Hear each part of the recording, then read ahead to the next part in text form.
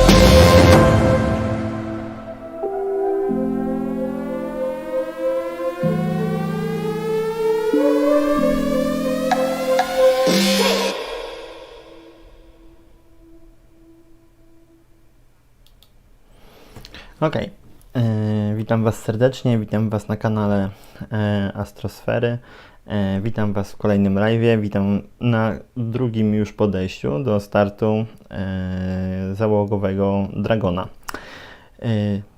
Cóż, niestety pierwsze podejście nie udało się, pogoda pokrzyżowała nam dość mocno szyki i no, nie był w stanie Dragon wystartować. Cóż, bezpieczeństwo jest astronautów najważniejsze i w sumie nie ma się co dziwić decyzji o tym, że nie dostali zgody na start. Cóż, jest to bardzo priorytetowa misja, bardzo ważna misja dla NASA i tutaj nie może być miejsca na żadne może się uda, może się nie uda. Na Waszych ekranach przed chwilą leciała rozpiska, jak będzie po kolei wszystko przebiegało, ale myślę, że znamy już ją z pierwszego podejścia, czyli zacznie się wszystko od przygotowań astronautów, czyli od zakładania kombinezonu. Później będzie przejście do pożegnania się z rodzinami. I tak dalej, aż do momentu, kiedy będą przygotowani w kapsule. Strasznie dużo się rzeczy dzieje. Pewnie jeżeli śledzicie wszystko, co związane ze SpcaeX, z branżą lotów kosmicznych, pewnie już wiecie, a jeżeli nie wiecie, to chętnie Wam o tym powiem. Kolejny test Starshipa, tak przy okazji może poruszę ten temat. Kolejny test Starshipa, jeden z nich zakończył się powodzeniem, kolejny Static Fire, czyli statyczny test, udało się, aby został zakończony pozytywnie, a chwilę później wszystkich obiegła informacja o tym, że po kolejnym, już chyba 5. teście statycznym Raptora Starship o numerze SN4 uległ eksplozji. Został totalnie zniszczony i no, zostały po nim tylko zgliszcza. Tutaj Myślę, że mogę Was spokojnie odesłać do profilu SpcaeX na Instagramie. Tam naprawdę całe mnóstwo filmów z tym związanych. Nie wiadomo tak naprawdę, co się wydarzyło na ten moment. Jednak trzeba przyznać, że eksplozja widowiskowa. Ok, przed nami podejrzewam 4 godziny, gdzieś mniej więcej do startu.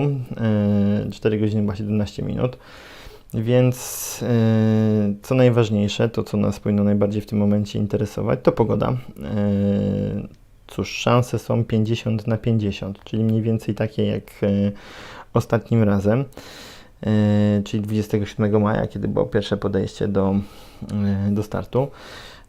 No więc znów mamy taką trochę pogodową loterię. Myślę, że to też jest nie w smak całej ekipie SpcaeX, która naprawdę bardzo dużo pracy włożyła w przygotowanie tego lotu, przygotowanie tej misji i dla nich jest to niezwykle ważny moment. Myślę, że też cała ta otoczka tego startu została bardzo mocno napompowana. No i tutaj kolejne odroczenie nie jest wizerunkowo dobre, natomiast tak jak powiedziałem na samym początku, bezpieczeństwo astronautów no i nawet nie zdaje się, ale jest na 100% najważniejsze. Więc to przede wszystkim. No i przede wszystkim powodzenie też misji. No, słyszeliśmy też wypowiedzi Elona Muska, który mówił o tym, że nawet nie jest ważne jak odzyskanie boostera, który będzie wynosił Dragona na orbitę. Nawet są pogodzeni z tym, że mogliby go stracić. Natomiast tutaj priorytetem jest sukces misji statku załogowego. Cała reszta, czyli uzyskanie boostera, jest misją dodatkową, drugoplanową, więc jakby widać też w tym, co dla SpaceX jest najważniejsze i co jest dla nich takim wybitnym priorytetem.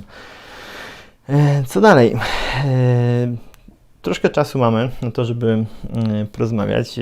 Wiemy, jak będzie to mniej więcej całe przygotowanie wyglądać do momentu, kiedy Doug i Robert trafią do kabiny, do statku. No, trochę czasu jest przed nami na to, żeby to wszystko zobaczyć. Widzieliśmy też już pierwszym razem, jak to wszystko wyglądało. No, cała masa pracy, naprawdę masa pracy tych wszystkich ludzi, którzy są w to zaangażowani. Cała masa osób, jakby sobie chyba nie zdajemy wszyscy też uwagi i nie zdajemy sobie sprawy, że aż tyle osób jest zaangażowanych w przygotowanie tego statku, w jego produkcję, w przygotowanie go do startu, w całą obsługę tego wszystkiego. To jest naprawdę ogromna praca do wykonania i strasznie było mi żal tych osób w momencie, kiedy okazało się, że 27 maja oni jednak nie wystartują. No cóż, taka jest natura tych startów i niestety takie rzeczy mogą się wydarzyć. Tym bardziej, że niewiele wcześniej przesuwany został też start klasa 4, z misją X-37B. Więc jakby też były pewne symptomy pogodowe, że może do tego startu nie dojść. No a potem to już wszystko się powaliło, bo poleciał sobie start misji Starlink, który nie doszedł do skutku, ponieważ nie zdążono by ściągnąć boostera z barki i odesłać ją z powrotem na miejsce, żeby odzyskać booster z tego startu, więc zdecydowano, że Starlink zostanie przesunięty na czerwiec. A może się okaże, że jeżeli by dzisiaj do startu nie doszło, czego nie chcę wróżyć, mam nadzieję, że dojdzie, bo wszyscy na to czekamy, no to może się okazać, że i start misji Demo 2 może odbyć się również w czerwcu. Ok, co jeszcze?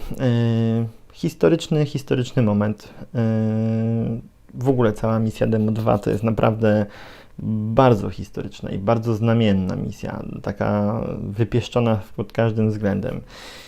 gdyż pierwszy raz od 9 lat Amerykanie będą wynoszeni na orbitę za pomocą amerykańskiego statku zbudowanego od podstaw i zaprojektowanego i zbudowanego w Ameryce, kiedy po raz pierwszy od 9 lat, od zakończenia programu STS, będą startowali z swojego kraju. Do tej pory musieli korzystać, po zakończeniu programu STS, musieli korzystać z statków rosyjskich, z Sojuzów i no, wizerunkowo dla agencji, dla NASA, no, nie była to dobra sytuacja. Mało tego, wiecie, no, technologiczny to też jest pewien rodzaj takiego,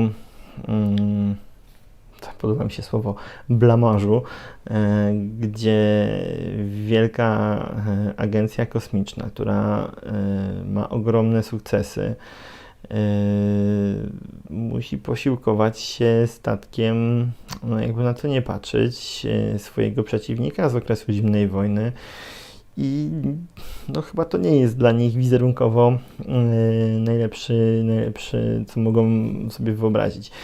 No ale jakoś przez te 9 lat musieli się tymi sojuzami przemęczyć, musieli korzystać z tych statków i tutaj też trzeba Rosjanom zwrócić moim zdaniem honor i tak jak kiedyś była taka opinia, że rosyjski sprzęt nie jest najlepszym. No cóż, póki co sojuzy są niezwykle niezawodne, niezwykle bezpieczne.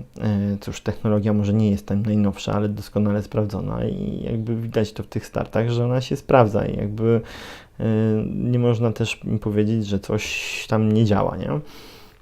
Bo działa wszystko perfekcyjnie i każdy wysłany praktycznie trafia na orbitę. Widziałem też, pewnie też, jeżeli gdzieś tam śledzicie media społecznościowe związane z lotami w kosmos, ze SpaceX, z całą tą otoczką. Na pewno też gdzieś natrafiliście na zdjęcia porównania kokpitów, czy to Sojuza z Dragonem, czy to z wahadłowców z Dragonem. No jakby przeskok technologiczny jest ogromny, no ale też trzeba sobie powiedzieć otwarcie, że dużo czasu minęło, jakby Dragon pod kątem zaawansowania technologicznego jest niezwykle przyszłościową konstrukcją. Już same plany jego i to, że miał lądować na swoich silnikach, które w tym momencie służą tylko do ewakuacji kapsuły w razie zagrożenia, no jakby cała koncepcja tego statku to jest naprawdę konkretny technologiczny skok naprzód. No ale myśmy się już tak chyba trochę przyzwyczaili do tego, że SpaceX gdzieś te schematy burzy i wychodzi ponad to, co w tym momencie oferuje konkurencja i ponad to wszystko, co byliśmy przyzwyczajeni, że w branży lotów kosmicznych się dzieje. I tutaj chyba najlepszym przykładem tego jest Boeing, bo w momencie, kiedy tworzono program Commercial Crew, jakby było dużo głosów, że no, gdzie tam SpaceX dopuszczać do startu o ubieganie się o wynoszenie ludzi w kosmos. Trzeba też pamiętać, że to nie jest jakoś strasznie długo ta firma na rynku. Od razu chciano powierzyć tą misję Boeingowi. No i jak widzimy w tym momencie, no nie byłaby to chyba najlepsza decyzja i w dalszym ciągu Amerykanie musieliby korzystać z statków rosyjskich.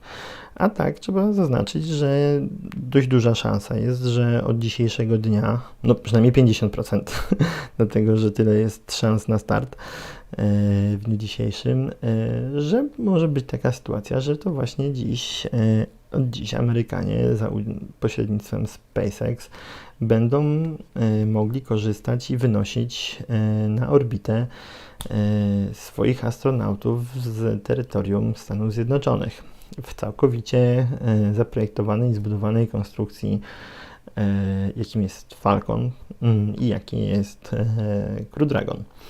Ok, co jeszcze? Na pewno, co już widzieliśmy w ogóle przy pierwszym podejściu, na pewno możemy liczyć na niesamowity spektakl, na to, że zobaczymy dużo smaczków związanych i to z programem STS i z programem Apollo, bo jakby Launchpad, miejsce startowe, z którego startuje misja Demo 2, jest niezwykle symboliczny. Start misji Apollo z tego miejsca się odbywał. Odbywał się start wahadłowców, czyli takich w zasadzie ikon wszystkich programów NASA. Więc no, niezwykle ciekawe miejsce, niezwykle wymowne i symboliczne dla Amerykanów. No i właśnie w tym miejscu, czyli w stanowisku startowym 39A, będzie startowała pierwsza kapsuła, która wyniesie amerykańskich astronautów i pierwsza kapsuła, która nie jest tworem tak naprawdę NASA, która jest wytworzona przez prywatną firmę. To jest pierwsza w historii kapsuła, która jest certyfikowana do tego, aby wnosić astronautów na orbitę okołoziemską, która nie została wyprodukowana przez żadną agencję kosmiczną państwową. Więc jakby cała masa takich małych smaczków, które tworzą naprawdę niezwykłe wydarzenie, jakim jest misja Demo 2. Więc ja się wcale nie dziwię, że to medialnie było bardzo mocno pompowane i bardzo mocno dziś promowane, żeby jak najbardziej to rozdmuchać, bo to jest naprawdę coś, co nie dzieje się co dzień. Ok, z takich ciekawych rzeczy na pewno warto zwrócić uwagę na kombinezony astronautów, gdyż ja sam do tej pory nie wiedziałem o tym, że to są aż tak bardzo zaawansowane technologicznie kombinezony. Są bardzo mocno zintegrowane wiele systemów, w środku komunikacja, wentylacja, całe oddychanie, wszystko to jest zintegrowane z kombinezonem i z siedzeniami, więc jakby tutaj to jest kolejny element Dragona, który znów wyznacza pewne nowe standardy. No bo trzeba sobie powiedzieć śmiało, że jeżeli gdzieś tam przemknął Wam widok z kabiny wahadłowców, to daleki on jest od tego, co widzimy tutaj w Dragonie. Jakby cała konstrukcja tych kombinezonów też jest zupełnie inna. Co jeszcze?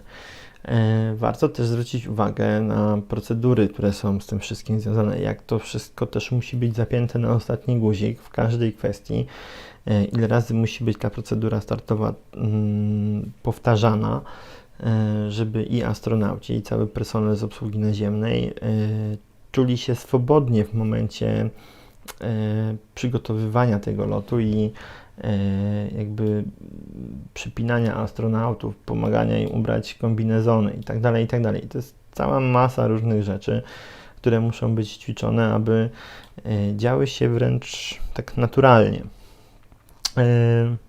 No i jeszcze raz, widowisko, niezwykłe widowisko, które mam nadzieję, że dzisiaj dojdzie do skutku. Myślę, że możemy śmiało trzymać za to kciuki i zanurzyć się póki co w to, co serwuje nam SpcaeX właśnie w tym starcie. No jak widzicie na ekranach, jesteśmy w pomieszczeniach obsługi. Tutaj będą się przygotowywać astronauci. Tutaj przygotowywali się astronauci misji Apollo. Więc to są same takie bardzo ikoniczne miejsca i no, niezwykle fajnie się to ogląda, niezwykle fajnie można też sobie kawałek historii wyciągnąć i zobaczyć, bo to jest dużo takich ciekawych zdjęć i ujęć, których może niekoniecznie widzieliśmy, a przy okazji startu Dragona mamy okazję. Every flight to the moon, every flight of Skylab and Apollo Soyuz, and every single space shuttle flight started in that room. And Leland, I know many of us have experienced some form of quarantine over the last several months, but I would imagine that 2 weeks in quarantine in preparation for a space flight is unlike any other time in your life. What were some traditions that took place? Oh, we would get together and sit down and sometimes tell jokes and try to make the mood a little bit lighter. We would review our notes and things, but we would bring our families in and have a crew meal together with our families, and that was really touching. And it's just card games, different things to get ready for that iconic mission to space. Absolutely. In many ways, everything prior to this moment was preparation, and everything after this is the mission. And prior to Wednesday's first attempt that we told you about, the suit-up room was last used for the final shuttle flight, STS-135, in 2011. And I want to mention one more detail about that mission. We want to show you a picture of the crew from the last American space flight launching from U.S. soil. In the picture, if we can bring it up, you'll see Doug Hurley. There it is, Doug Hurley. He was the pilot for STS-135. Today he is the commander of Demo 2, the spacecraft commander. Also suiting up for that mission was Chris Ferguson, Sandy Magnus, and Rex Walheim, who we just heard from a few minutes ago. And we are standing by to go into the suit-up room. We just passed the T-4 hour mark, so suit-up is just beginning now, and there is our first look in the room. There is astronaut Doug Hurley getting into his spacesuit, and he's being helped by one of the suit technicians there. So this is our first look in the room. Again, Doug Hurley, he has flown into space 2 times before. He was the pilot on STS-127 and 135. And there's a wider shot. You can see astronaut Bob Behnken also in view now. Bob is to the right of your screen, and he also flew on 2 shuttle missions. Bob is a native of St. Anne, Missouri. So if you're watching from Missouri, especially St. Anne, wave hi, there's Bob. And Doug is from Appalachian, New York. He was born in Endicott, considers Appalachian his hometown. I know a lot of people there because I'm from there too, so if you're watching from upstate New York, shout out to you there too. This is so cool to see. Leland, this must bring back memories for you. It does, but it's a little different than when I was suiting up, because there were Apollo era lazy boys that were sitting in and leaning back in, and now they're in these really incredible sleek suits, as well as these the seats that are actually the same seats that are in the Crew Dragon vehicle, and that's pretty amazing. Yes, these seats are. Okej, możecie też zwrócić właśnie uwagę, jak cały proces tego ubierania, przygotowywania do startu wygląda. I też, tak jak słyszeliście, jest ogromna różnica pomiędzy kombinezonami, które były używane do startu wahadłowców, jak i tymi, które wykorzystuje SpcaeX. Chociaż trzeba zaznaczyć, że te pomarańczowe kombinezony, które były używane do startu wahadłowców, dla mnie mają taki niepowtarzalny klimat, zupełnie inny niż te, które widzimy teraz.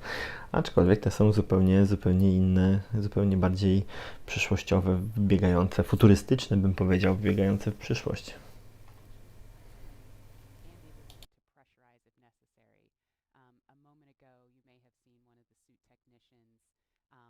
Attaching a big white umbilical to the leg of the suit. That is the way in which the communications and the airflow, all of that is happening through that umbilical, which is connected to the seat. So right now, as you can see, the team is getting the crew all buttoned up in their 5-point harnesses and getting ready for those checkouts.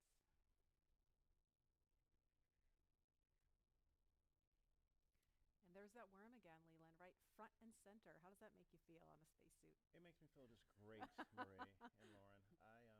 We have a lot of heritage and tradition with the meatball, but I'm able to be a little bit more flexible now. Now that Lauren has beat this worm thing into me. No, but they're getting ready. They're focused. They've had breakfast. They've had chances to talk to friends and family, and it's getting real again. And that 50-50 chance, I'm saying positive on 50% chance of going. Seeing the suit techs around them with these futuristic-looking flight suits versus the white suits that we've had in the past. It's transitioning from that old legacy to this new era in space travel. And I think working with NASA and SpaceX, working together as one team, it's just like what we do in space, work together as an international team to get things done. Absolutely. And this group really gets to know each other well too. There's a wave from Doug and a thumbs up That's so cool to see. I mean, the people in that room get to know Bob and Doug really well because they've rehearsed this so many times. You know, especially the suit techs. The suits are, you know, custom made for each of the astronauts. So I feel like I couldn't even count the number of times they've had like suit fit checks and leak checks and just making sure every detail with the fit and the function is just perfect before they get ready to launch. And interestingly enough, these suit techs are also the designers of the spacesuit.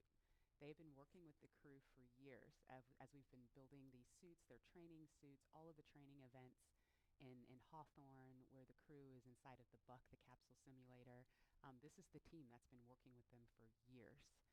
The team that dressed Ripley, which is the ATD, the dummy that flew in Demo 1. So mannequin, right? Mannequin, Smarty. The There's Smarty. lots of names for Ripley. But the point being, they've been with these suits from cradle to grave and have been working so closely with Bob and Doug. Pressures and making sure everything looks good prior to arming the launch escape system, but not tracking a constraint at the moment. So overall, Dragon's healthy and ready for crew ingress. Okay, thank you for the update, MD. And this concludes the countdown briefing. So you just heard in that briefing there, they're continuing to move forward towards launch. And as we have a view of Doug Hurley there adjusting his visor, again, he is the spacecraft commander for Demo 2. And while he continues the suit up process, we want to give you a closer look at the veteran Marine Corps fighter pilot and spaceflight pioneer.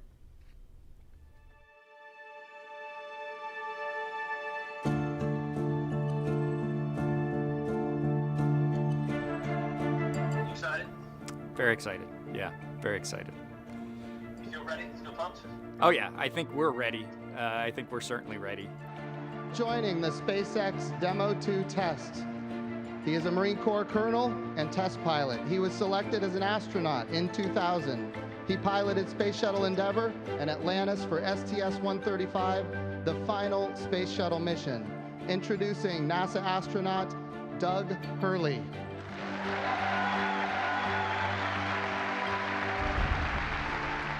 It's a life-changing process in so many ways to fly into space.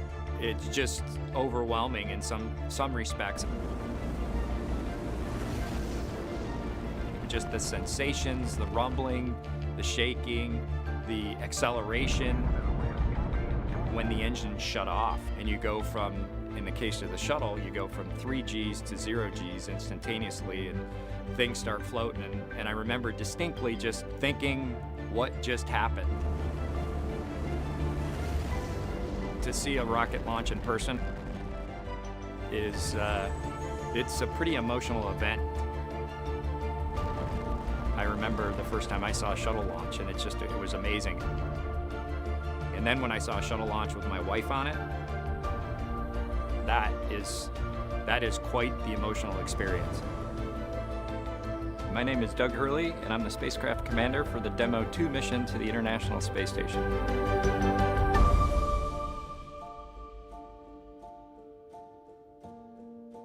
We are doing the first crewed flight for NASA and for SpaceX. So this Okej, więc mamy troszkę przedstawioną sylwetkę Douga. Był jako pilot, występował w misji STS-135, czyli ostatniej misji wahadłowców. Tam był jako pilot, w tym momencie jest dowódcą misji, więc jakby ważniejszą osobą w tym momencie. Natomiast musicie też zwrócić uwagę, nie? Że jakby kiedyś przedstawiono sylwetkę astronauty jako takiego niezwykle młodego człowieka, który musi być w niezwykłej formie. Teraz tak wydaje mi się, że troszkę ten kosmos się rozszerzył i osoby, które już nie są powiedzmy tam w wieku 20 do 30 lat, popatrzcie, śmiało lecą w kosmos. Więc jakby poszerza się to wszystko. Świetnie.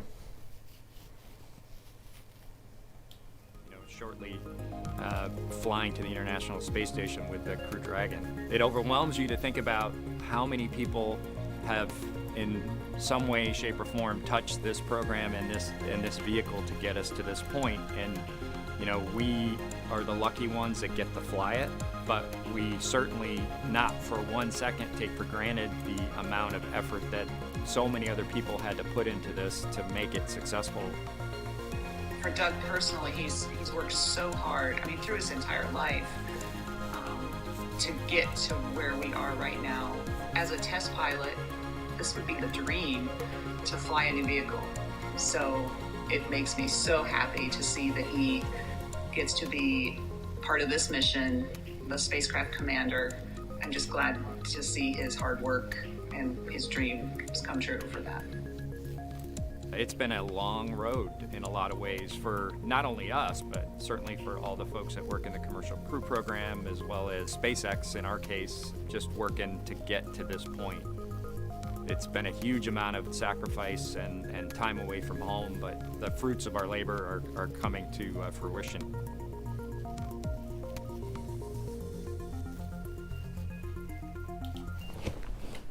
We are now getting closer to when we expect to see the crew complete their suit checks and walk out of the Neil Armstrong Operations and Checkout building.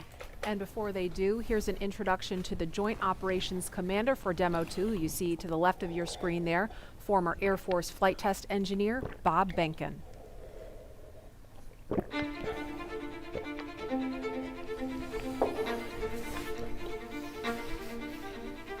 When you go through the launch day preparations, there's a lot of moments that kind of stand out to you. One is the kind of the celebratory piece of it, which is that you're walking out of the suit up room and getting in the vehicle that's going to take you to the launch pad. When you close the hatch, that's really when Doug and I are in the vehicle, and it's our vehicle, and we're really in control of the mission at that point.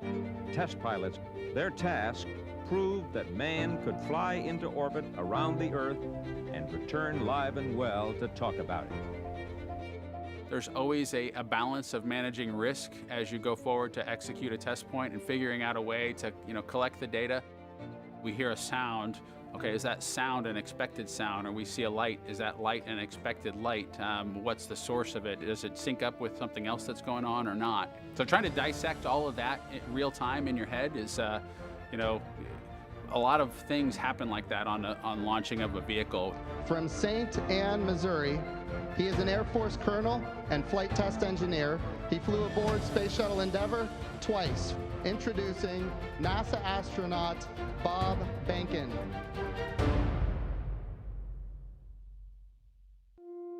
My career at NASA has kind of spanned a couple of decades at this point. I arrived with the class of 2000, went through the training program, primarily focused on the Space Shuttle and the International Space Station, learning those systems. Having launched a couple times on vehicles, the second time was definitely different than the first time.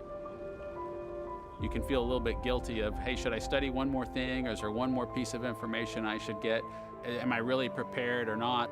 So that's definitely different between where I was on my first flight and where I'm at right now. It's been really interesting, I think, for both my wife and I to have gone through the process of seeing each other launch in space. I've seen her take that risk and had it be in front of her, and I've done that to her. And there's just something different about watching a rocket launch when there are people on board. You feel a little bit differently about the pit of your stomach, and I can only tell you it's multiplied significantly when it's somebody that you know, and then somebody, of course, that's a family member. It's even multiplied more. For me personally, as a spouse, watching everything that Bob has put into this over the last 5 years, the dedication that he's shown, the perseverance is pretty special. For both of us, though, the way our minds work, it won't be until sort of the mission is complete that you have really a chance to savor it and celebrate it. This is a huge accomplishment for an Air Force flight test engineer to be part of the demonstration mission of a brand new vehicle. It's going to be amazing. Without a partner that has that same appreciation, I think it can be challenging for some folks. There's a lot of work and a lot of time that takes away from family that that my spouse appreciates, and I love her for that. Really, my role on the Demo 2 mission is to make sure that we get this vehicle tested and evaluated so that we can move on to more operational missions at the International Space Station. We've got a lot of objectives on board the vehicle that we need to accomplish to really make sure that it's good to go. We'll make sure all those systems are working during the test flight so that the future missions will have them available even if they don't plan to utilize them. Through years of the NASA team, helping to share that experience and teaching them the lessons that we've learned by going through this. Now there's another capability in the U.S. besides NASA to operate something of this magnitude. When is the last time humans launched on a new vehicle? Certainly on the American side, it's been several decades. Now we're in a time when we've got multiple vehicles under development. It's a great time from a space exploration time frame just to see all that happening, and it's because of this nurturing of the environment, being able to pull in a wider group of people who can contribute towards a human spaceflight. It's a super cool time. On a deeply personal level, I'm really excited that my son is going to get a chance to see me launch into space. Being an astronaut has been a little bit of an abstraction thing for him because he's seen me do it in old videos, but he hasn't seen me do it for real. And so I'm excited for him to see this launch. I want to thank the entire Commercial Crew Program team that's worked together to get to this point where we've got vehicles in the launch pad ready to head to the International Space Station.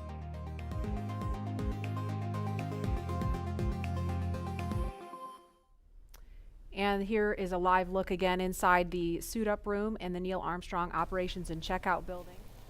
Okej, dobra. Czyli też widzieliśmy troszkę sylwetkę Roberta i Daga. Cóż, nie są to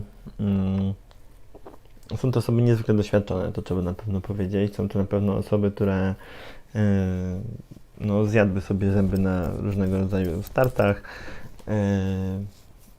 No i następna ikona, no, Bob jest tutaj na pewno ikoną. To on leciał jako pilot w ostatnim locie, który wystartował z terytorium, ostatnim załogowym locie, który wystartował z terytorium Stanów Zjednoczonych, więc jakby pewien rozdział został przy jego udziale zamknięty i nowy rozdział, tym razem już w prywatnej misji, w zupełnie innym programie, nie w programie STS, a w programie Commercial Crew, otwiera również on, więc no, następny taki mały element, który tworzy pewną otoczkę całego tego startu misji Demo 2. No, myślę, że warto po prostu na to zwrócić uwagę. Purpose of the spacesuit, it's a pressure suit. Now the Dragon capsule is already pressurized, so even in the vacuum of space, the crew is safe when inside of Dragon, but in the unlikely event of an anomaly that causes the capsule to depressurize, we can actually flow oxygen or nitrox into the suit, and that will keep the astronauts pressurized in flight. So that's its main purpose. So it's that form and function and some style there as well. And for the kids out there that have 3D printers or have 3D printed, the actual helmets were made by 3D printing. So you could be a spacesuit designer yourself because you already have the skill set, and or fly in space one day if you wanted to. And I'm curious about what kind of conversation might be going on with them. Looks like it's lighthearted. You can see Doug laughing there. I know that Mr. Bridenstine has said, Bob and Doug, if you want to back out, it's not too late. I would imagine he may have said that again. I know they're ready to go. They're as eager as can be. And it looks like they may have another visitor coming in. Oh no, it looks like the administrator's just being passed something there, but and it's really important. I mean, we've trained for so long. We've gone through the malfunction processes. Now he's doing a selfie. Of course, you got to do the selfie. I didn't see them do this on Wednesday, so they were probably kicking themselves when they walked out. Why didn't we do a selfie in there? I wonder if he has that Instagram filter to put the glasses on. Do you think he has it on? Well, you can tweet at him and find out. Yeah, I might have to do that. No, this is a great lighthearted moment. It gets the guys in a good mindset to go off in space in a very calm and cool and collected way. I think he's now taking pictures of some of the crew techs, the suit techs, which is fantastic. It's all about bringing the family and the team together, making everyone feel comfortable on flight day and helping us get to space safely, as we always try to do. And obviously this is, you know, this is a very serious mission. I mean, we don't want to make too much light of it, but Leland, you mentioned Wednesday, and I thought that was a really good point, why it's important to be able to joke around and keep things light as you're getting ready to go to the launch pad.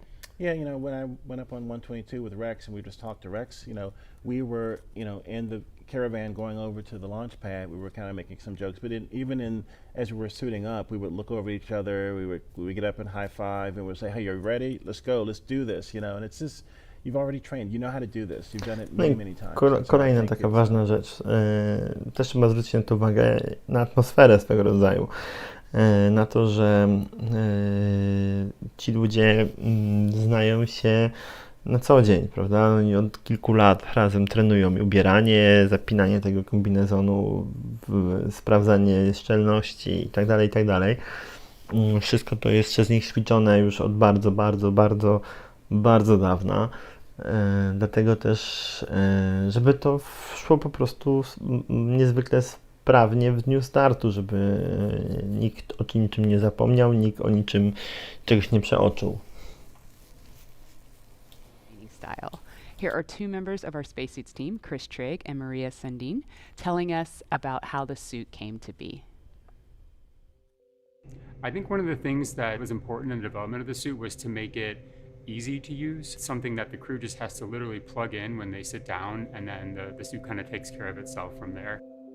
So the suit is really kind of one part of the bigger Dragon system. It's really part of the vehicle. So we think of it as kind of a suit seat system. So the seat that the crew is in and the suit are in a lot of ways working together. And so it made sense that we were designing Dragon in-house to also design the suit. Our spacesuits is completely designed in-house. It's built here in Hawthorne, California, in the same building as the rocket and the capsule. The spacesuit is custom made for each crew member, and that is to optimize the fit for the crew member. We definitely wanted to innovate and we wanted it to look inspiring, but first and foremost, we wanted it to be safe and reliable. The spacesuit's primary purpose is to protect the crew in the unlikely event that the cabin were to depressurize. But the suit does a number of additional things. It provides cooling and communication to the crew inside of the suit. It provides them hearing protection. And the outer layer of the suit is flame resistant, so it provides flame protection as well. When the crew gets in the capsule, they get in their seats and they plug the suit into the umbilical that's attached to the seat. And the umbilical is providing everything that the suit needs. So it provides the avionics or electronics for communications, it's providing the air to cool the suit, and then it also provides gas when needed to pressurize the suit. So it's really a single point that lets the suit do all the things that it needs to do. We designed the helmet in-house. The helmet serves a number of different functions. Obviously, it's protecting the crew's head and it's retaining gas like the rest of the suit, but it also houses the microphones as well as the valves that are regulating pressure in the suit. We had to design the gloves so that they would work with the touchscreens, but the gloves also still had to do a number of other things like the rest of the suit. So all of those things had to come together within the glove. It'll be obviously really amazing to see Bob and Doug in their flight suits, and I think one of the things that's cool about the suit is it's not just a piece of hardware, it's not just a suit, it's a very personal thing. It's Bob's suit and it's Doug's suit. And so seeing the two of them in their suits, using it in flight will be just a really amazing thing.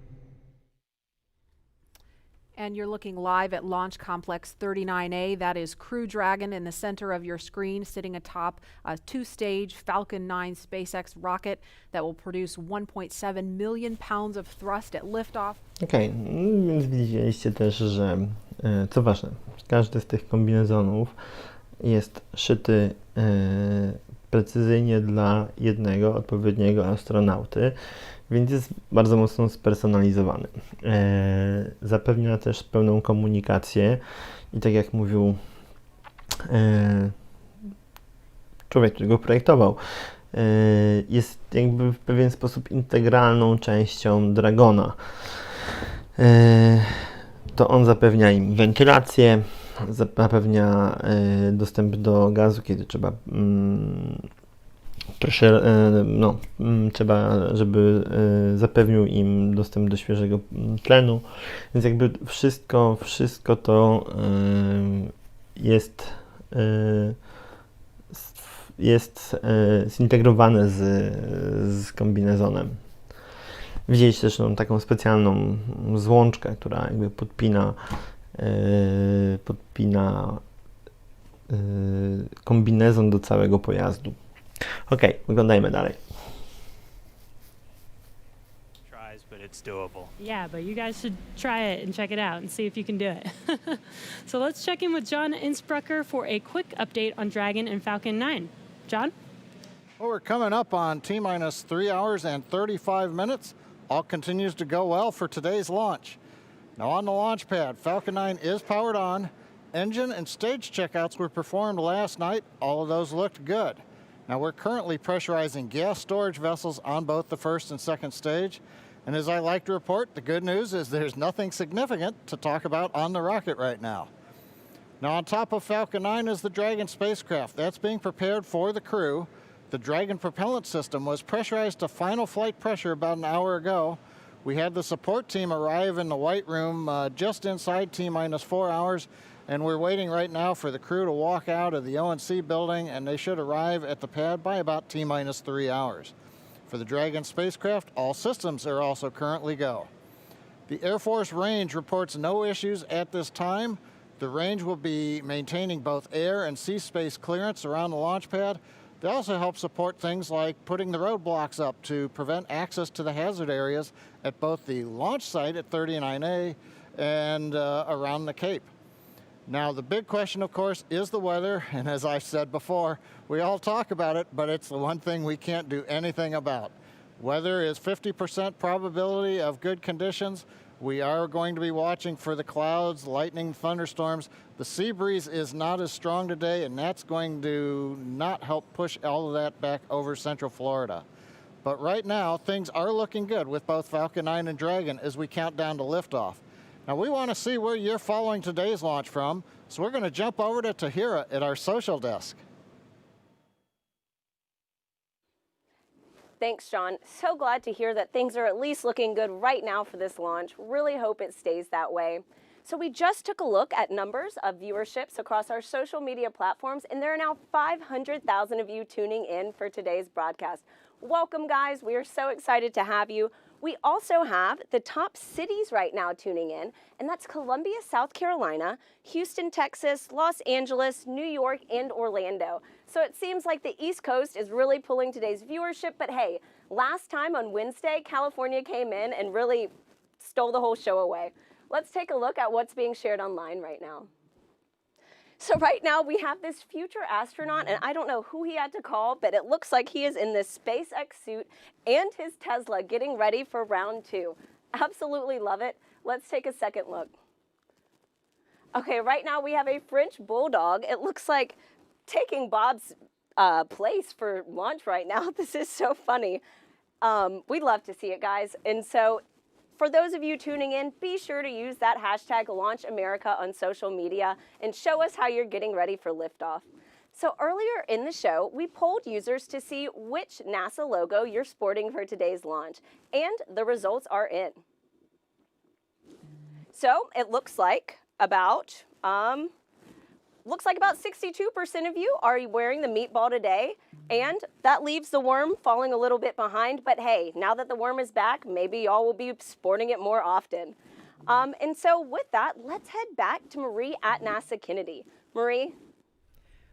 Thanks, Tahira. We have some really spirited reactions here. We're looking live at the ONC walkout doors, but I just have to tell you, Leland threw up his arms in the air in victory when he saw more people sporting the meatball, and Lauren looks like someone just kidnapped her dog. I am shook. Go worm, go away worm. Oh, wow. You know, you can't predict, you know, how everyone else feels. That's the beauty of diversity of opinions, you know. And other traditions like the meatball and the worm, or a card game that we play called Possum's Fargo. And you have to play enough hands to where the commander loses a hand before we can walk out. So that's probably going on right now, and they're getting ready to have Doug lose his hand. Yes. and then we can get in the elevator and come out and get in the spaceship. Yep, so we're giving them that moment in private. And Leland, I wanted to ask you too, because I know, I mean, we had a scrub really late in the count yesterday. We got just under T-minus 17 minutes, and we were all like, oh, it was like a collective groan across the country, everybody watching.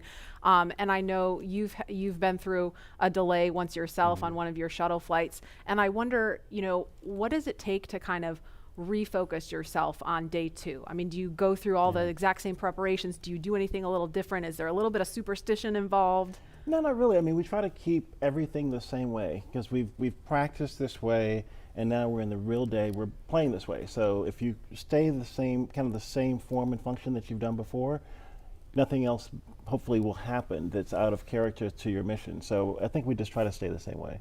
Yeah, that's good insight. And I know, you know, Bob and Doug, we heard them on the comms after that as they were detanking Falcon 9, and we're waiting for them to get out of Crew Dragon, and they were just cool, calm, collected, thanking the teams for doing a good job. Nobody's getting launch fever. And, you know, they're going to do the same thing today. No matter how many people are watching, they're going to make the same call as they would if nobody was paying any attention. Right, and I was talking to CJ Sturkow before I launched on my first mission, and he said that he made a mistake and flipped the wrong switch on Ascent, and he glommed on that and was about to make another mistake. But he said that he had to just focus and get back to, you know, grace under pressure so that he would make a third mistake, which could have been, you know, catastrophic. So that's what we always try to do, is to try to do everything the same way, be very deliberate, but be very graceful, not really try to overthink something, but try to stay safe.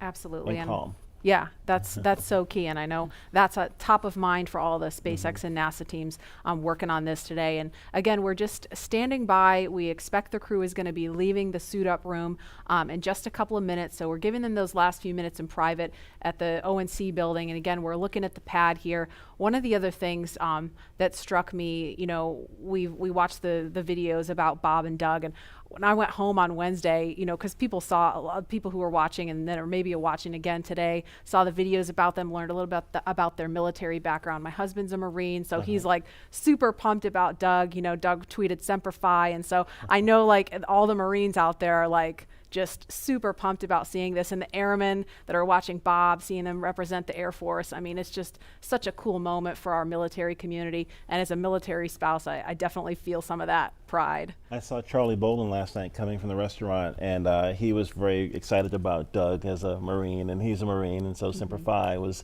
definitely something he said. Godspeed, Semper Fi, go Crew Dragon. So it's our military people that are helping us with this launch, with the recovery, with all these other things, is very important to the success of the mission.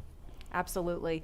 And we want to turn our attention back to the Neil Armstrong Operations and Checkout Building. If we could, we want to take you to a picture of the doors. There they are.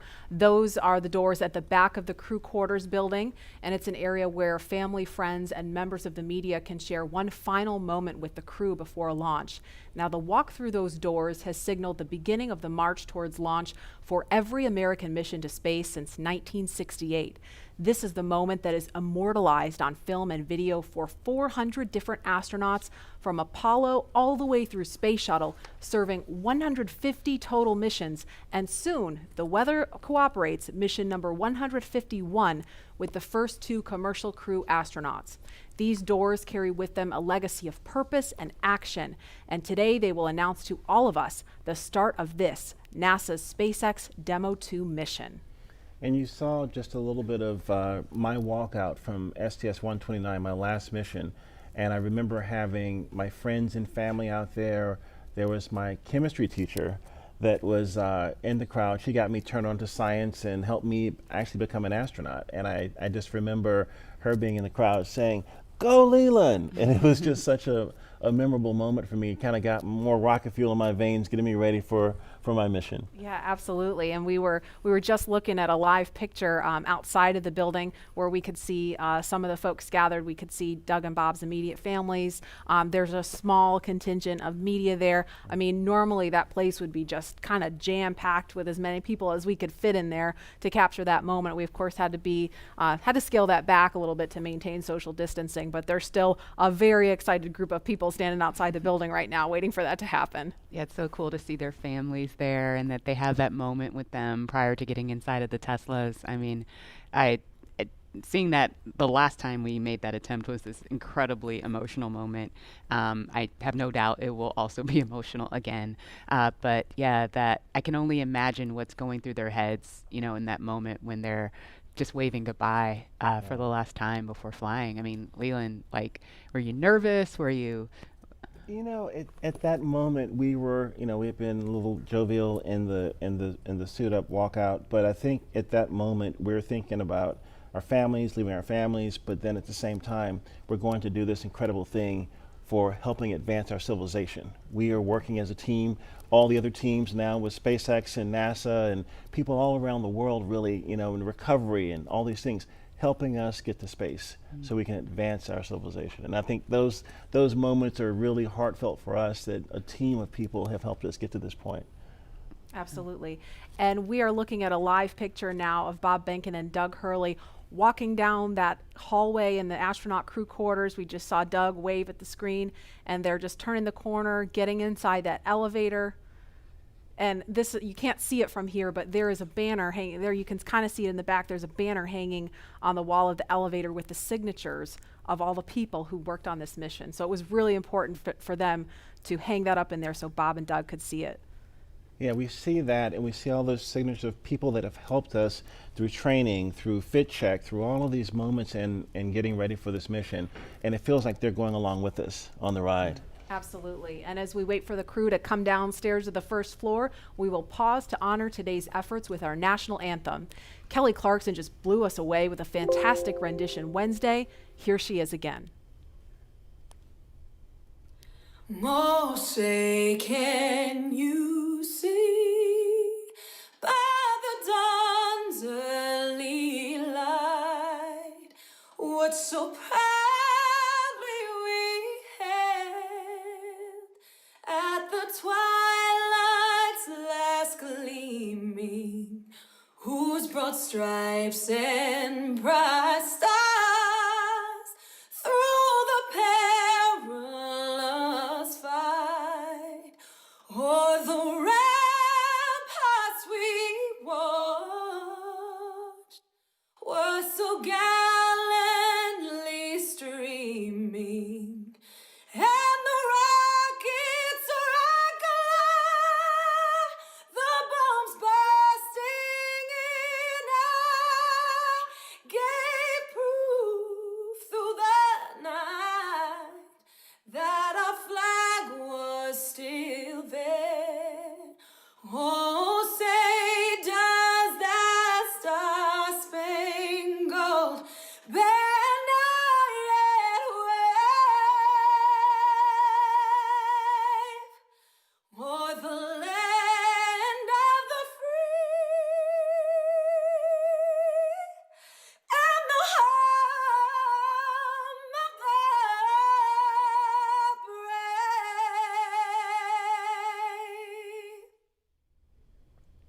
Oh, I got goosebumps listening to that. I mean, it doesn't get old. We heard it Wednesday, but I mean, I could hear that every day of the week.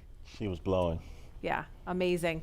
That's a live look again at Launch Complex 39A. We are awaiting astronauts Bob Behnken and Doug Hurley to walk out of the Neil Armstrong Operations and Checkout building any minute now. So we're going to be ready to cut to that shot just as soon as we get the word that they're ready to walk out that door. Those doors, excuse me.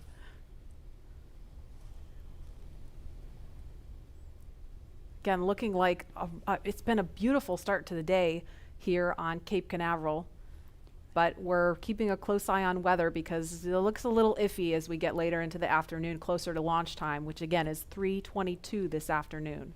It always blows me away every time I visit Florida is, you know, 1 hour it's this beautiful, clear, gorgeous day, and then an hour later it's a thunderstorm. You said it. Welcome to our world. And then an hour later it's back to clear. Yeah. Yeah. Wow. Just similarly to last attempt, right? I mean, just 15, 20 minutes later, it was good to go. I know, it hurt my soul because we have this instantaneous launch window. It's not like with shuttle where we could give it a couple more minutes because you had a 10-minute window. We have a single second to get this off the ground. So everything's got to be just right. The conditions all have to be green at that moment.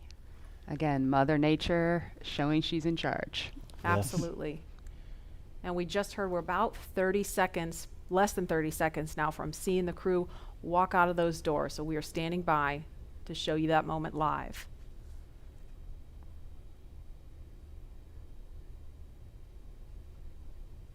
There's a live look at the ONC walkout doors.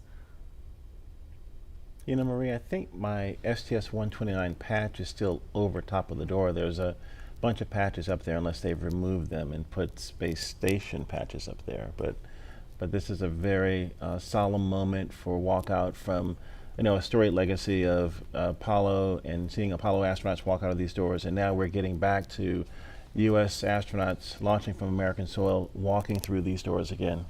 It's an incredible moment in the era of space travel. And we saw some just beautiful moments when they walked out on Wednesday, and looking forward to seeing those again. I was perusing all of the different newspapers and stories online and just taking in all the photographs, and there the doors are opening. Here they come. Great. And there they are, NASA astronauts. Small crowd, but big cheers.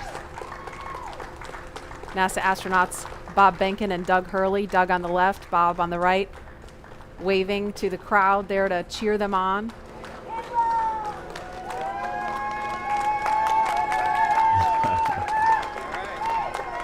And there are their families right in front of them.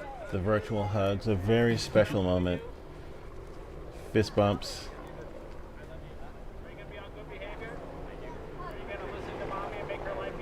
You can hear them. Let's light this candle, I agree. Launch America! Bye, guys.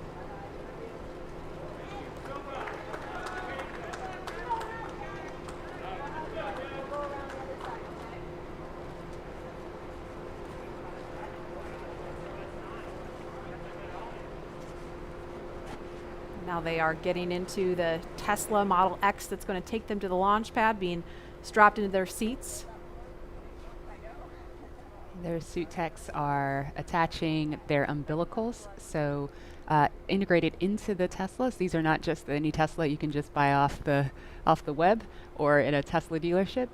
They've been outfitted with cooling units, and that white umbilical, similar to what you saw in the suit room, that umbilical is being connected to the suit to provide cooling air to the astronauts while they're on the way to the pad. And those Falcon wing doors are closing. Super sleek. A rapid departure from the Astro van. Yes, I would say so. And their flight surgeon is in the front seat in the passenger side, taking the journey along with them. As I mentioned last time, we always think about the technology and the rockets, but this is what it's all about. The families coming together, supporting the families, us working together as a team to ensure they get up there safely and back home safely for their families.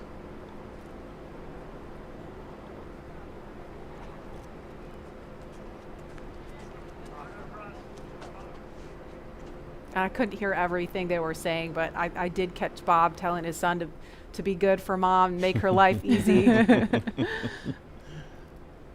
As a parent, I appreciate that. Let's see that prominent NASA meatball.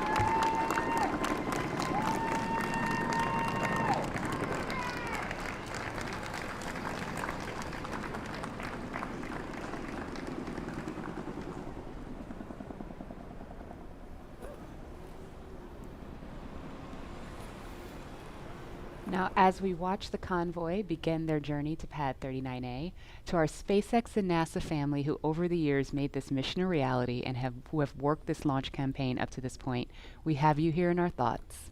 And we wish every one of you could be here to see this up close, but we want you to be part of this journey regardless of where you call home and regardless of where you're watching from today. And so for the next few minutes, we are going to follow the convoy, but highlight those whose words and hands and thoughts built all that we see here today. We hope all of you watching can feel the pride each of these NASA and SpaceX team members has for this drive out to the pad. from the Commercial Crew Program. We're so excited about this historical day. Congratulations on being a part of the very first mission for human spaceflight, commercial human spaceflight ever. We're behind you, Bob and Doug.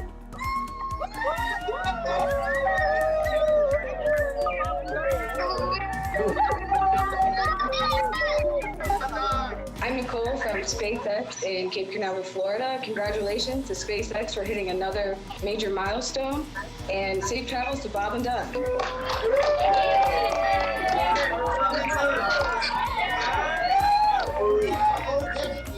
and Doug, as the launch vehicle chief engineer, we've got a lot of our launch vehicle team here to wish you a very wonderful and safe ride on a Falcon 9 coming up to Demo 2. We're so excited for you. And launch America, it's time to launch. Let's go. Right.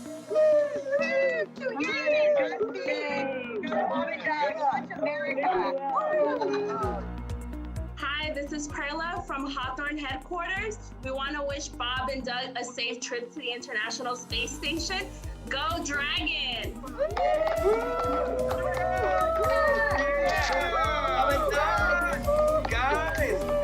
It's been 9 years in the making. This is such a historic time, and our team has worked so hard, and we're very excited to be here.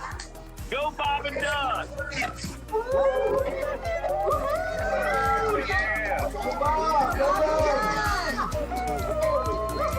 Hi, this is Sam from McGregor, Texas. Go Bob and Doug, go NASA, and go SpaceX.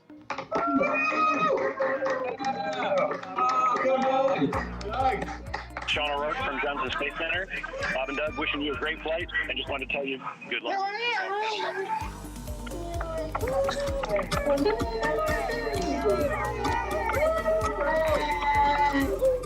Hi, I'm Dustin Kamak with NASA Kennedy's Communications and Public Engagement Directorate, and we all want to wish Bob and Doug safe travels and Godspeed.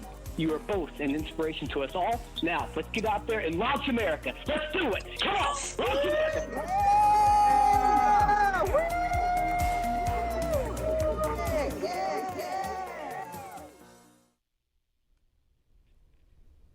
I love seeing that group of people. I mean, we saw all those different groups of folks from NASA and SpaceX, from all different walks of life that have come together to make this happen. And that was just a small fraction of them. Look at that shot. That is so cool. Wow. A little thumbs up from, I guess that's from Bob. Yeah, and you know, it took a little bit of creativity to get this shot to happen. We have a chase vehicle that's on the other side of the road, which is of course shut down, so we could get a camera in there and follow them out. So we are really thankful to Kennedy Space Center Protective Forces for helping us make that happen, so we could see Bob and Doug all the way out to the launch pad. My ride out was a little bit different than what they're experiencing in this Tesla, because we had the Astrovan had bench seats on each side, and we could look across at each other as we were driving out. And it was moments where we would tell some jokes and look, but sometimes we would just look at each other, and we had such gratitude for having this opportunity to launch into space and to think about all the people that had a hand in helping us get in that vehicle to drive out to the launch pad, to get ready for this momentous moment. And I think that's probably, even though they're sitting, side by side, I think they're probably thinking of the gratitude and the people that have helped them get here, so that they can be on the, the pointy end of the rocket, getting a chance to go up to space. It's just a momentous moment. And they're listening to some tunes too, I heard, right, Lauren? Yeah. There are at least 3 songs on their playlist that are super interesting. The first is AC/DC's Back in Black. You know that one. Yeah, well, who doesn't? Right. Another one that they're listening to is the elevator music from the Blues Brothers film, The Girl from Ipanema.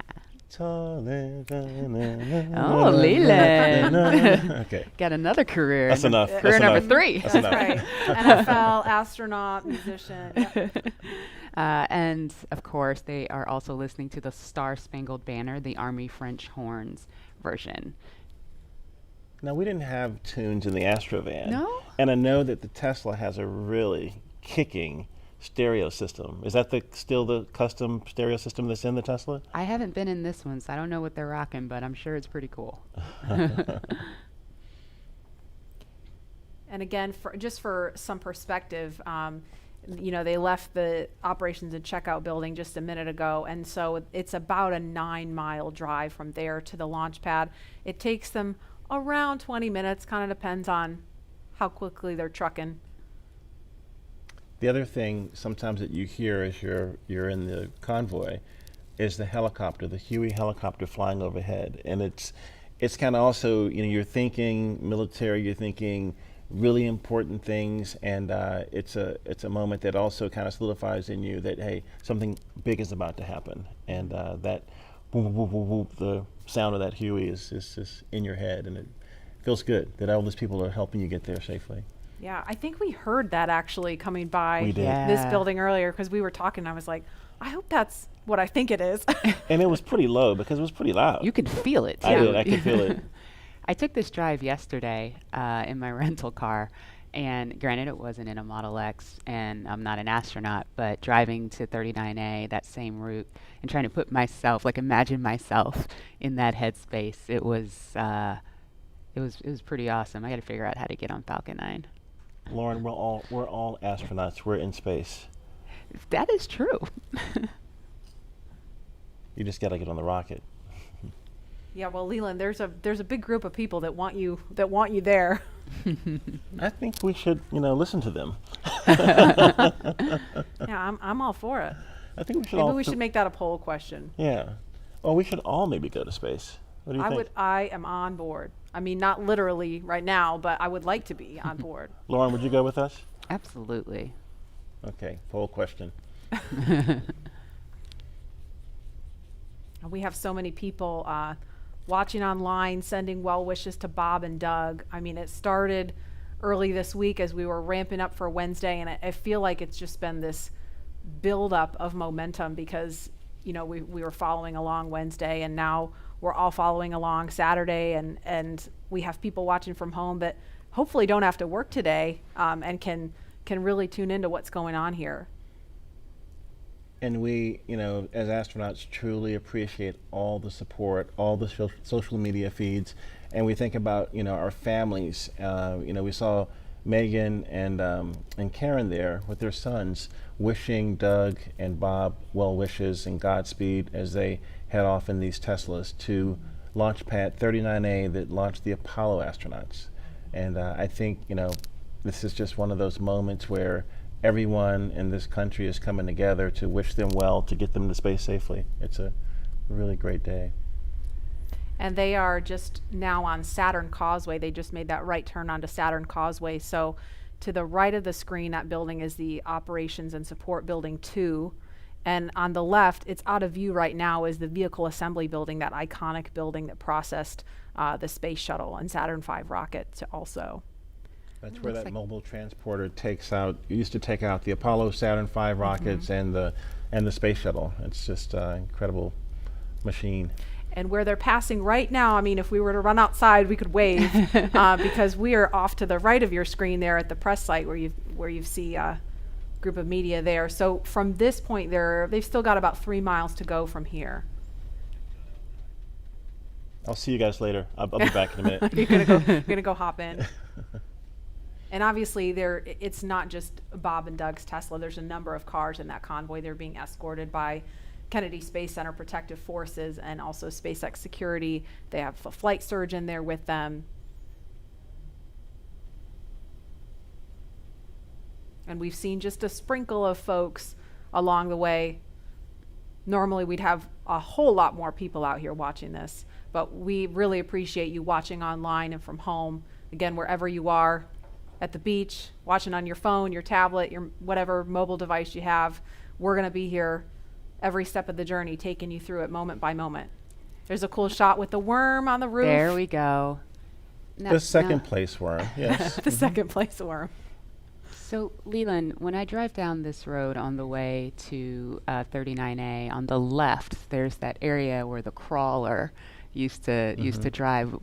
Could you tell us a little bit about the crawler? Yeah, right there you can see the kind of the gravel where the crawler actually crushes that gravel almost into sand. It's so heavy. When the shuttle will go out and the Apollo Saturn V rocket will go out, and it's just, this thing moves at a glacial rate to get out there because it's got this huge rocket or shuttle on it. But I had a chance to see that when my shuttle went out one day with Alan Poindexter, and it's just this enormous, tracks and vehicle, but you guys do it in a different way, don't you? You don't go out of the vehicle assembly building. You have your own building. We have a hangar right there on the pad, so we just roll the rocket up the hill.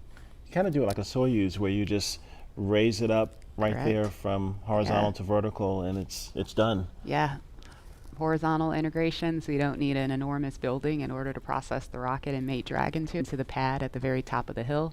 You raise it up vertical with the transporter erector.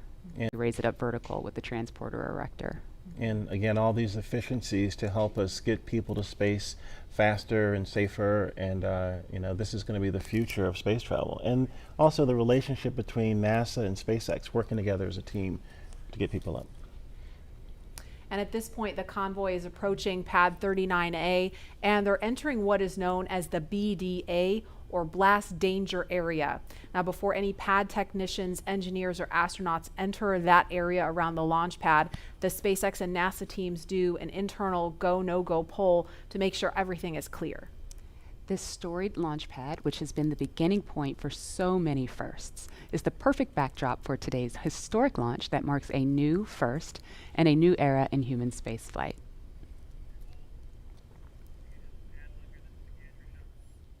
And here's a view from our gantry near the Launch Complex 39A. So we've got another view of the convoy going by here. If I had to count up all the cameras we have all over the place for this, I'd be here all day.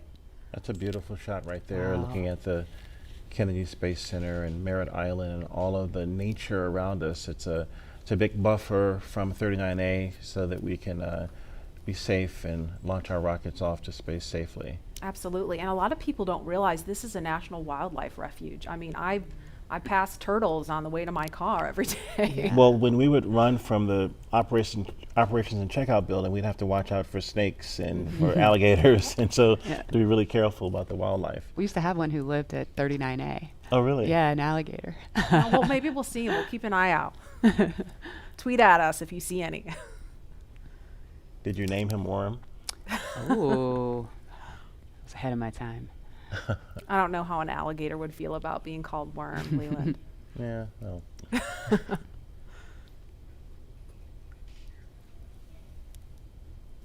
And we've got a ton of you following along on social media. Lynn says, as a fellow Missourian, we're so proud of Bob. Launch America, we will be watching from the Space Coast, cheering loud.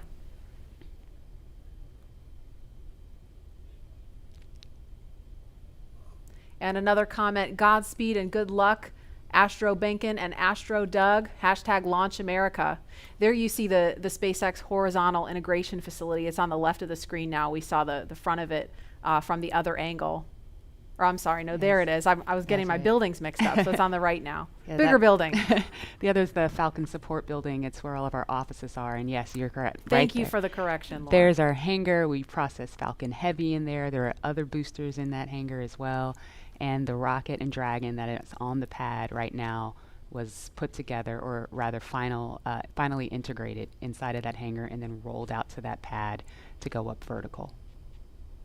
And there it is. That shot really gives you a sense of the scale of the Falcon 9 rocket. Those Teslas look teeny, teeny, tiny, making their way up there. And so as they make their way up to the pad, we're going to throw it over now to Hawthorne, where Jesse and Dan are watching the action. Hi, guys. Thanks, Marie. Yeah, really cool watching the Teslas pull up, driving on the launch pad just a few feet away from the vehicle. This is awesome and getting really excited over here. And with us looking at the launch pad right now, we've had to do a number of upgrades, but not only to the launch pad, but SpaceX has also made changes to both Falcon 9 and Dragon to enable flying crew. And a key update to this latest version of Dragon is its highly reliable launch escape system that is capable of carrying crew to safety at any point during the ascent of the rocket. another pretty key upgrade is the Dragon's new life support system. As you can imagine, flying humans requires keeping a habitable environment throughout the entire flight, and that means covering everything like providing breathing air, keeping the capsule at a safe pressure, keeping it free of contaminants, removing any carbon dioxide in the air, regulating the temperature, the humidity, all of these things, and also implementing that waste collection system, aka the toilet. That sounds pretty important.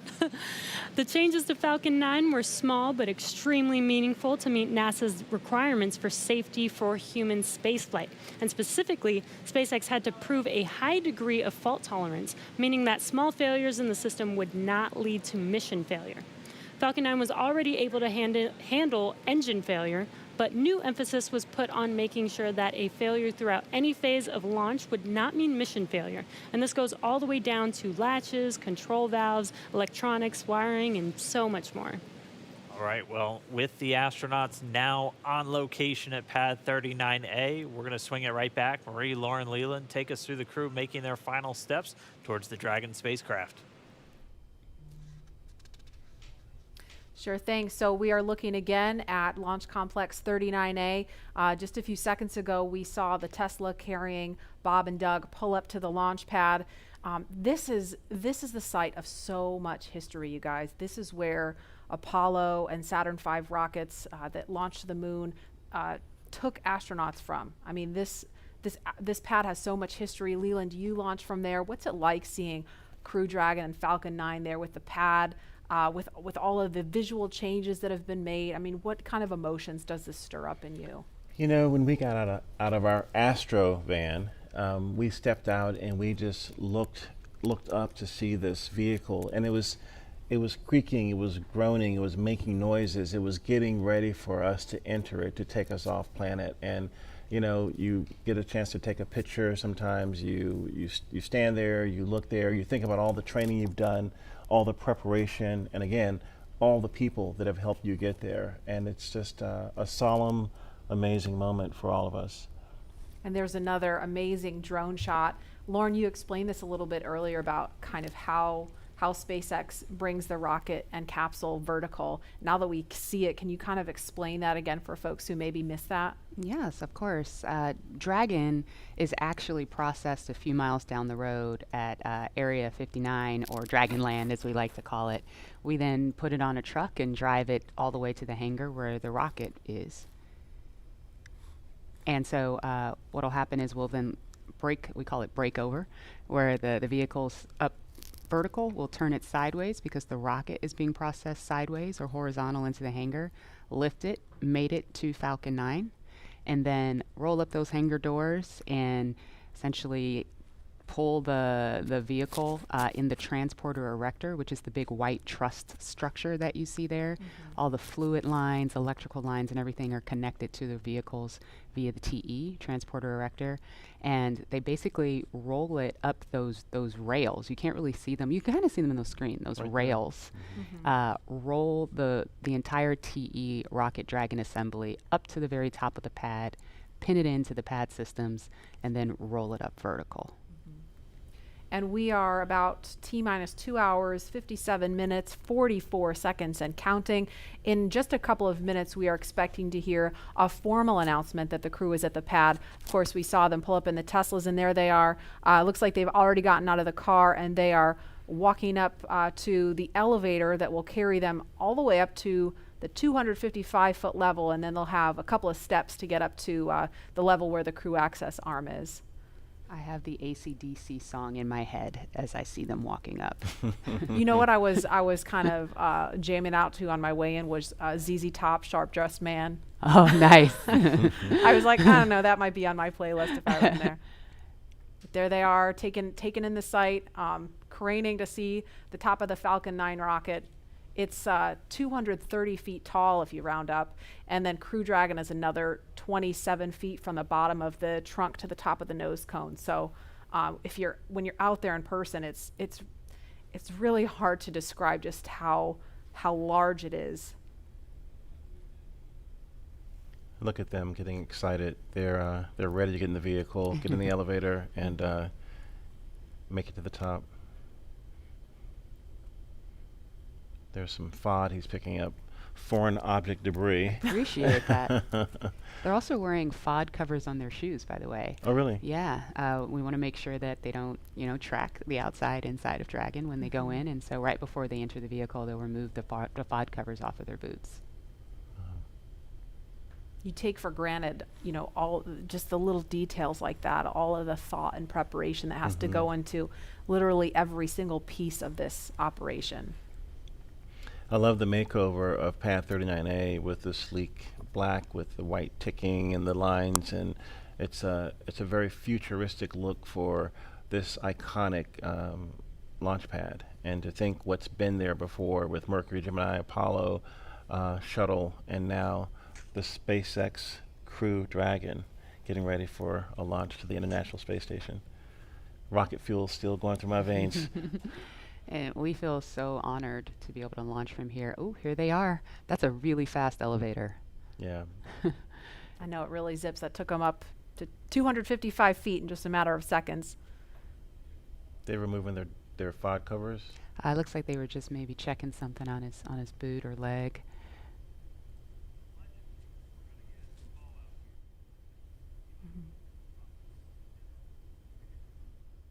And we should hear a call any moment that the crew has arrived at the pad as they make their way up the stairs, and they're headed to the crew access arm now.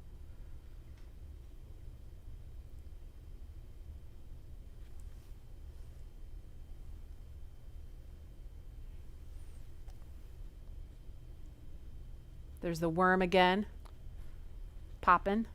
You know it. Meatball. Don't worry, there's a meatball on Crew Dragon.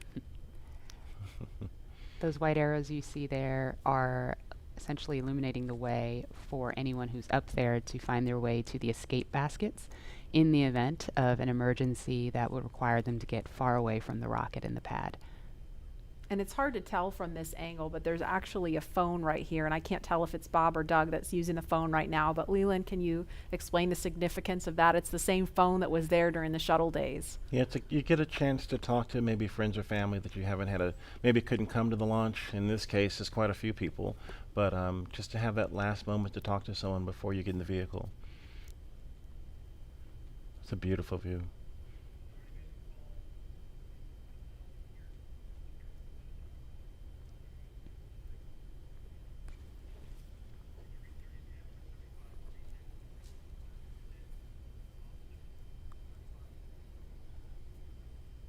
And we're watching the crew when they're done using the phone there. We expect them to be making their way into the crew access arm. And coming up at about T-minus 2 hours and 35 minutes, the astronauts will ingress, or that's a word we use to describe climbing into Crew Dragon. And we saw Doug do it a couple minutes early on Wednesday. They were a little bit ahead of schedule, so that time could be a little bit flexible. But that's going to happen with the assistance of the suit techs, and they will get strapped into their seats. And so with that coming up, we're going to head over to Hawthorne for a preview of what's in store for the future in space travel. Jesse? Thanks, Marie. Yeah, shortly after we begin to regularly fly NASA astronauts to and from the space station, SpaceX will also begin flying private passengers to station and beyond using Dragon. That's right. NASA is enabling up to 2 private astronaut missions to visit the station each year, just as part of our support of the economy in low Earth orbit. It's one of the many ways NASA's working to just open up access to outer space for companies to manufacture products in microgravity, for any new commercial modules in space, and really just to enable more people to be able to explore the stars firsthand. And the more people out there exploring the stars, the closer we become to becoming a multiplanetary species. Earlier, we showed you a first-hand look at where you would train if you were to fly with us on board Dragon, but now let's take a peek inside of the spacecraft itself.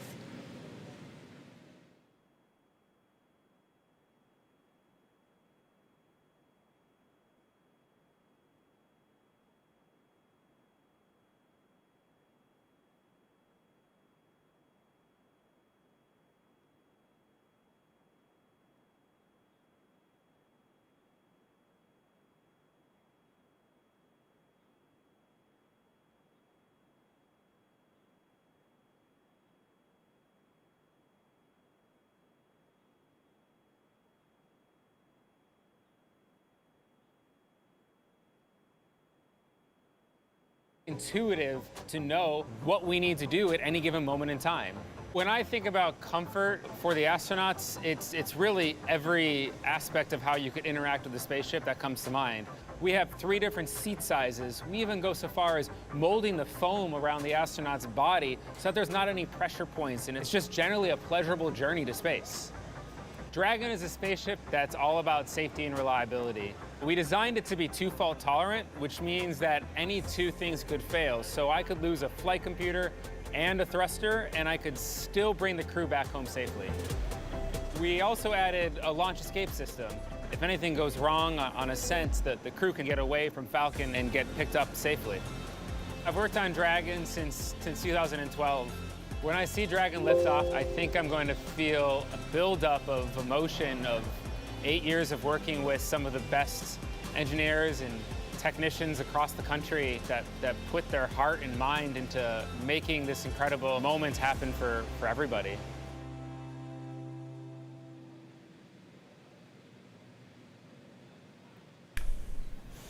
Okej.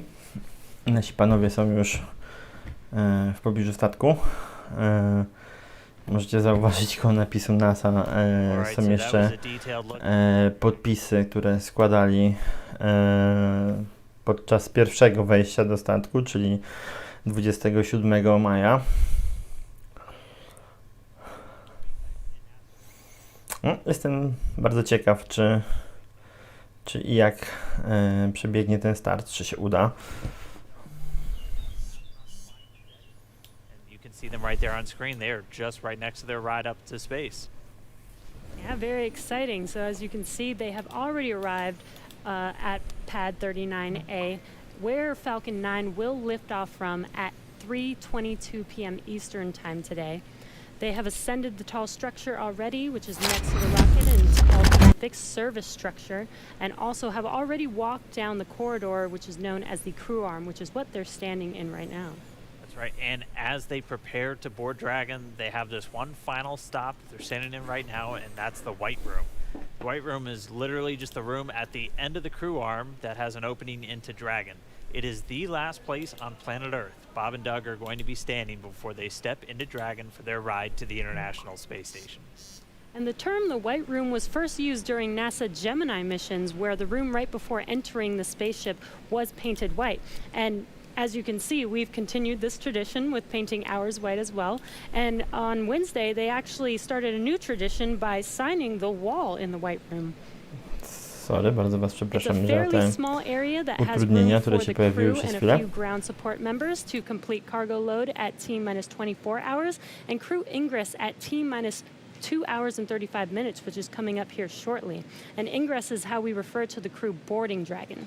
Also inside the White Room is a movable platform that just gets extended out to the capsule just to make that boarding process much smoother for the crew to climb into Dragon. As you might expect, it's also environmentally controlled. You can see kind of a big seal right up against the side hatch, and that's just done so Dragon can be open while keeping all the dust, dirt, and the Florida humidity out of the capsule, making sure it's pristine for the crew. And so that seal is going to stay in place until they begin to retract it, get the arm ready to move out of the way, and by that point the hatch will already be closed. And the White Room also has lots of tools in order to open the side hatch, complete crew ingress, and prepare for any contingencies or emergency that may be encountered. And right now they're just in the White Room. They're getting a final briefing. You can see them with a number of different pad technicians. Everybody on that team has a specific job. Some are suit specialists who are going to help Bob and Doug get connected to their seats.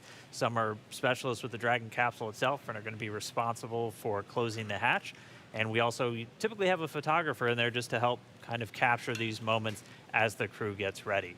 So right now we're watching, and we can see them start to line up there. We'll see Doug Hurley go in first, and so he'll be the first one through the capsule, and he's going to be ingressing. That's just our spaceflight term for entering. You're going to hear a lot of these terms throughout the next couple of days as they make their way up to orbit. Ingress getting in, egress coming out.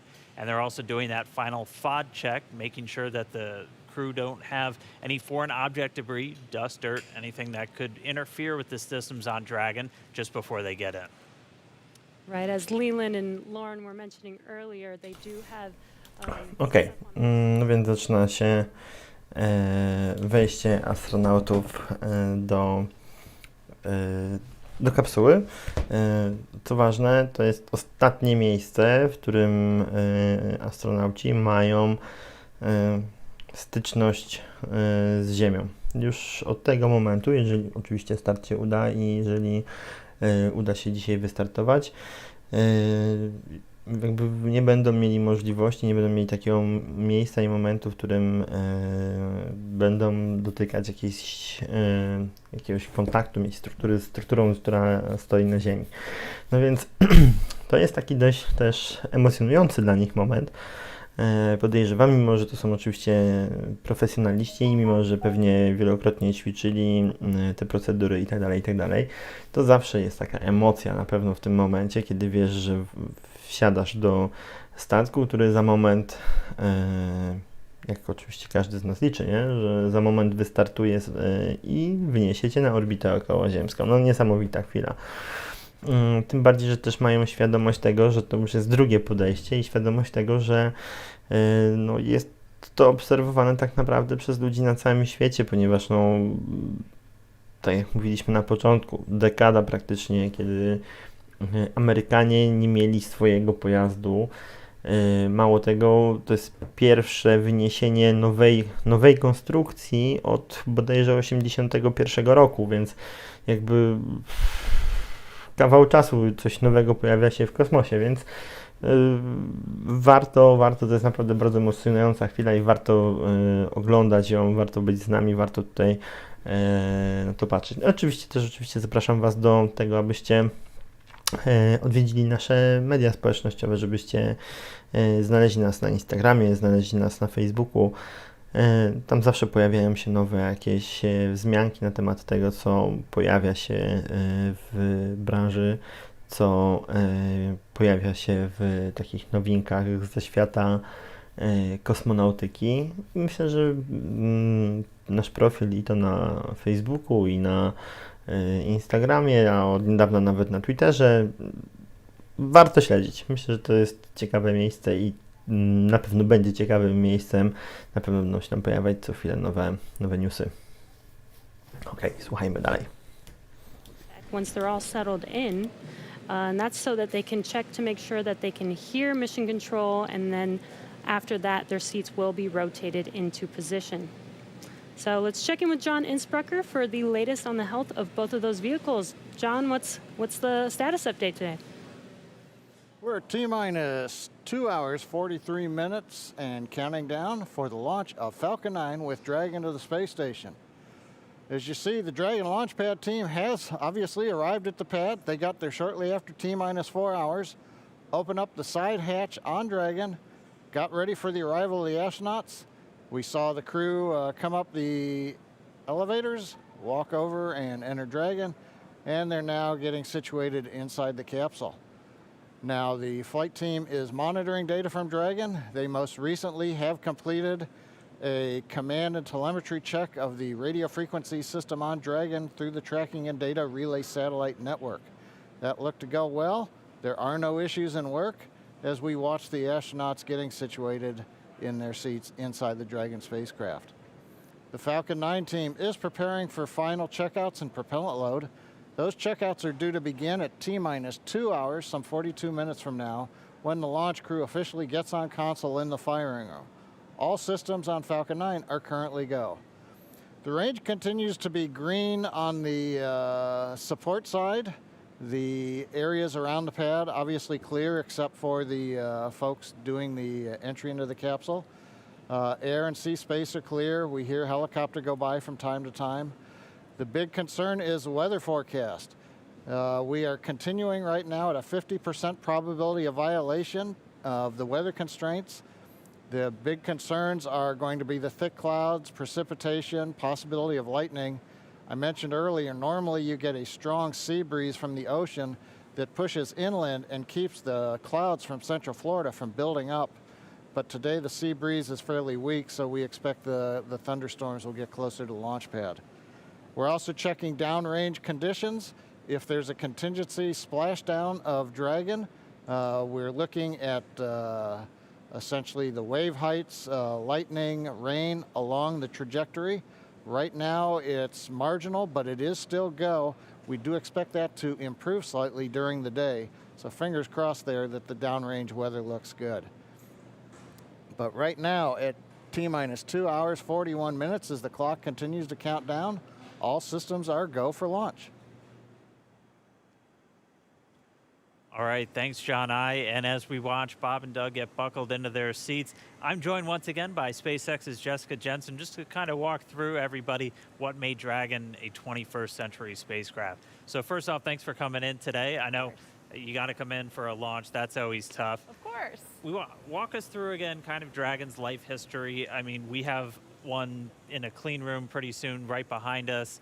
Walk us how we got to where we are today to have Bob and Doug climbing into that spacecraft. Sure. So SpaceX was founded to make life multiplanetary. That was why Elon started the company back in 2002. But also when he founded the company, we were a very small company for several years. And so we had to look for opportunities to, hey, how do you go from being a small company to actually putting people into orbit? So when NASA came out with the need to fly cargo to and from the International Space Station, we jumped on that because we said, hey, first, not only is carrying cargo to and from the space station cool, I bet we could actually then fly people to the International Space Station. And hey, for 8 years now, we've been flying cargo. Yeah. And then now we have transitioned over into flying crew and cargo together. So that's basically been the evolution of Dragon, and it's been awesome. And I know when we see Falcon 9, we get to talk a lot about reusability. Everyone is very familiar with the first stage coming back down and how cool that looks. Dragon is also designed with some reusability. In fact, you've flown Dragon multiple times, or you've flown Dragons multiple times to the space station. How does reusability factor into Dragon's life cycle? Yeah, so I'll actually talk a little bit about both, because one thing I think everyone always thinks about reusability and, hey, it saves money, or that's great, but reusability actually improves your reliability. So when we get Falcons back and when we get Dragons back, either after one mission or multiple mission, we can do all these detailed inspections on them.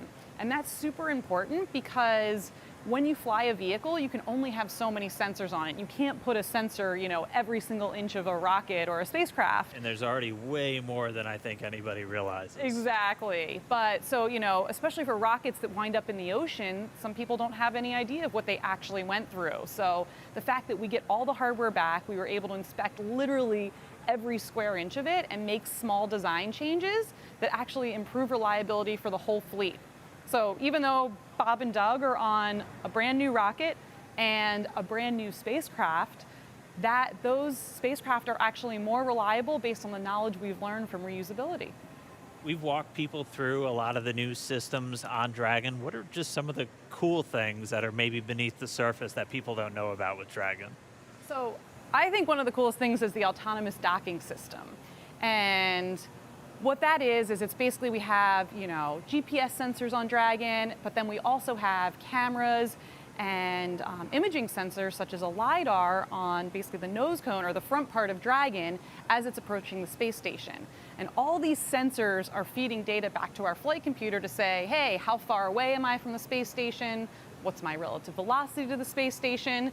And then that feeds into the flight computer, which has algorithms written by our engineers to say, okay, based on how far away you are in your rates, here's how you fire the thrusters to most effectively get to the docking target.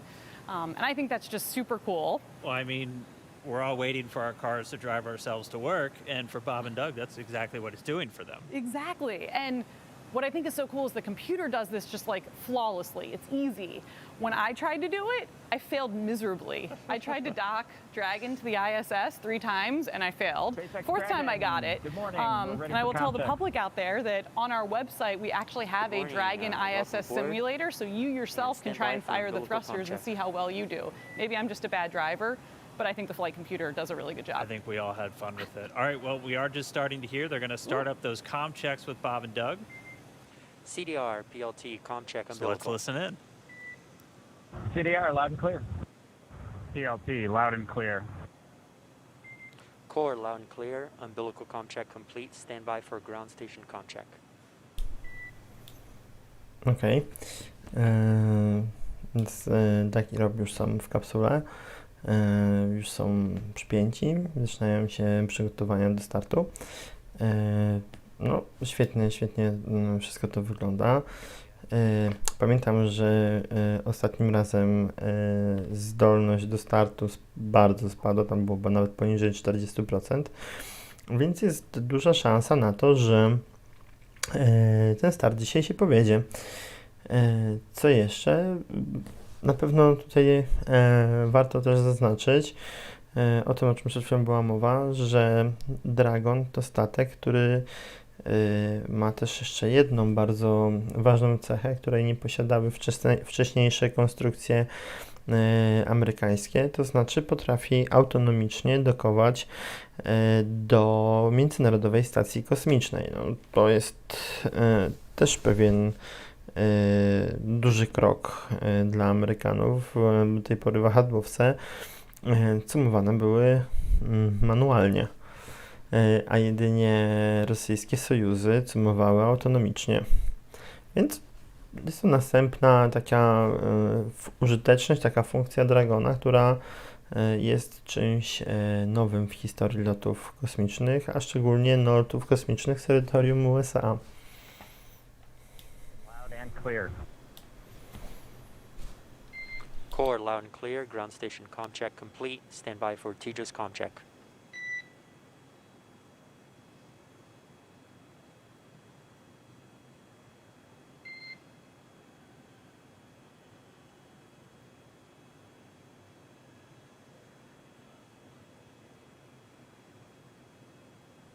And just a reminder, you're hearing the core. That's the crew operations responsible engineer. That's, if you've followed NASA missions in the past, that's the Capcom position. That is pretty much the singular voice that's talking to the astronauts throughout their flight. And that's a position based here in Hawthorne, California.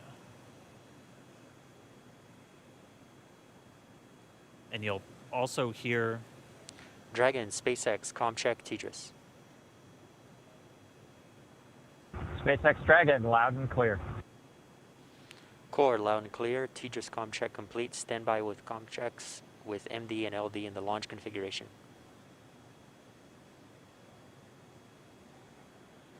Dragon, MD on countdown 1. Comm check.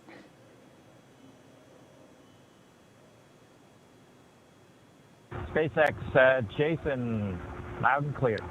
Copy, loud and clear. Glad to have you guys on board. Stand by for comm check on Dragon aground.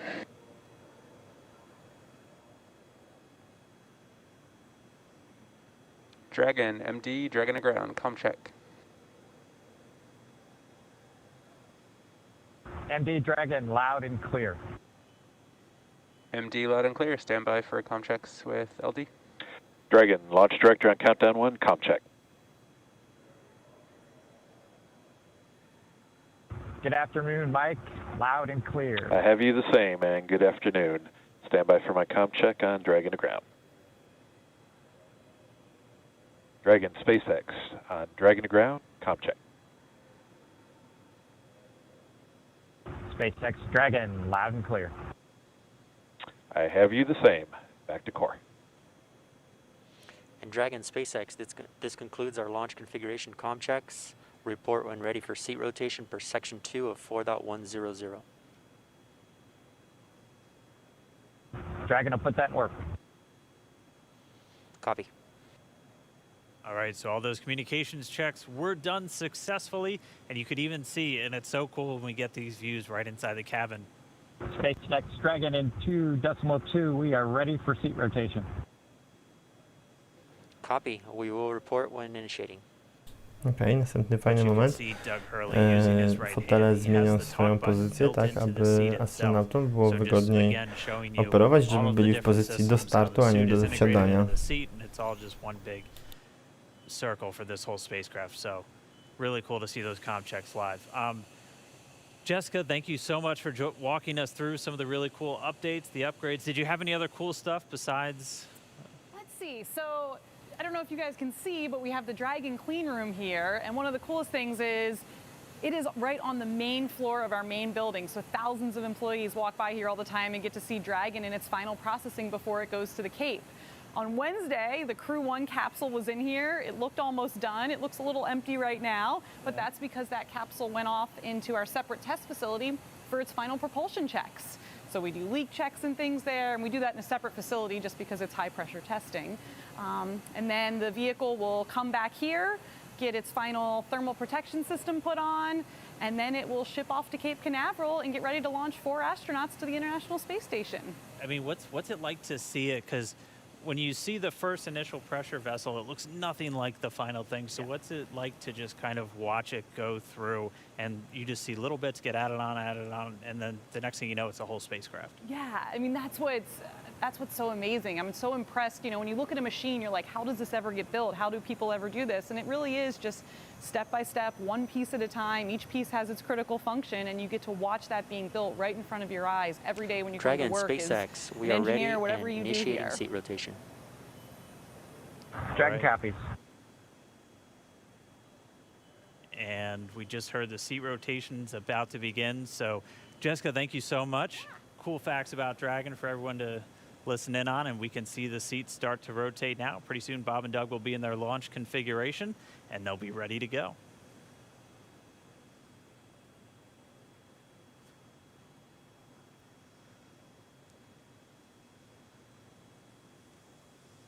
And we can see the seats slowly start to rotate.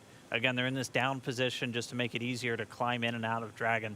They'll rotate to this launch position to put their backs a little bit more parallel to the ground. It makes taking the G-force a little bit easier for the crew on the way uphill, but most importantly, positions those touchscreens directly in front of them, which is just their gateway into Dragon. Dragon, SpaceX, seats are in the launch position. We copy. All right, and confirmation the seats are in the launch position. Let's go down now to Gary in Mission Control Houston, where I know the entire JSC team is standing by and ready to see Dragon take flight today. Over to you, Gary.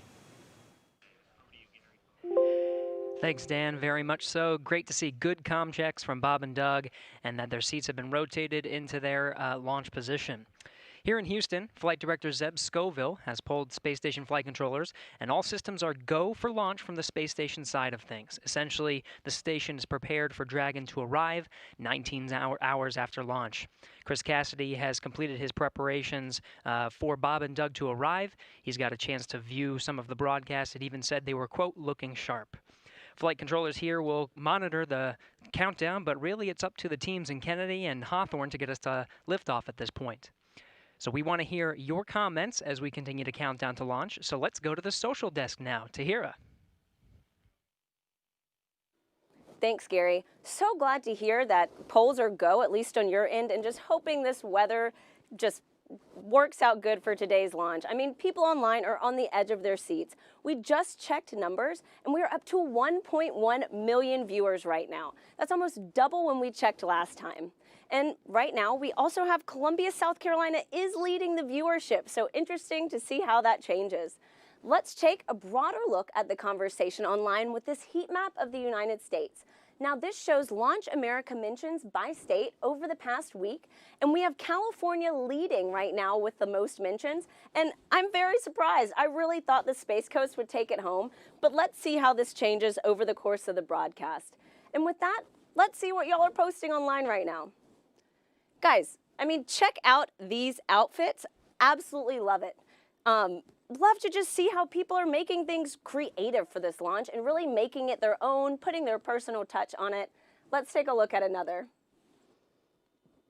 Oh, we are back to the Launch America heat mentions, so let's see how that changes over the course of this broadcast. But really fun to see those photos online.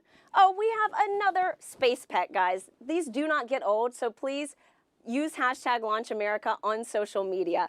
Right now, it looks like we have Catstronaut Boris, who is ready for his launch in the Crew Dragon capsule. I love seeing the pet owners unite for this mission. So like I said, definitely use that hashtag. We will be looking for it during the show. Marie, what's the latest at Kennedy? Thanks to Hero, we are at T-minus 2 hours, 26 minutes, 47 seconds and counting from liftoff of the Falcon 9 from the Kennedy Space Center here in Florida, carrying NASA astronauts Doug Hurley and Bob Behnken. You see them right now aboard SpaceX's Crew Dragon spacecraft. It's been a very exciting day so far. The crew has been up since about 8 o'clock this morning as they prepare to head to the International Space Station as part of this Demo 2 mission for NASA.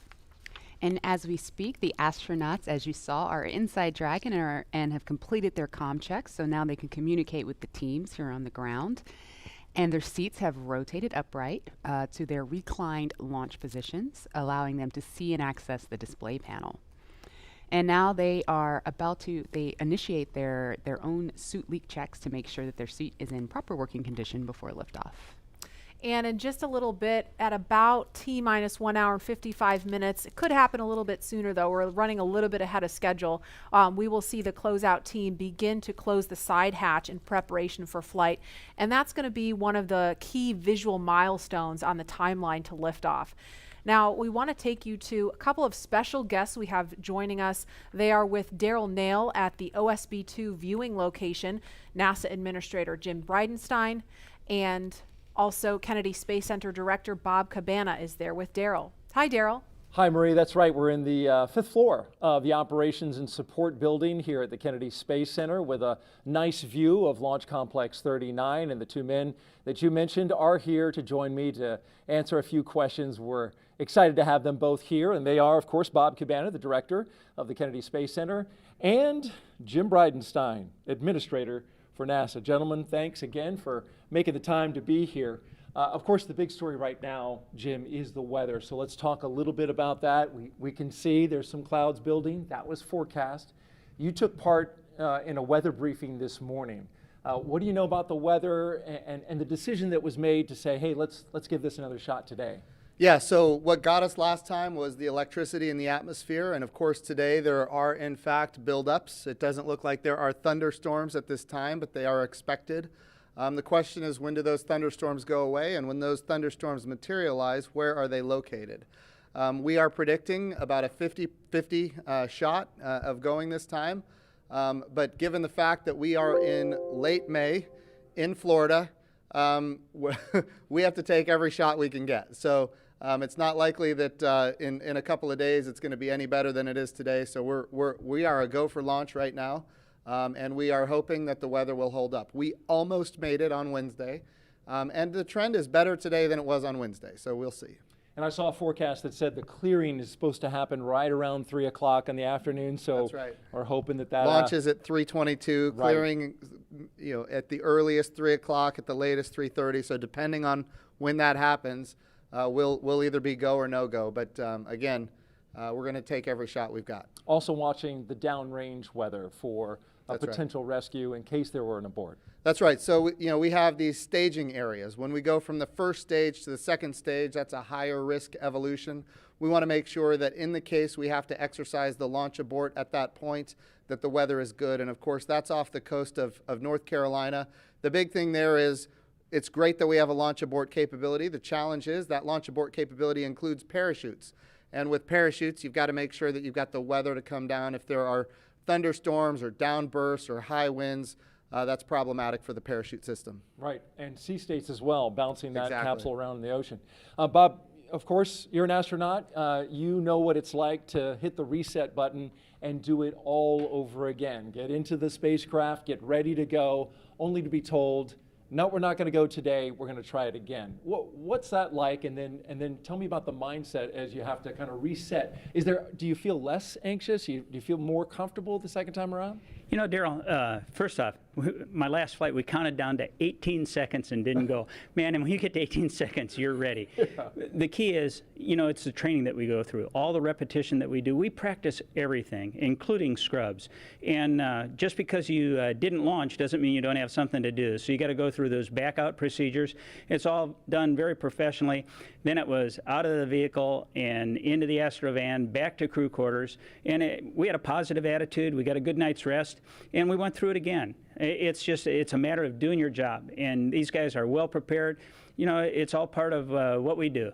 Yeah, they stopped the count at 17 minutes, but you had it all the way up to just a few seconds. That's a big difference. And the truth is, the next night, actually everything went really better. You know, the weather was bad the first time. I was kind of glad we scrubbed. And we scrubbed for an issue with the vehicle that they later sorted out. As it turned out, we wouldn't have had enough prop to rendezvous with the Russian functional cargo block. But you know, the next night, it was just a perfectly smooth launch count. Everything just went like clockwork, and it set the stage for an awesome mission. I think you told the press before you walked out, I think you were over there at astronaut crew quarters, we're going today.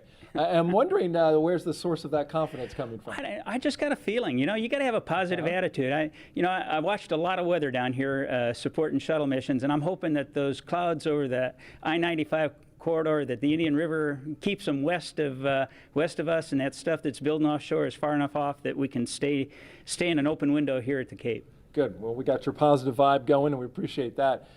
Jim, when you were down in the astronaut crew quarters and when they were suiting up, you got a second chance to visit with the astronauts. Kind of tell us about that, and what was their demeanor, what was their mood today? So again, they seem loose. They were loose last time, they're loose this time.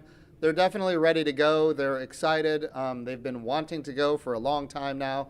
You know, I'll tell you one thing that I thought was a little interesting is, you know, Bob Behnken was making fun of Doug Hurley because on Doug's last flight, they scrubbed 5 times before launching on the 6th time. So Bob Behnken seems to think that Doug Hurley is the problem in this case. But to see them joking about that as they're getting suited up, ready to go, yes, they're trained, they're ready, but they're also loose, and that's good to see because they're going to have to be on their game when we launch. These guys are pretty impressive, Doug Hurley and Bob Behnken. I mean, Doug Hurley, an incredible pilot. Bob Behnken, he's got a PhD in mechanical engineering. And he's a flight test engineer himself in the Air Force. Yeah. Well, in your assessment, why are these guys the right stuff? Well, this is a test flight, and you know we have great astronauts that are chemists. We have great astronauts that are botanists. We have really talented and diverse, a very diverse astronaut corps in general. But this is a test flight, and for a test flight, what do you want? You want test pilots. You want people that, for a living, they have made a living flying new things that have never been flown before. And Bob Behnken and Doug Hurley are the 2 people that you would want in a test flight, and that's exactly what this is. Bob, you're a pilot too. You want to weigh in on Doug Hurley? He seems like he's got the right mentality and a smooth customer. He's a naval aviator, a marine pilot, a test pilot. I'm all in. He's a great guy. Yeah, yeah. And tell me a little bit about in terms of the Kennedy Space Center, right? So you've been here since 2007, right? 2008. 2008. Sorry, off by 1 year. 2011, the Atlantis came to a wheel stop. Yeah, I grew up here. My dad worked for NASA. My uncle was a contractor. When that wheel stop happened, the next day, my uncle got the layoff notice, right? And it 30, 60 days. It was depressing. We're talking about thousands of people laid off. Super depressing. Atlantis landed on a Thursday. On Friday, 2,000 contractors got pink slips and walked out the door. Yet they worked on that vehicle. That was the best vehicle we ever flew, the cleanest. That's the dedication of the workforce here. Right. So, and take me back to that time. You called it a depressing time. The fact that the shuttle program was something that the government completely had ownership of and paid for. Now we're moving into this commercial crew, which you've overseen making that transition. And tell me about that 9 years in which we made that move. Well, obviously everybody was really attached to the shuttle. I mean, it was our history for 30 years. It did an awesome job. The Hubble Space Telescope, all the satellites it deployed, building the International Space Station. But when I first got here, I told everybody the shuttle program's going to end. We have to start preparing for our future, and nobody wanted to hear that. But how many times in your life do you get to define what you want your future to be? And we set out on this bold goal of trying to turn KSC into a multi-user spaceport, supporting both government and commercial operations. And I've got a very persistent team. They worked extremely hard, and through a number of agreements, we were able to make it happen. And this is the future. Commercial spaceflight, the administrator says it all the time. We want to establish a commercial environment in low Earth orbit so that we can focus on the hard job of exploring beyond our home planet, to establish that presence in our solar system beyond planet Earth, establish a sustained presence on the moon, get to Mars, establish a presence there. We can't do that if we're locked here in low Earth orbit. And commercial crew with both SpaceX and Boeing, that's the beginning of a whole new era of spaceflight. All right, very good. Quick question. We've got, of course, a special guest coming back today. The President of the United States plans on being here. Jim, you took him around the first time around. How did that go? I think I saw a picture on Twitter. He signed some space hardware. That's right. So he took a look at the Orion crew capsule. Of course, the Orion for Artemis 1 is ready to go. And he signed a piece of hardware that will fly on the crew capsule for Artemis 2. So that's kind of, and not just him, but the First Lady and the Vice President and the Second Lady, they all signed it. So their names are going to fly around the moon on Artemis 2, which is exciting. But I just want to give Colonel Cabana a compliment here, because he did bring this spaceport through a very difficult time. And now it is a multi-use spaceport, and we do have commercial, and we have, in fact, even international launches here, and now we're going to have commercial crew launches. Bob has done a wonderful job transforming this spaceport. That's why we're doing commercial crew. NASA wants to be one customer of many customers. We want to have numerous providers that are competing on cost, innovation, safety, driving down costs, increasing access. But even better today, when I took this job just a few short years ago, our budget at NASA was around $19 billion. The budget request that President Trump gave us for next year is $25 billion. We are in a great position because the President is committed to space exploration. Of course, he's committed to the Space Force. We haven't had this much support for space since John F. Kennedy, and we've got bipartisan support. Everybody wants to see the Artemis program be successful. Everybody wants to see not just the next man, but the first woman on the moon, and that's what we're building here. Yeah, it's key to it all is that bipartisan support, and of course, what the work that Bob's been doing here. You can see the commercial activity all around this place. We're going to get to some questions on social media real quick that our audience wants to find out. So the first question is from James on Twitter, and he asks, what is the hardest part of going to space? And we're going to have to give that question to Bob. Well, Daryl, nothing's hard if you prepare for it. And what we are afraid of is stuff we don't have knowledge about. And that's what we do when we learn how to be astronauts. We train, okay? You spend a long time as an astronaut candidate learning. You spend a long time preparing for a mission. For an International Space Station mission, training around the world on all the different modules and everything, it's like 2.5 years of training before you get on orbit for that time to actually do your work. So I'd have to say the hardest part is the preparation for it. But you are so prepared when you go. You just have total confidence. You know that you are very well trained for what you're going to do. You have an outstanding team on the ground supporting you. And that is so important to have that ground support as you climb into that vehicle. You know that they've done their very best to ensure your safety and a successful mission. But after that, it's a piece of cake, except no simulator on Earth can prepare you for what those guys are going to feel. It's better than a cat shot off an aircraft carrier. I believe it. Maybe one day I'll get to try. The commercialization effort means we want everybody to be able to fly into space. That's the goal. It's a great point about preparation, because that's not the highly visible part. The launch is, and so it's good to know that all that preparation leads to that confidence. By the way, just an update operationally, they're getting ready to close the hatch door. You can see on your screen there, the workers there are getting ready to get that closed, and working on that right there with Doug Hurley and Bob Binken on the inside of Crew Dragon.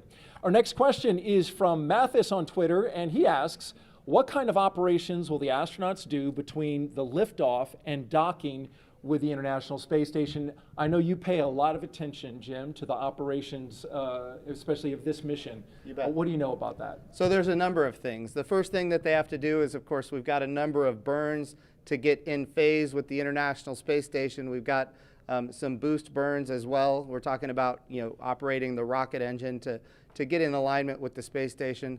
But I'll tell you, the biggest thing that we need the astronauts to do once they get on orbit and before they dock is rest. We need them to eat, we need them to rest, we need them to be prepared for that docking. Once they are in the range of the International Space Station, they're going to start maneuvering the spacecraft themselves. Not automatic, but they're going to do it themselves. They are in fact test pilots, and as test pilots they will test fly this vehicle to make sure that it operates as advertised. And of course, then they will dock with the International Space Station. And a unique capability here is it's automatic rendezvous and automatic docking. And so we're going to be able to see that for the first time as well. That's going to be exciting to see. Thank you for sharing that with us. Jim Bridenstine, Administrator of NASA, Bob Cabana, Director of the Kennedy Space Center, thank you both for joining us. And we're going to send it back to Marie in the studio. All right, thanks a lot, Daryl and Mr. Bridenstine and Mr. Cabana for joining us. You can see some clouds starting to gather over Launch Complex 39A. We're keeping a close eye on weather. Again, 50% chance of launching today. We just got to see what the weather's going to do. A little bit ago, we heard the crew complete their comm checks live on the air. We saw their seats rotate. That helps get them into a little bit more comfortable position for the G-forces during launch. And more importantly, it helps them be in a better position to interact with the screens in front of them. They completed their suit leak checks. We saw during the interview just a few minutes ago the hatch begin to close. And so inside the white room there, the pad closeout team is in there still doing some work. That hatch closes, you know, it's not as simple as just closing a car door. There's a process to seal it and check it and make sure that everything is sealed properly. Right, Lauren? Yeah, that's correct. If they haven't already started, one thing that will be coming up next is the leak check. What they'll do is they'll attach a piece of ground support equipment. They don't have it in their hands right now, so it looks like it hasn't started yet. Ah, there it is. You can see it there. The closeout member number 5, it's already attached to the side hatch mechanism. And what they'll do is they're essentially checking for the leak rate. And they'll hold pressure there for a few minutes and then track that change in pressure over time to make sure that it's within bounds, making sure that you don't have any issues with those O-rings there that are holding that pressure. And so once they complete that leak check, they will then do what is the called the installation of, or the final installation of the SPEP, or side pressure equalization plug. That's basically a plug that once the capsule splashes down, what you'll do is actually remove that, and what it does is equalizes pressure across the hatch. So once that thing is plugged in, you know that everything is super tight and that you shouldn't have any leaks on orbit. One of the other things that I think is pretty cool about Dragon, you can kind of see them on the edges there are some of the windows. And I know that Dragon started out as cargo. It was Cargo Dragon. You have your cargo version, and before you moved on to the Crew Dragon version, but you even had windows on the cargo version. Can you explain kind of why that was? Yeah, the very first Cargo Dragon that we ever launched had a window over the hatch, over the side hatch. And the reason we did that is we always envisioned Dragon to ultimately be a crewed vehicle. So even in the beginning, for the very first vehicle we ever made, which didn't even really carry much cargo, we put that window there, and it to us symbolizes what Dragon's purpose has been all along. You know, taking those steps, starting off with the CRS program and resupplying the space station with experiments and food and crew provisions for the astronauts on board, to now putting putting NASA's astronauts in our own vehicle. It's that natural progression to what we were aiming for the whole time. Mm-hmm.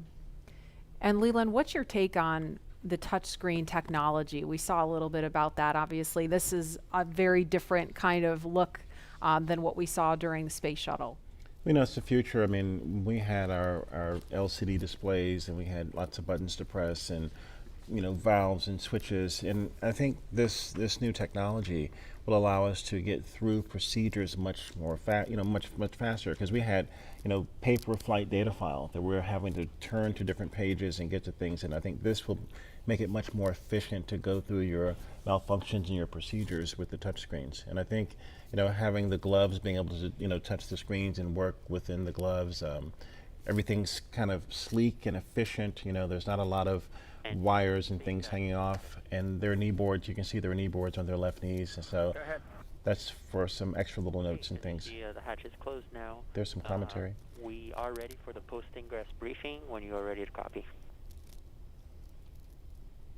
And we just heard confirmation on the loops that the hatch is closed, so that is a little bit ahead of schedule. We are motivated to go today. We're ready. Go ahead. Okay, on the weather, we still have some rain showers moving through the area, but we do have a reasonable opportunity today, so we are proceeding into the count. We are going to take a look at both pad and ascent track weather at T-minus 1 hour and 30 minutes, and the next decision point will be prior to prop load.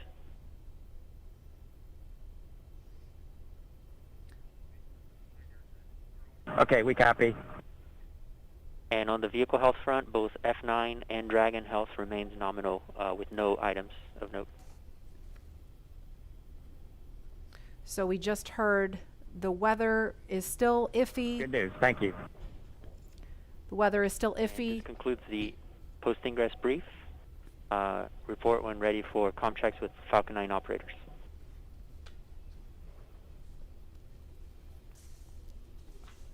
We are ready for the F9 operators.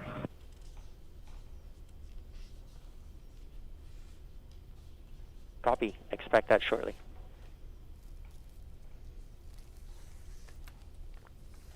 So when we hear that chatter pick back up, we're going to quiet right down so that you can listen into that along with us. But we just heard them discussing the weather briefly, still keeping an eye on that, but the next decision point is going to be before prop load. So we're going to press forward for now and then reevaluate before they start fueling the rocket. But in the meantime, it sounds like Falcon 9 and Crew Dragon are healthy, so the vehicle's in good shape, right? It sounds like kind of a little bit of a repeat from Wednesday that we're just keeping an eye on the weather at this point.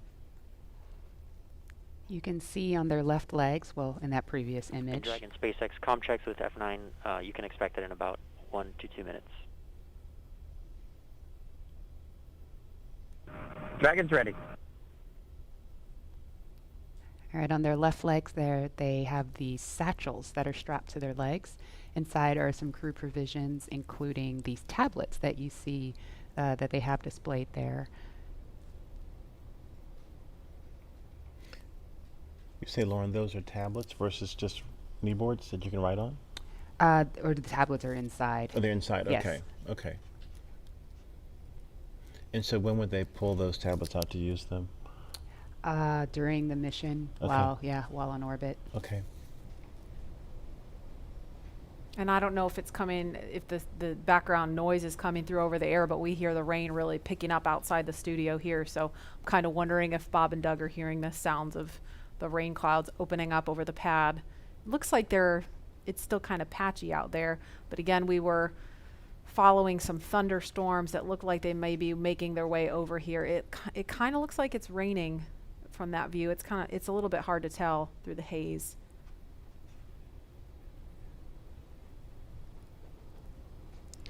All right, launch is now just over 2 hours away. Tahira, you are there with the social teams. Now that the hatch is closed and the rain's picking up and all kinds of exciting things are going on right now as we count down and get into the last 2 hours of the count. I bet things are getting pretty interesting on social media. Hey, Lauren. I mean, yes, they are. So many different things are going on right now, and I think people online are just wondering what's going to happen with today's mission. I have TweetDeck open right now, and it is just scrolling with the conversation of people around the nation talking about today's launch attempt. We also just checked viewership, and we are now up to 1.4 million people watching this live broadcast, so really hope things look good with weather. And on that note, let's take a look at some of the things being said on Twitter right now.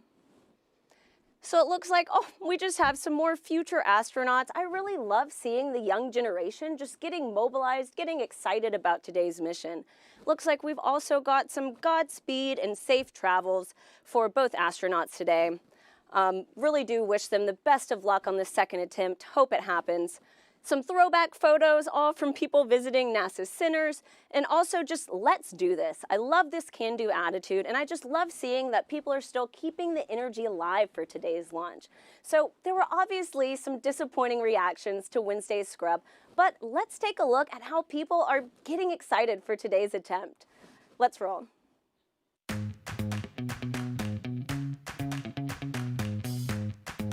Ready for takeoff.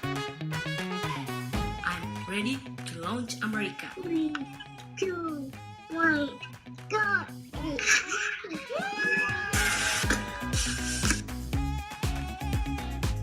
Ready for liftoff?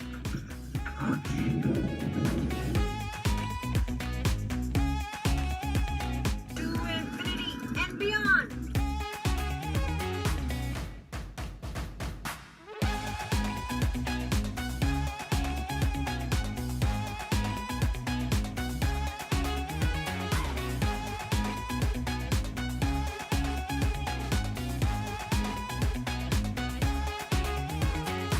I hope you guys make it safe to the space station.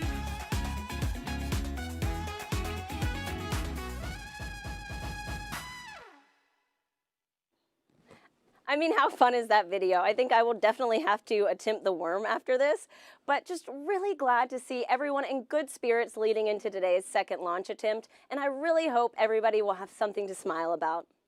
And with that, let's head back to Lauren. Lauren. Thanks, Tahira. So it looks like people are pretty stoked about today's attempt. Please continue to join the conversation by using the hashtag #LaunchAmerica across all the social media channels. Yeah, I really love seeing the little kids get excited. I know my 3-year-old is super excited. She's got an astronaut sleeping bag and Really? she loves to climb in it. Yeah, it's the body of the bag is a spacesuit, and then the head is empty where the pillow is. So when she gets inside, it looks like she's got a spacesuit on. So she loves it. That's the inspiration for that next generation of explorers going to take Doug and Bob's place one day. And I think we have some people out there that are so interested in our conversation about the worm and the meatball that they've created something called the worm ball. What? Yeah, I was checking my email during that because I emailed you guys the worm ball, and I was like, what is this? I'm having a hard time seeing it, but what is the worm ball? So it's a NASA meatball, which is, what it should be. Yes. Okay, look at Okay, it. There it is. all right, thank you. I need a visual. So they took the angular NASA logo and put in the worm inside of the meatball. Can you live with that, Lauren? You know what? That's a beautiful compromise. I'll take it. I'll take it. It's a nice marriage of the two. Oh, I love you, man. Yeah, truth.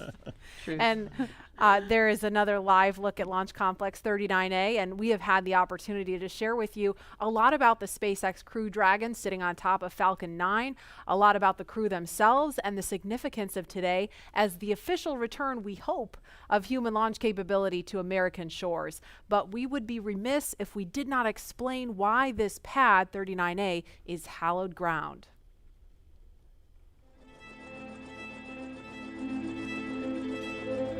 We're go, same tight, we're go. Altitude, velocity, light. Many of NASA's storied missions began their daring journey from the exact same spot on Earth. Launch Complex 39A at the Kennedy Space Center.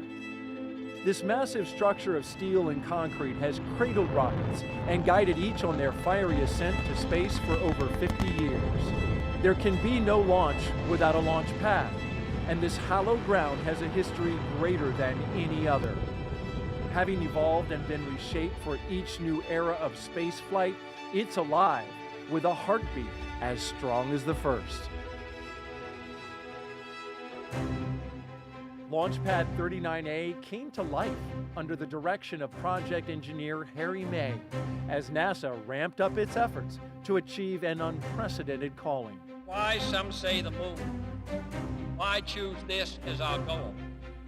And they may well ask, why climb the highest mountain? In 1962, Earth-moving machines sculpted its massive pyramid base to a height of 40 feet. Then, concrete was poured to hold it in place. To launch the world's first moon rocket, engineers cut a flame trench nearly the length of 2 football fields down the middle of the mound. It was then lined with heat-resistant bricks to deflect 7.5 million pounds of earth-rattling thrust, first felt on Apollo 8. Less than a year later, Apollo 11 launched from Pad 39A. And hundreds of millions of people around the world watched as it landed on the moon 3 days later. Nearly a decade after this Apollo era, 39A again took center stage with a new, one-of-a-kind spacecraft, the Space Shuttle.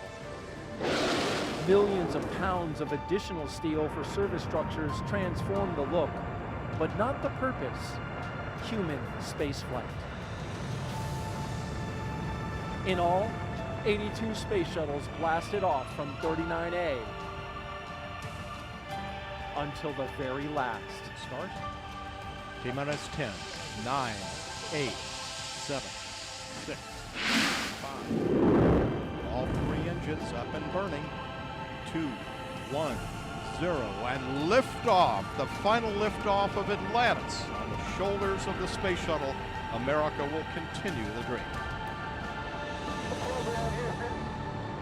Roger roll, Atlantis.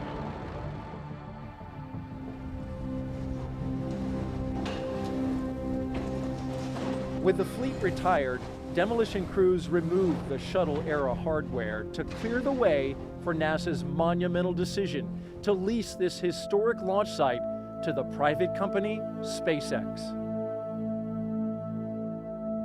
Today, its sleek and modern design supports a family of rockets that has advanced the commercial age of American spaceflight. Now, 50 years after it first sent humans to the moon, this historic spaceport stands ready for the next wave of human exploration.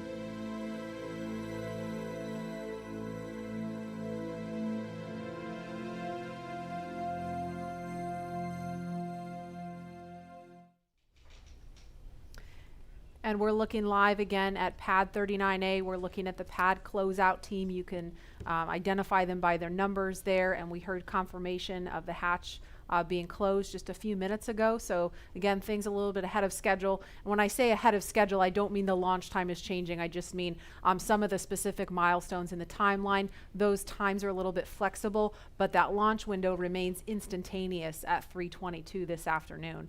And Leland, you know, we just saw a piece about the history of pad 39A. All stations, Chief Engineer on countdown 1 for comm check with the crew. We're going to pause for that comm check. Falcon 9, guidance, navigation, and control. Dragon GNC on countdown 1, comm check. GNC Dragon, we have you loud and clear.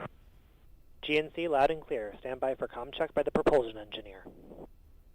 Dragon, prop on countdown 1, comm check. Prop Dragon, loud and clear. Prop loud and clear, stand by for comm check with the avionics engineer. Dragon, avionics on countdown 1, comm check. Avionics Dragon, loud and clear. Avionics loud and clear, stand by for comm check by ground segment engineer. Dragon, ground segment on countdown 1, comm check. Ground segment Dragon, loud and clear. Ground segment loud and clear, stand by for comm check by launch control. Dragon, launch control on countdown 1, comm check.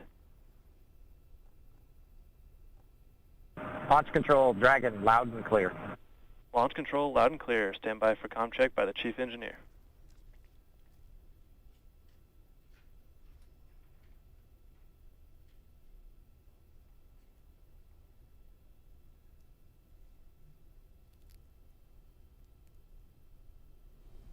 Dragon, chief engineer on countdown 1, comm check.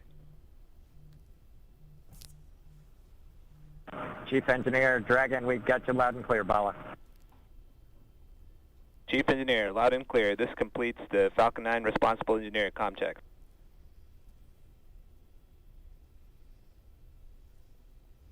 And we just saw a thumbs up from Doug Hurley. We listened to a series of comms checks there, and so everything. Chief engineer on Dragon to ground. Loud and clear on Dragon to ground. Loud and clear. Well, good luck, and let's see if the rain clears up. That sentiment is shared by all here. You can do it. Copy that.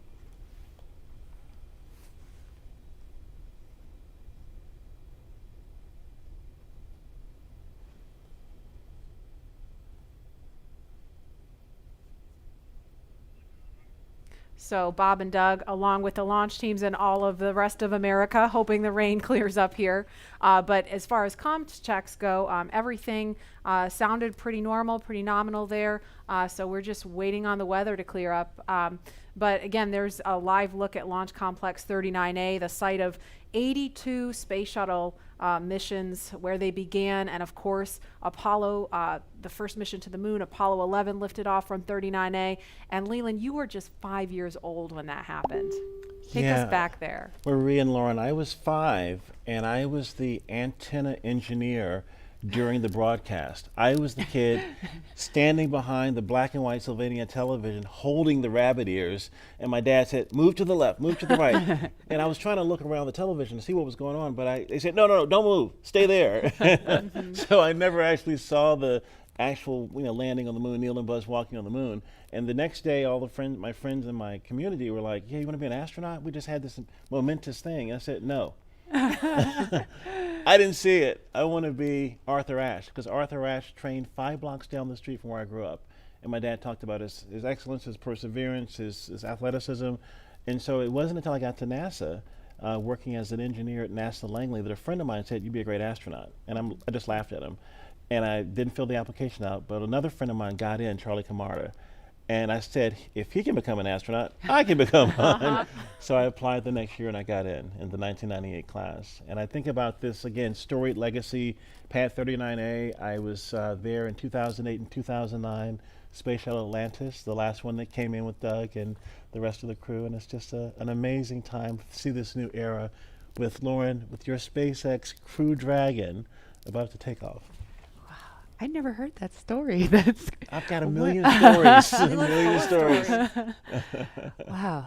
And it's so cool that you do have a lot of these kids that are watching today who have never seen a flight, a human space flight from KSC before. And this is their first time. And I'm trying to remember back, I grew up in the shuttle era, and I grew up in Los Angeles, and I remember sometimes when the shuttle would land at Edwards Air Force Base, you'd hear those sonic booms. Double sonic boom. You hear the double sonic booms Yeah. in school, and we all just knew, oh, that's the space shuttle. It was just a thing. We just knew about that. And it did make me sad that there's an entire generation of kids who didn't grow up with that experience. And I'm just so proud that, today, hopefully, we get to provide that for kids and hopefully have more and more of these launches to the point where it becomes routine, hopefully never boring, but routine. And there's talent in every zip code, so you have to make sure that every kid has the opportunity to do these types of things. If they believe in themselves, and we give them the right tools that they can use to be in STEM fields. And we have a very diverse group of people up here working together to get Bob and Doug off safely. And I think more people that see this type of diversity will have a chance to say, I can do that too. Yes. Absolutely. And we have a lot of kids watching today, and we have an opportunity to hear from another really awesome role model, especially for the little girls in the audience. So we want to throw it over to Gary in Houston to talk to a very special astronaut standing by there. Hi, Gary. Hi, Marie. I have the distinct pleasure of being joined by one of NASA's record-setting astronauts and a recent resident aboard the space station, Christina Cook. Christina, thank you for joining us. It's great to be with you today. Christina, we're coming up on 20 years of continuous human presence on the International Space Station, and you were one of those humans. What's it like to see a new milestone like this launch unfold after so much history already? You're right, so much history indeed, and it's just been great to watch it all unfold. I think for me, the most exciting thing is how NASA is not only innovating in what we do, exploring the universe, pushing the boundaries, getting knowledge on the space station, bringing it back to Earth for benefits here, but in how we do it. We're innovating in the implementation of those goals and of our mission. And what that means is that bringing in the private sector, bringing in a commercial space economy for low Earth orbit means space is going to be more accessible and more innovative. And it's just an awesome new era of history to be able to witness. You hold the record for the longest single stay by a female astronaut in space. What's it like living aboard for so long? Well, it is truly a privilege every single day. I have to say it's a beautiful thing to look down on the Earth and to be able to kind of contribute to a space program that you yourself have held in such high regard your entire life. I would say that the biggest challenge going into sort of those longer times is remaining vigilant. The engineers make it so easy to live on board the space station. Sometimes you forget you're actually surrounded by such a hostile environment. So remaining vigilant both day to day to have that appreciation that you wake up with every day, and then also being vigilant, knowing that things could take a turn for the worse at any time, and you have to be ready to react to that. So it's a great privilege, but it also comes with great responsibility. You came to NASA after the days of the shuttle program, and you flew on the Russian Soyuz.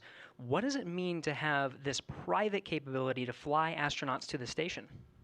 Well, I think it's just a great innovation in terms of our partnerships. You know, when we started out, it was individual countries pursuing space exploration. We brought in the international aspect of it, and now we're really folding in that commercial aspect, bringing the innovation of all of our American industrial power and recognizing that the more partnerships we have, the more accessible, the more innovative space exploration can be. So it's an awesome time, and it brings with it so much more capability into the program as well. So it's not only how we're doing it, but it's what it brings.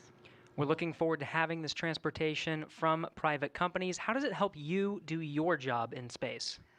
You know, I think one concept that we have in NASA for safety and to mitigate risk is called dissimilar redundancy. And here now we're bringing up a whole second way of getting crew to the International Space Station and getting cargo, last-minute cargo. So we're increasing how much science we can do on board the space station by twofold. We're increasing how we can, you know, our options for getting items up, stowage items, supplies, provisions, science experiments. So we're really just banking on the extra redundancy to make the program that much more robust. We're watching Bob and Doug go through the final phases of preparing for this launch. What's going through your mind so close to liftoff? Oh, it is such a great day indeed. You know, it's interesting because I think it's not so much what is going through your mind, but what's not going through your mind. You know, you're not thinking about all the things could go wrong. You're thinking about enabling success by doing what you've been trained to do. One of the sayings we have is that on launch day, astronauts are sometimes the most calm people in the room. And I found that to be true on my launch day too. I think it's kind of this career culmination of everything you've learned, everything you've dreamed of, and you know that it's coming together in that day and that you're going to finally do what you're prepared to do, execute the mission, and it just really brings a sense of calm and readiness. NASA astronaut Christina Cook, always an honor to hear from you. Thank you. Great to be with you. Well, once Bob and Doug arrive at the station, NASA astronaut Chris Cassidy will be ready to welcome them on board. So in anticipation of their launch, he had this message for them. Hello, everyone. I'm astronaut Chris Cassidy, commander of Expedition 63 on board the International Space Station, flying 250 miles above the Earth. Like you, I'm excited about today's launch and the possibilities it will bring to America and to the world. But also, I'm very excited that two close friends will be arriving and joining the crew. I had the privilege of flying with Doug Hurley on both of our first shuttle missions back in 2009. Together, we came to the International Space Station and helped construct the amazing facility that it is today. Although this will be my first mission with Bob, it was my honor to follow him as the chief of the office when he left back in 2015 to begin training for this amazing mission. Personally, I've been very fortunate to fly in two different spacecraft. Launching from America on the shuttle, and most recently launching from Kazakhstan in the Soyuz. But I can't tell you how exciting it is to know that we're once again launching Americans from the coast of Florida. And finally, here's a story I'd like to share with you. Back in 1981, John Young and Bob Crippen launched on Space Shuttle Columbia, the very first space shuttle flight, marking the last time we flew Americans on a brand new vehicle. 434, Mike, QRE. Roger. With them, they flew an American flag, representing America's technical prowess. Roger roll, Atlanta. 30 years later, that same flag was flown to the International Space Station. This flag remains here today, waiting for Bob and Doug.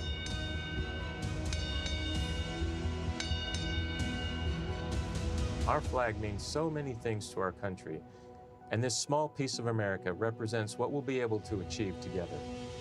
We'll never stop exploring. And so Bob and Doug can take this very special flag home to Earth, where it awaits its next journey to the cosmos. In a few years, the first Orion crew will take this flag with it around the moon. All of this starts today. I'll be watching outside the window along with everyone else in America and around the world. I can't wait to look out the window and see my friends on close approach. Go Falcon 9, go Dragon, and go Bob and Doug. I'll see you soon. And there again is a live look at Launch Complex 39A at Kennedy Space Center in Florida, where we are T-minus 1 hour, 41 minutes, 58 seconds and counting from liftoff of the Falcon 9 rocket carrying Crew Dragon with astronauts Bob Behnken and Doug Hurley strapped inside. We can see some raindrops on the screen there. It looks like rain coming down at the pad, but we're still monitoring weather, and it sounds like there's going to be another decision point before they start fueling the Falcon 9 rocket, which is scheduled to happen at about T-minus 35 minutes. So we just heard a little bit about where they're headed. If the weather cooperates today, to the International Space Station. Leland, you've been there twice, and I know just from what you've told us, it's this Leviathan in space and the site of so much important work and partnerships happening. Right. Chris Cassidy is up there floating in the Columbus laboratory that I installed, or our team of us installed on STS-122. And I think about, using this robotic arm that was made in Canada. The European Space Agency built the Columbus laboratory, and my job was to use that arm and attach it to the International Space Station. And as it was getting closer and closer, the motion just stopped. And I'm like, what is going on? And there are 4 ready-to-latch indicators that have a very slight spring force that I was moving so slowly with the hand controller, the translational hand controller, that spring force stalled out the motion. And Peggy Whitton was behind me, and she said, Leland, there's some commentary. Weather update, I think. Go ahead, Jay. Hey, Doug. We're still waiting for a weather update expected at 18 Zulu. Therefore, the next assessment will be closer to the propellant load time. We are currently no-go on launch weather, but we are showing an expected clear of 1830 Zulu.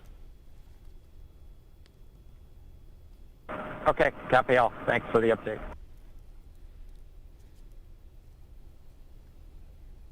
So we just heard if they were to launch right now, the weather would be no-go. However, it sounds like there may be an opportunity if the weather clears, as it sounds like they expect it may. So again, we're gonna keep listening as we continue talking. If we start to hear any kind of chatter, especially if it's about the weather, we're gonna do our best to quiet down so that we don't step on that and everyone can hear it along with us. But Leland, you were just talking about the work on station.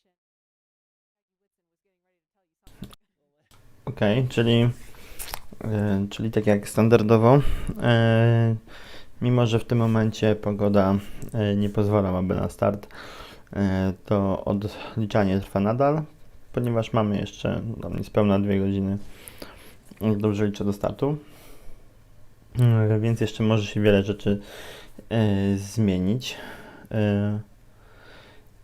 Więc odliczanie będzie trwało nadal, cała procedura do momentu, kiedy podejrzewam, że przy T-17, tak jak wczoraj, nie dowiemy się, czy start się odbędzie, czy nie. My mind. It was smooth operator, right? What an appropriate song for this job, too, right? Wow, does she know? She knows now. Yeah. And Dan Tani actually changed the song from smooth operator to arm operator. So you see arm operator. I love it. Love it. And Leland, you actually, we were in another taped segment when you got a text from Drew Foystel. Can you share that with us? Yeah, Drew Foystel, his good friend, just sent me a text saying that the families say hello to all who are watching and thank the nation and the world for their support and interest. And Chris Ferguson just actually sent me a text. He was the commander on STS-135 and one of my classmates from the 1998 class, and he says, way to go, Godspeed on Crew Dragon. That's awesome. It's great to hear those words of support. Thank you guys for watching and everybody following along at home. I mean, the COVID-19 situation has been just a tough time for people stuck inside, homeschooling their kids, still trying to do their jobs, and so it's really cool to be able to watch this happening. And we see the pad closeout team. Looks like they are getting ready, or they've left the white room and they've already come down the crew access arm, so they are getting ready to leave the pad now. And we are going to go now to the Operations and Support Building 2, where Leonell is standing by with NASA's Chief of Staff to talk to us a little bit about some of NASA's ambitions beyond the International Space Station and its work with the Commercial Crew Program. Daryl? Yeah, that's right. We're here in the mission briefing room at the top of the Operations and Support Building here, where there's a lot of...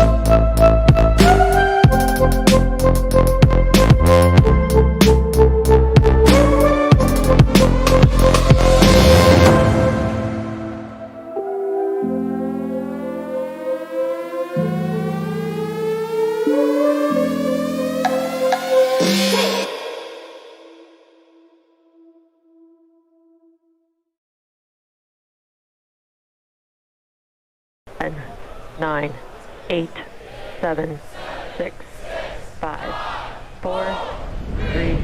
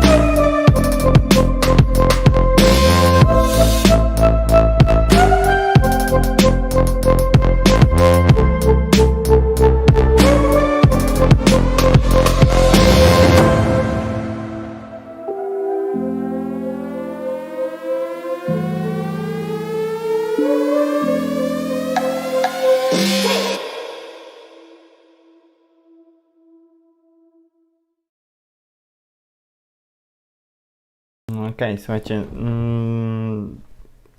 nie wiem dokładnie jaka będzie tutaj zastosowana trajektoria tym razem przy starcie, muszę zaraz to sprawdzić. Natomiast zacząłem sobie tak patrzeć na radar pogodowy, ponieważ no, nieciekawie dzieje się u wybrzeży. Zaraz Wam tutaj pokażę. Przepraszam. Wybaczcie. Widzicie, tutaj mamy Launchpad 39A i nieciekawe chmury tutaj są dookoła. Tutaj mamy burzę, więc to wszystko też odchodzi w tym kierunku. To jest kierunek startu, zapewne zawsze w tą stronę one startują wszystkie z taką deklinacją, więc teraz trzeba się zastanowić, jak będzie wyglądał tą trajektorię, zaraz będę jej szukał, żeby porównać, czy jakby ma to szansę startu dzisiaj. Ok, a na ten moment wróćmy do transmisji.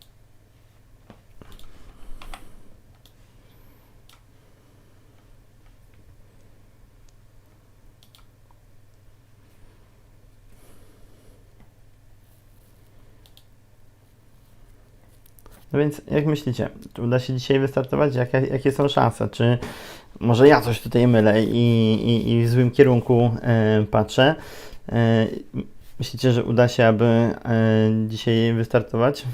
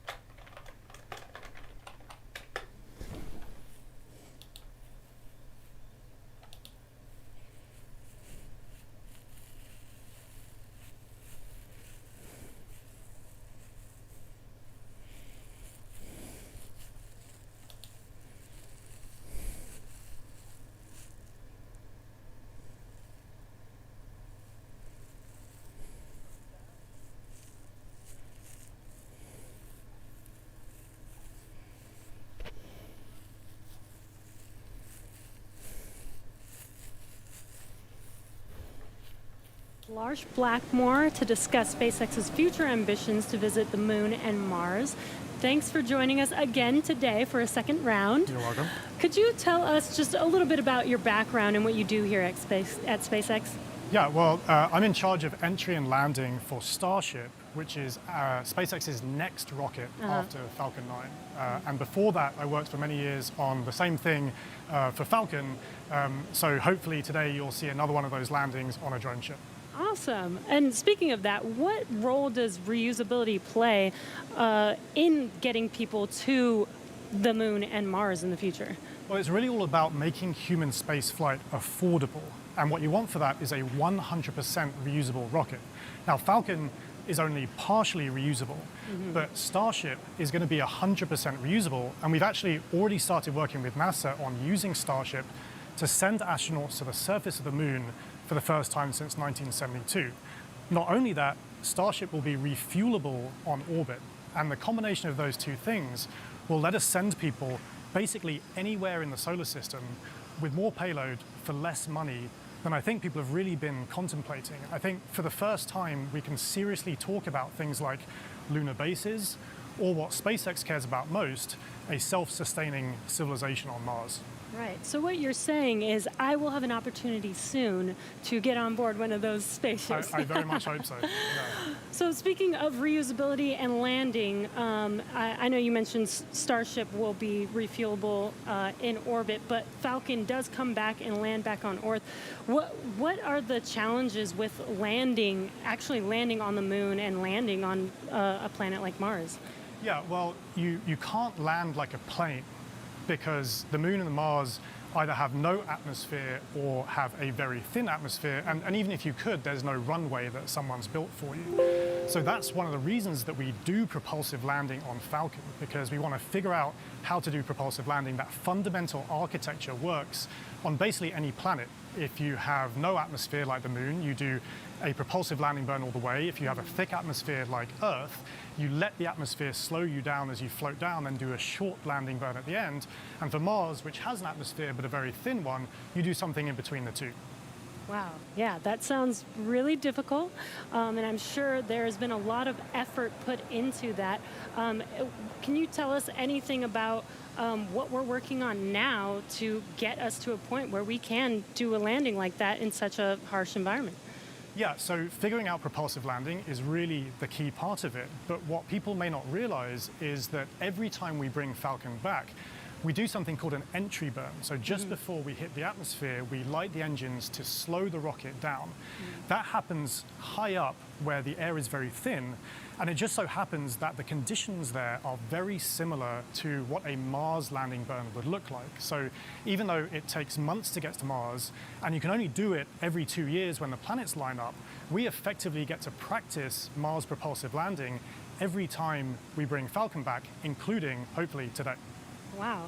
And as you mentioned, every time we bring Falcon back, we learn something new. Can you tell us a little bit more about what we learn after the vehicle has returned and we're able to check out the vehicle? Yeah, so Jessica actually mentioned this earlier, that I talked about how cost is really one benefit of reusability, but reliability is the other benefit. I mean, imagine that you do all this planning to send a rocket up through the rigors of launch and re-entry, but you don't get to see the rocket afterwards.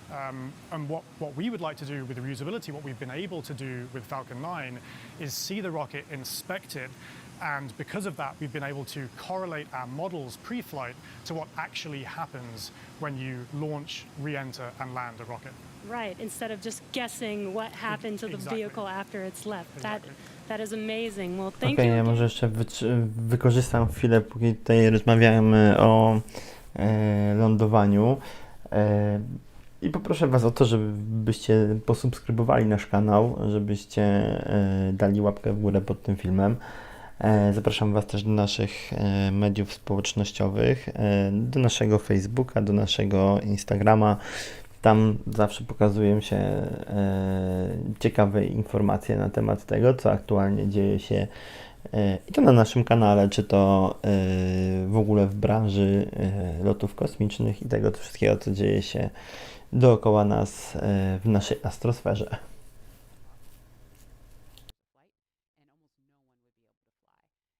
SpaceX is trying to do here with reuse, allowing not just a handful of people to be able to go to space, but tens of thousands and hundreds of thousands of regular folks like you and me to be able to go to space. So, you know, myself, you know, when people like me have a chance to go, I know my dream is to land on Jupiter's moon Europa. Scientists believe that there is a liquid water ocean underneath the ice and that it has the potential to be habitable. And so I'm super excited to get up close and personal to maybe some space fish. Leland, what about you? Where would you go? Wow, that's a pretty interesting destination. I think I would like to go to Mars. We've studied Mars so much and looked at it, and I think maybe having a Martian base that is dog friendly, you know, bring the pups along, because I think as we explore, we want to take our families, our cultures, our traditions, you know, with us, and you know, flying with Doug and Bob is cool, but you know, having more people, yeah. There's See? the dogs. The puppers, taking the puppers to space. I mean, you know, they're not. They look ready to go. They too. are ready to go. We just needed maybe some like SpaceX type suits for them, you know. But it's that's what it's all about, exploration. Like the settlers going west, you know, they took everything with them, and they started these new communities and these new traditions. And I think that's what we do with space travel. We start new traditions and communities and bring everyone together as one family, one civilization. Absolutely, we're here for it. And knowing that... Właśnie, słuchajcie, ciekawa kwestia. Jakby padło pytanie o to, w którym kierunku wy byście chcieli polecieć, gdybyśmy mieli taką możliwość, gdybyście mogli wsiąść w rakietę, czy to w... No nie, no dobra, okej, w Dragona może nie bardzo, bo to nie jest pojazd na długie podróże, ale gdybyście mogli wsiąść w Starshipa, który nie będzie akurat eksplodował i moglibyście wybrać się w podróż, to jaki kierunek obralibyście, żeby i jakie miejsce, jaki zakątek Układu Słonecznego chcielibyście odwiedzić? Napiszcie na czacie albo w komentarzach. It includes a beautiful homage to the Saturn V rocket, as well as a nod to Bob and Doug's current ride to space. And you can find more images and information about these pieces on SpaceX's social channels. Next, in the spirit of inspiring the next generation of explorers, we wanted to celebrate the class of 2020, from kindergarten all the way to graduate school. So SpaceX and NASA invited students from around the world to submit their photo to fly on America's first human spaceflight in nearly a decade. Each graduate's photo was used to create a mosaic image of our beautiful planet Earth, which we printed, and it's now being flown aboard Bob and Doug's flight on the Crew Dragon spacecraft. We received nearly 100,000 photos. That's a ton, so thank you, and congratulations, graduates. Yeah, I've got a couple of family members and friends who submitted their photos, so they're super excited about seeing their faces go to space in that beautiful mosaic. That was really cool. And again, that's what it's all about, you know, everyone coming together with their experiences and bringing them forward to space. And I think regular people flying to space, I mean, SpaceX is going to be flying, you know, non-government people, non-military people, but people that have a desire to explore and do new things and traditions off planet, as we say sometimes. Yeah, I mean, all this time since we've had the International Space Station, it's been government astronauts performing the research because you're the only ones we've been able to send, right? But we've had some tourists, though. We've had people that paid their way on a Soyuz rocket. Sure. Go. But it's really the Billionaire Boys Club. You know, that's what Pharrell talks about with, you know, it costs so much money to go to space, and I think that price point will come down as we make this more, you know, more amenable for everyday people. Absolutely. And eventually being able to fly artists and musicians and poets, people can tell the story of what they've seen out there in a way that really connects to the soul of people down on Earth, so they feel inspired to go. Exactly. Now, following today's mission, we will be one step closer to a future where we can all have that opportunity to gain the orbital perspective and explore new worlds. In just over an hour from now, Bob and Doug will be the first people to launch on an American vehicle in almost a decade. And for the SpaceX team, if I can try to speak for all of us, which is impossible, but I will say it has been an absolute honor to have the opportunity today to have this stage to show the world what we've poured our hearts into over the years with our partners at NASA. And it's just deeply humbling to know that the agency and that Bob and Doug have entrusted us with this critical mission. The responsibility that's on our shoulders is huge, and we're just so grateful to be here today. Absolutely, and I know that our NASA teams really share in that sentiment. We heard from just a handful of them earlier when Bob and Doug were riding out to the launch pad. But there's so many people that we're probably never going to see or hear from on the public stage, but that have poured their hearts and souls, as you said, into this mission. All the engineers up late hours, checking, double checking, triple checking everything to troubleshoot and solve problems and get us to this point. So it's just really awesome that we've made it to this point. When you think about legacy, Katherine Johnson, who helped get John Glenn to space, her daughters are watching right now. And that, again, that legacy going forward to the future of space travel is powerful. Wow. And we heard from two icons of science and exploration on Wednesday, and we couldn't resist sharing these shout outs with you one more time. Wow, we're making history again. The NASA program. I am there with you guys in spirit. Bob, Doug, good luck. I know you'll be fine. I'll be watching and got everything crossed, arms, legs. I'm tied in a knot. Can't wait for you to get back safely. This is the first time a U.S.-built rocket has taken people into space in 9 years. It's quite an accomplishment. So for us at the Planetary Society, more rockets means more exploration.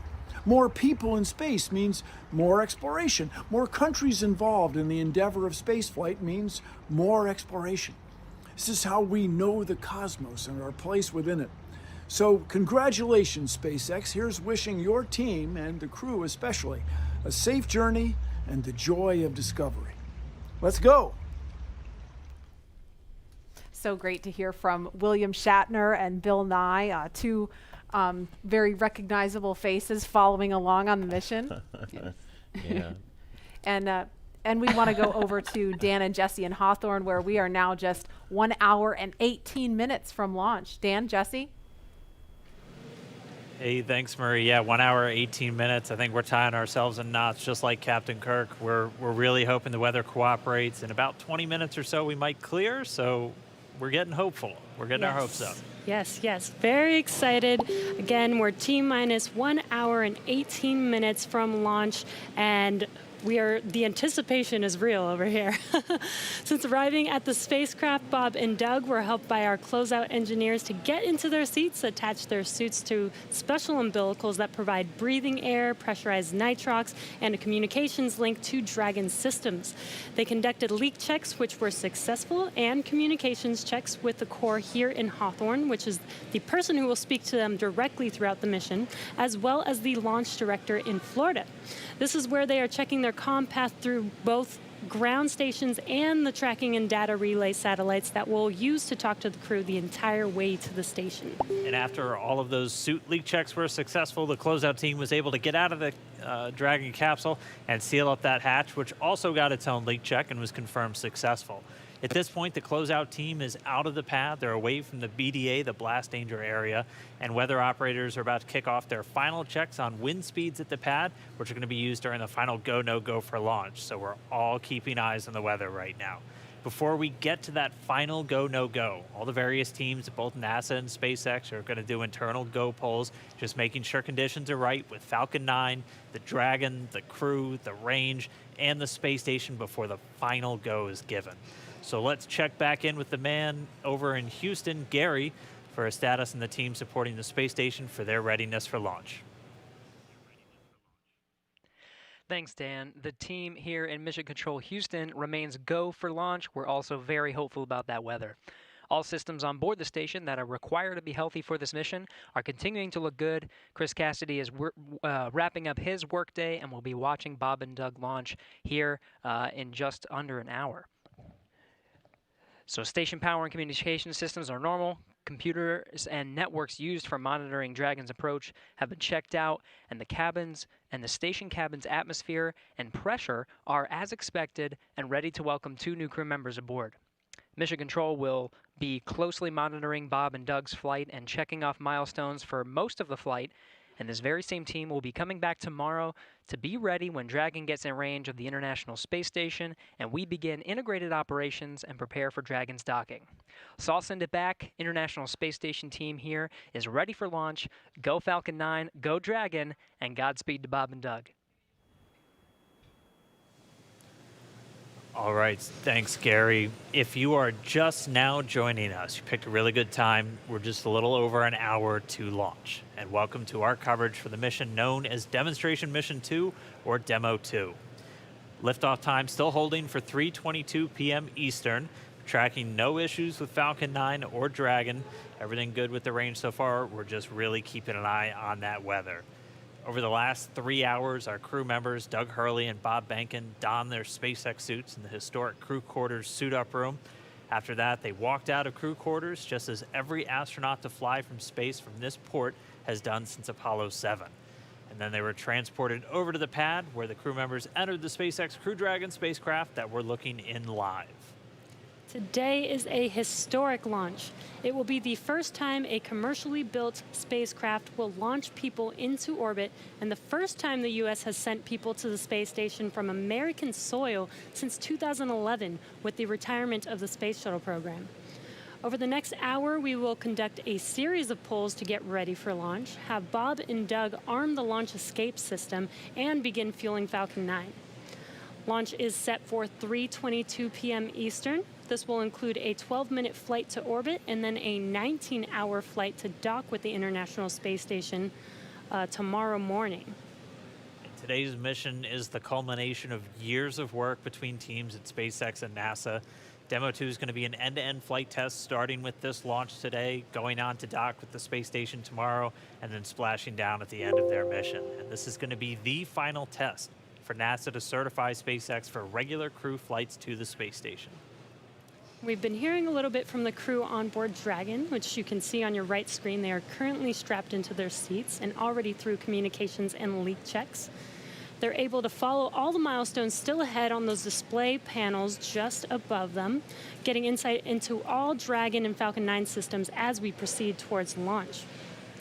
So at T-minus 1 hour and 13 minutes, let's check in with John I for a status update on the vehicles. What's the update, John? Thanks, Jesse. Well, not much to add to what Dan and Jesse just brought up. We've had a smooth countdown this afternoon. SpaceX team is working no issues as the pace begins to pick up here in the last 70 minutes. On Falcon 9, we did get the team on console. Earlier, you heard the comm checks between the responsible engineers and the crew. The engineers will be making calls on Ascent for the crew's benefit, so they want to make sure that they could hear them before we go.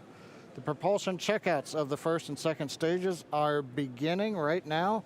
We're watching them begin to go through the process, opening valves. That check will go for about another 10 minutes, and that'll be our last one until propellant loading. Now the team will assess readiness for launch with a final go-no-go poll at T-minus 45 minutes, and that'll be followed by propellant loading starting at T-minus 35 minutes. Now earlier today, Dragon operators also performed a series of checkouts of Dragon's flight systems. The spacecraft is also currently go for launch.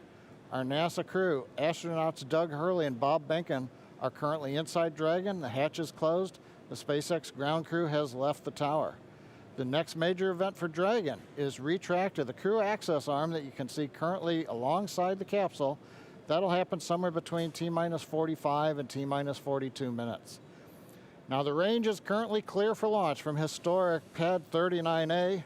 The worldwide network of ground stations and the tracking and data relay satellites are ready to support Dragon as it heads into orbit.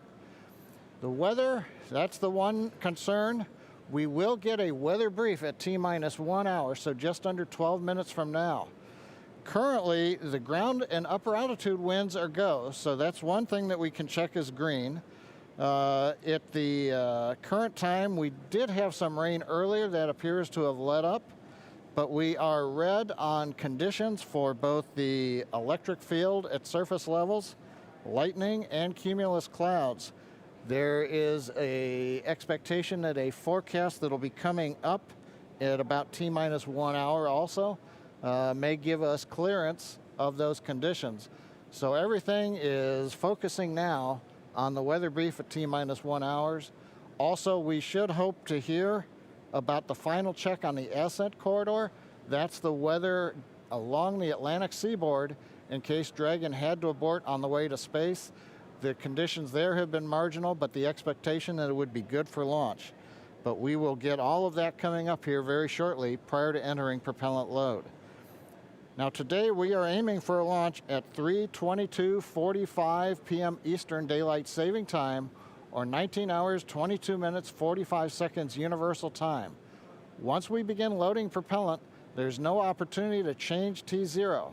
So once propellant is loading, we're committed, and we'll get one chance at it today. But currently at T-minus 1 hour, 10 minutes, and 30 seconds, everything except the weather is go for launch. Thanks, John, for that detailed update.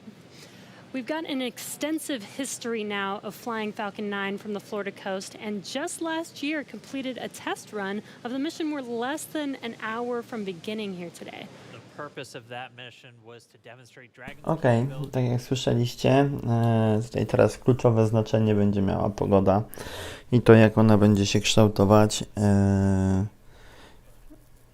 Wszystkie procedury związane z przygotowaniem do startu trwają. Nie są w żaden sposób przerwane, co powinno dobrze wróżyć. Natomiast już z doświadczenia poprzedniej próby startu wiemy, że niekoniecznie to będzie oznaczało start, ponieważ nawet 17-10 minut przed startem może zostać ta procedura zablokowana. Za chwilę dowiemy się, czy będzie zielone światło na to, aby tankować pojazd, ponieważ zbiorniki Dragona, czy zbiorniki pierwszego i drugiego stopnia rakiety są w tym momencie niezatankowane. Poprzedzi to uzbrojenie systemu ucieczkowego. System ten musi być włączony w momencie, kiedy pierwszy i drugi stopień są tankowane,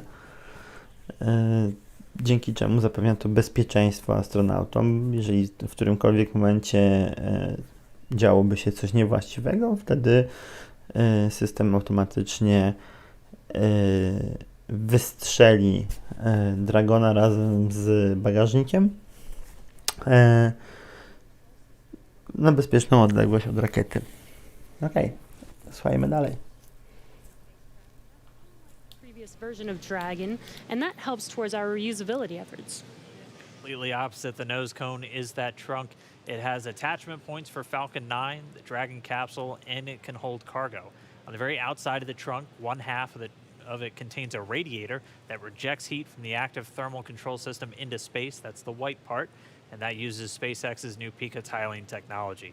The other half contains the solar cells used to charge the spacecraft's batteries. And though we only have 2 astronauts on board today, the spacecraft is actually designed to accommodate up to 7 crew members with modular seats that can be removed and replaced by additional cargo. The seats are made of carbon fiber and are custom sized for any crew member flying on board. The control panel centered right between the pilot and the commander seats and has those 3 touchscreen displays that gives the crew insight into Dragon and even the ability to operate the vehicle and fly it manually. And finally, our Super Draco launch escape system is a key safety feature of Crew Dragon, giving the crew the ability to safely escape from the time of launch all the way to orbit. And as we look to the future beyond this test flight later this year, the first operational crewed mission for NASA will take place. NASA astronauts Mike Hopkins. Reminder, review your launch commit criteria and indicate readiness at the appropriate time. Step 5469 for propellant load and launch. That's a good sign. That was the launch director. We're getting ready to pull the teams as we move towards that go, no go for propellant loading, which happens at about 45 minutes before launch. But back to our Crew 1 mission, NASA astronauts Mike Hopkins, Victor Glover, and Shannon Walker, and Suichi Noguchi of the Japan Aerospace Exploration Agency, or JAXA, were chosen to support this mission. Bleeding Again, it's M1Ds called and Crew I'm back 1. now. But today, Doug Hurley is the spacecraft commander for this mission. He previously flew on 2 space shuttle missions as the pilot on STS-127 and STS-135, which was the final space shuttle flight. Here's a closer look at Doug Hurley. Excited? Very excited. Yeah, very excited. You feel ready? Feel pumped? Oh yeah, I think we're ready. I think we're certainly ready. Joining the SpaceX Demo 2 test. He is a Marine Corps colonel and test pilot. He was selected as an astronaut in 2000. He piloted Space Shuttle Endeavour and Atlantis for STS-135, the final space shuttle mission. Introducing NASA astronaut Doug Hurley.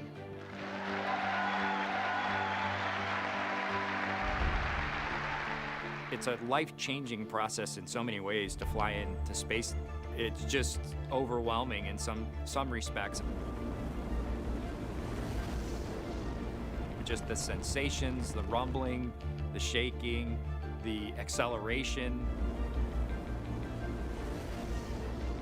My name is Doug Hurley, and I'm the spacecraft commander for the Demo 2 mission to the International Space Station.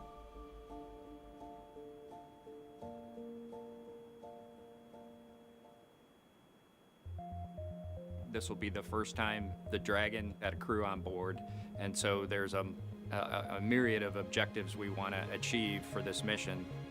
What would work on orbit, what might not work on orbit, what would definitely work. To be able to just have the entire integrated team that's going to support us getting to and from space station, it was really neat being part of it. You know, we are the lucky ones that get to fly it, but we certainly not for 1 second take for granted the amount of effort that so many other people had to put into this to make it successful.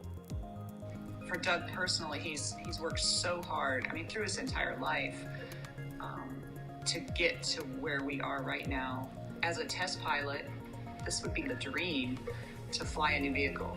So it makes me so happy to see that he gets to be part of this mission, the spacecraft commander.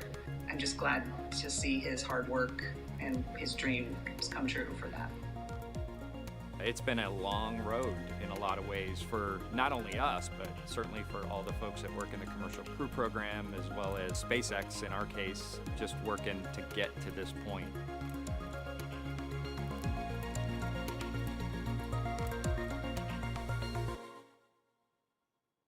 W sumie faktycznie jest to też taka, już któryś raz chyba o tym nawet mówię podczas tego live'a, jest to taka też dość ciekawa informacja. Nie? Jakby widzimy Ilona, widzimy astronautów, widzimy kilka osób, które tak naprawdę stoją gdzieś na froncie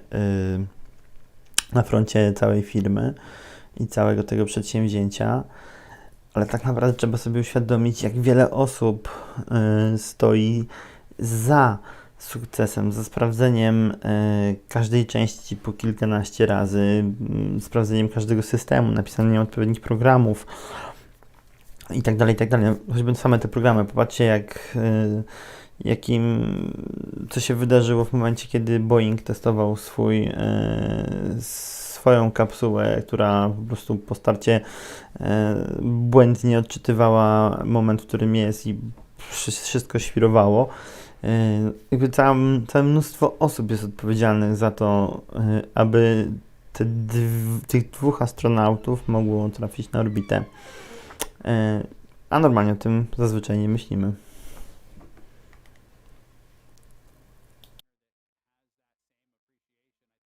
Challenging for some folks. There's a lot of work and a lot of time that takes away from family that that my spouse appreciates, and I love her for that.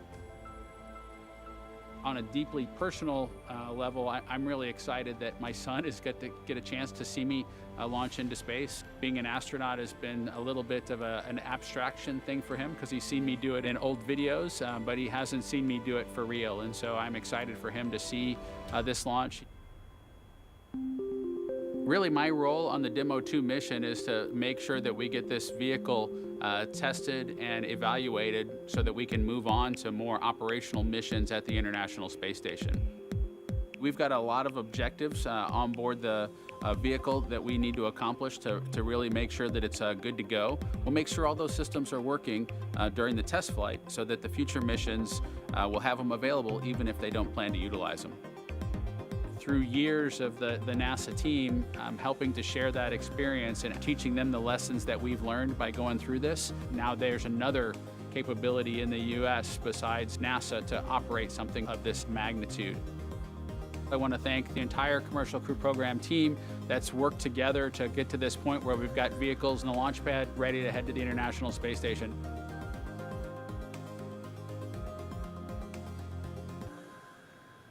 10, 9, 8, we look even 7, further into the not so distant future, flying on a mission to space. 3,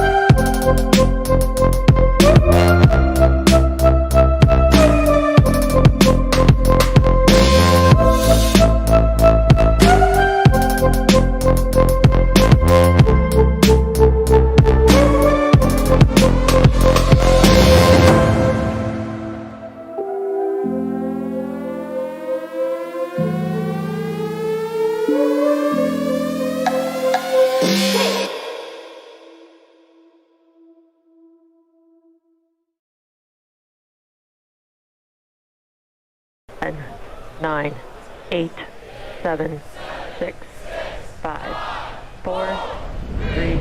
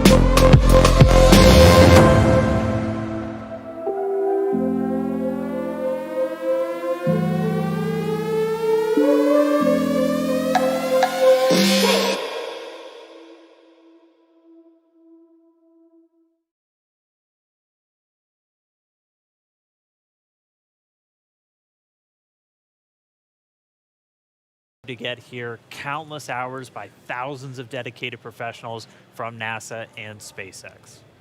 It's been an exciting week, but this last final hour is just so exciting right now. Today's mission will be Crew Dragon's second test flight and its first test with humans on board. It's been an awesome countdown so far. Weather, we're still waiting for that update, so it's still a watch item, but the crew is go for launch, so at T-minus 45 minutes, hopefully we'll get an update on that weather. We've had a really clean countdown so far. It started with suit up just over 3 hours ago. The SpaceX team helping Bob and Doug put on their suits, conducting initial checkouts, including an initial pressure and leak check before they got to the actual walkout. And all of that done in that operations and checkout facility. The crew walkout was where Bob and Doug gave their final goodbyes to friends and family gathered outside the operations and checkout building before they began that roughly 20-minute ride to pad 39A. Really touching moment, saying goodbye to their family, both their wives and sons right in front of them. Yeah, very touching moment. It's incredible to be able to watch these moments. And as they got into their Teslas, we got to watch them ride all the way to the pad, and we got some great footage there. And as you can see on your screen, this is some playback from earlier of them getting into those Teslas, about to make that drive down to the pad.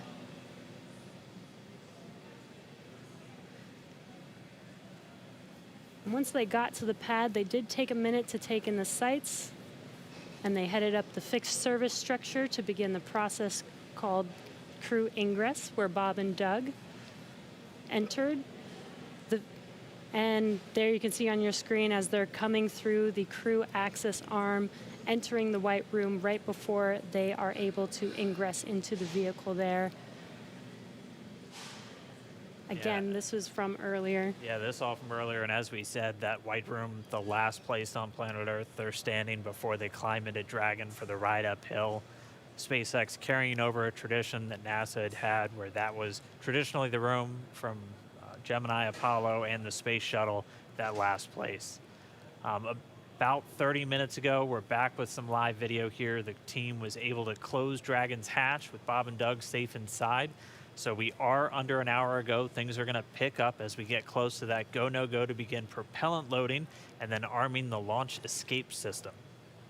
The crew pull for readiness was completed at T-minus 60 minutes, and the Dragon pull for prop load is coming up here in just about 30 seconds at T-minus 55 minutes. And then following that will be T-minus 45 minutes will be the internal mission control Hawthorne pull, and then the launch director's pull for propellant loading. When we get to about T-minus 40 minutes, the crew access arm will retract, and Bob and Doug will get the call to close their visors and arm the launch escape system. This is the automated system in place that can fire the 8 Super Draco thrusters on Dragon to quickly separate the crew from the rocket, either on the pad or during the flight on the ride uphill. And then once we reach T-minus 35 minutes, propellant loading for the Falcon 9 will begin. We got there on Wednesday. We got all the way down to about 17 minutes before launch before we had to cancel because of weather. But we're optimistic right now. Conditions have been improving, and so we're looking to press ahead once again into loading fuel onto that Falcon 9 rocket. Throughout the countdown, we've been getting some incredible views of the astronauts inside Dragon, just making all of their final preparations, some close-up views of their suits and on the displays as they just are strapped in and ready for launch. The teams often describe the suits as an extension of that Dragon spacecraft. You can always think of it as a mini spacecraft inside of a spacecraft. It's got all of the life support, everything that they need, just like the capsule The on countdown 1, technical pull is complete. No constraints to proceed into launch escape system arming and propellant load. And there's that call out that the crew is ready. They are ready to load prop onto Dragon. So we are pushing forward towards T0. And while those suits do look great, they are also engineered to connect directly into Dragon seats to provide communications, cooling, and the ability to pressurize if necessary. All right, well, we did get the call out that the technical teams on the ground are ready for launch escape arming and propellant loading. Again, things starting to pick up, things really starting to feel real. Let's jump down real quick to the team at Kennedy, see if you guys are just as excited. I can't sit still right now. It's starting to feel real. Yeah, it's hard to sit still in here, right, Leland? That rocket fuel going through my veins still. I know. It's so awesome when we see them sitting there in their suits. We're less than an hour away now. So far, things look like we might make it. We might make it. So I want to ask you what it was like the first time you put on a spacesuit when you knew you were going to space. Oh, that was February of 2008. We were in the ONC building getting the pumpkin suits on. A little bit different than the SpaceX fly SpaceX suits, but it was kind of surreal, you know. And to think that all of these, it took 10 years of training to fly in space. It took me 10 years from when I got in the Corps in 1998 to flying in February of 2008. So it was a long road to get there, but it was so worth it and so sweet. And you know, learning how to use the green apple, the connections for oxygen, for cooling, much different than these suits that we have here with SpaceX. And so it's a lot more complicated to go through that whole series of things that you have to do to make sure you're safe in the suit. But we've evolved, we're ready, and they look so cool and calm and collected in their suits and in the vehicle. They're focusing and getting ready to fly in space. And there's so much excitement around the center. I know, Leland, you've been getting some messages. You got another message from another astronaut. Yeah, Sunny Williams. Okay, so Sunny, She's Lauren, kind of the best. She's Sunny is she's awesome. a commercial crew also. She was one of the original cadre. She was one of the original 4 who trained with Bob and Doug from the beginning of the commercial crew program. And she's one of my classmates. Look at her there. What is she wearing? There she is. Hey, the Sunny. meatball. I forgive you, Sunny. No, she had the worm on Wednesday, so she wore the meatball today. So She's it's the best. But now she can wear the worm ball. I guess. The worm ball, yeah, she can mix it up. But yeah, Sunny's awesome. She's training to fly on the Boeing Starliner in the not too distant future. So really glad she's watching and showing some love. So thanks a lot, Sunny, for sending that note. And again, we're looking at a live view of the Crew Dragon on top of a Falcon 9 rocket. You can see the crew access arm to the right of your screen. That's the hallway that Bob and Doug walked down to get into the White Room, which was the last place we saw them standing up before they climbed inside Dragon. And again, the wider shot there of Launch Complex 39A, where we are inside of an hour from liftoff, and I think we're just a couple minutes away from the pull we're going to hear before they start propellant load. Again, a 2-stage rocket there. And gosh, you guys, the weather looks not that bad. I mean, obviously that is not an official forecast, but it doesn't look quite as bad as it did Wednesday. We've got a little bit better odds. So there's the countdown clock. We're to helium.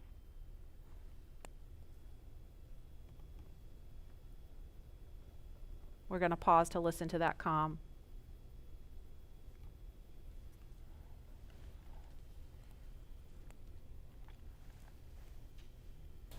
No właśnie, dzisiaj pogoda nie wygląda tak wcale źle, jak wyglądała w 27, więc no, myślę, że może szanse będą dużo większe niż ostatnim razem. Wszystko już jest przygotowane, czekamy teraz na komunikat o tym, czy rozpocznie się tankowanie. If you're just joining us, we're less than 50 minutes from the scheduled liftoff of the Falcon 9 rocket carrying Crew Dragon. And if we start to hear any kind of update on weather or polling, we will pause to listen in for that. But if things go as scheduled, we should be hearing the launch director verify go for propellant load at about T-minus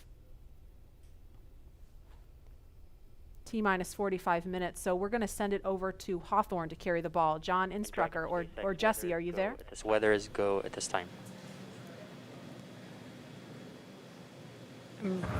Dragon copy, go weather.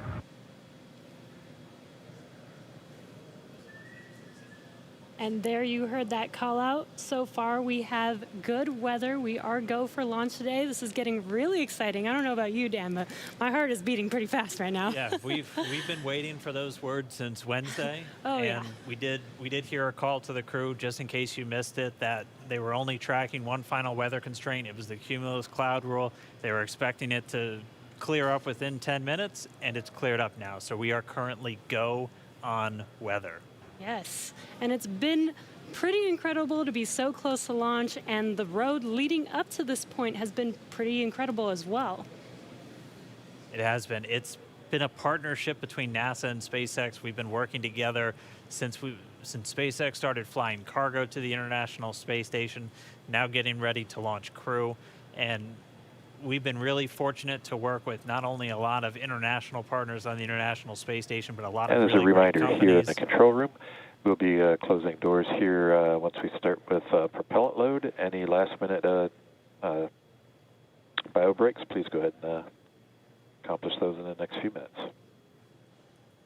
And the launch director just getting the teams ready. We'll be coming up on that propellant loading. Again, that starts at about 35 minutes prior to liftoff, so in about 12 minutes from now.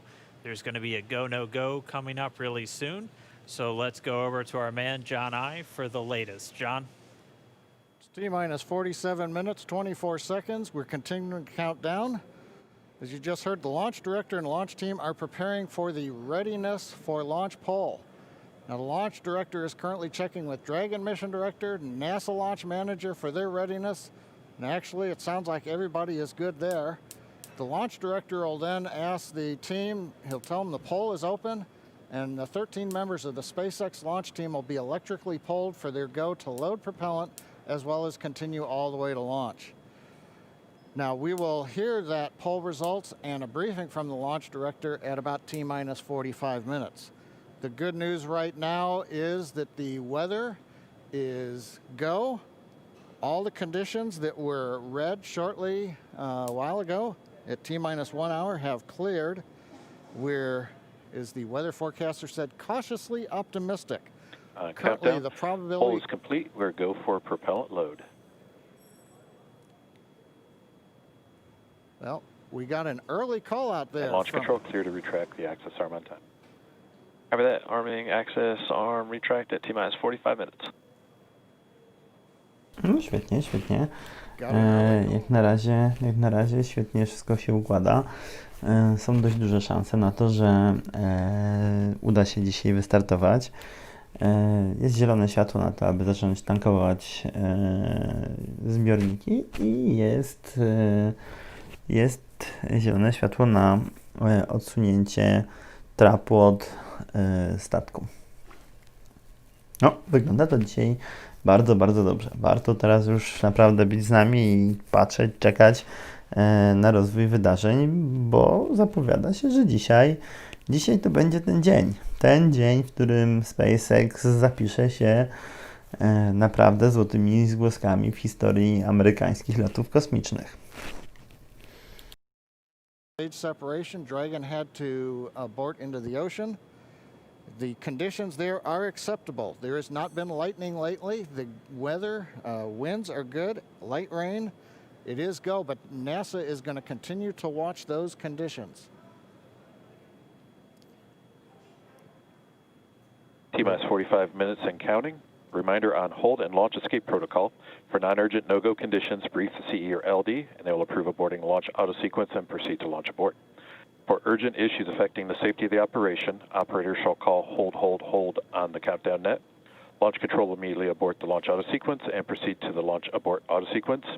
Operators shall also advise launch director whether structural break or fire is imminent or occurring for Dragon manual escape flight rules. A reminder on fire alarm instructions. In the event of a fire alarm, key operators previously briefed will remain at their post while the alarm is evaluated. In the event that personal safety is threatened, evacuate to the south-facing emergency exit, which leads directly outside. At this time, weather is go for launch. You can see on the screen, we're inside T-minus 40, we're T-minus 44 minutes, 5 seconds. Crew access arm retracting away. SpaceX launch director is given the final brief to the crew. And we will be beginning propellant loading at T-minus 35 minutes. So right now on Falcon 9, ready to get into propellant loading. Dragon, crew, getting configured, set up. The arm is pulling away. The range is go for launch. They continue to monitor the air and the sea space. Everything looks good. And we finally have gotten green across the board on the weather conditions, but we can't take a deep breath quite yet. We're going to have to watch the weather all the way down to T0, both here at Kennedy Space Center and out in the Atlantic in the abort zones. Now, earlier we saw many of you following the launch from the United States on our hotspot map. Now that we're inside an hour, we're seeing large numbers of folks logging on, tuning in from coast to coast and around the world.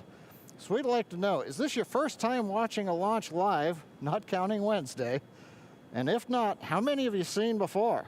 Tell us using the hashtag LaunchAmerica from your favorite social media platform. And with that, at T-minus 42 minutes, 50 seconds, conditions are go, and we are counting down for an on-time launch. Let's send it back over to Kennedy Space Center as the action begins to pick up on the pad.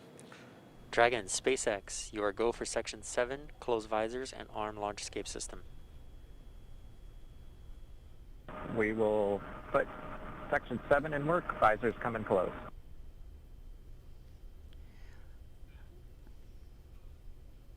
All right, the countdown clock is continuing to tick. My heart is continuing to beat 5 million beats a second. And we are getting so close. SpaceX Dragon in 7.2. Visors are closed. We're arming launch escape system. Copy. And as you just heard, the crew is arming the launch escape system. That is one of the absolute last Okej, tak jak słyszeliście, zostaje uzbrojony system ucieczkowy.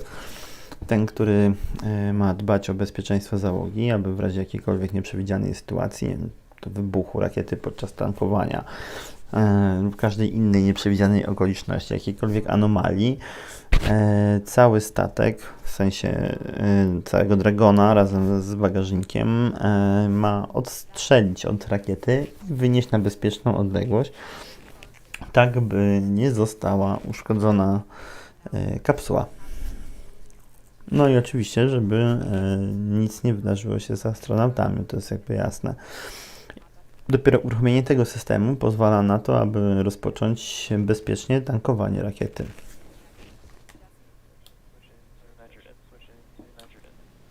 We did hear that call out that they are arming the launch escape system, so very exciting. SpaceX has designed Crew Dragon and Falcon 9 to be the safest launch system ever flown. So we brought back Nick Picone, SpaceX's Nick Picone, to talk more about this again. Thanks for coming back and joining us today, Nick. Hey, Jesse. Happy to be here. Still monitoring the launch here with our recovery and ground operations teams. Awesome. And Nick was our mission manager for our in-flight abort test earlier this year and now works on the Starlink team. Nick, on Wednesday, you talked about the launch escape system. Could you just give us a brief summary today for those that are joining today? Sure. So the launch escape system, again, is our ultimate safety feature to keep Bob and Doug safe in the event of a major Falcon anomaly on the pad.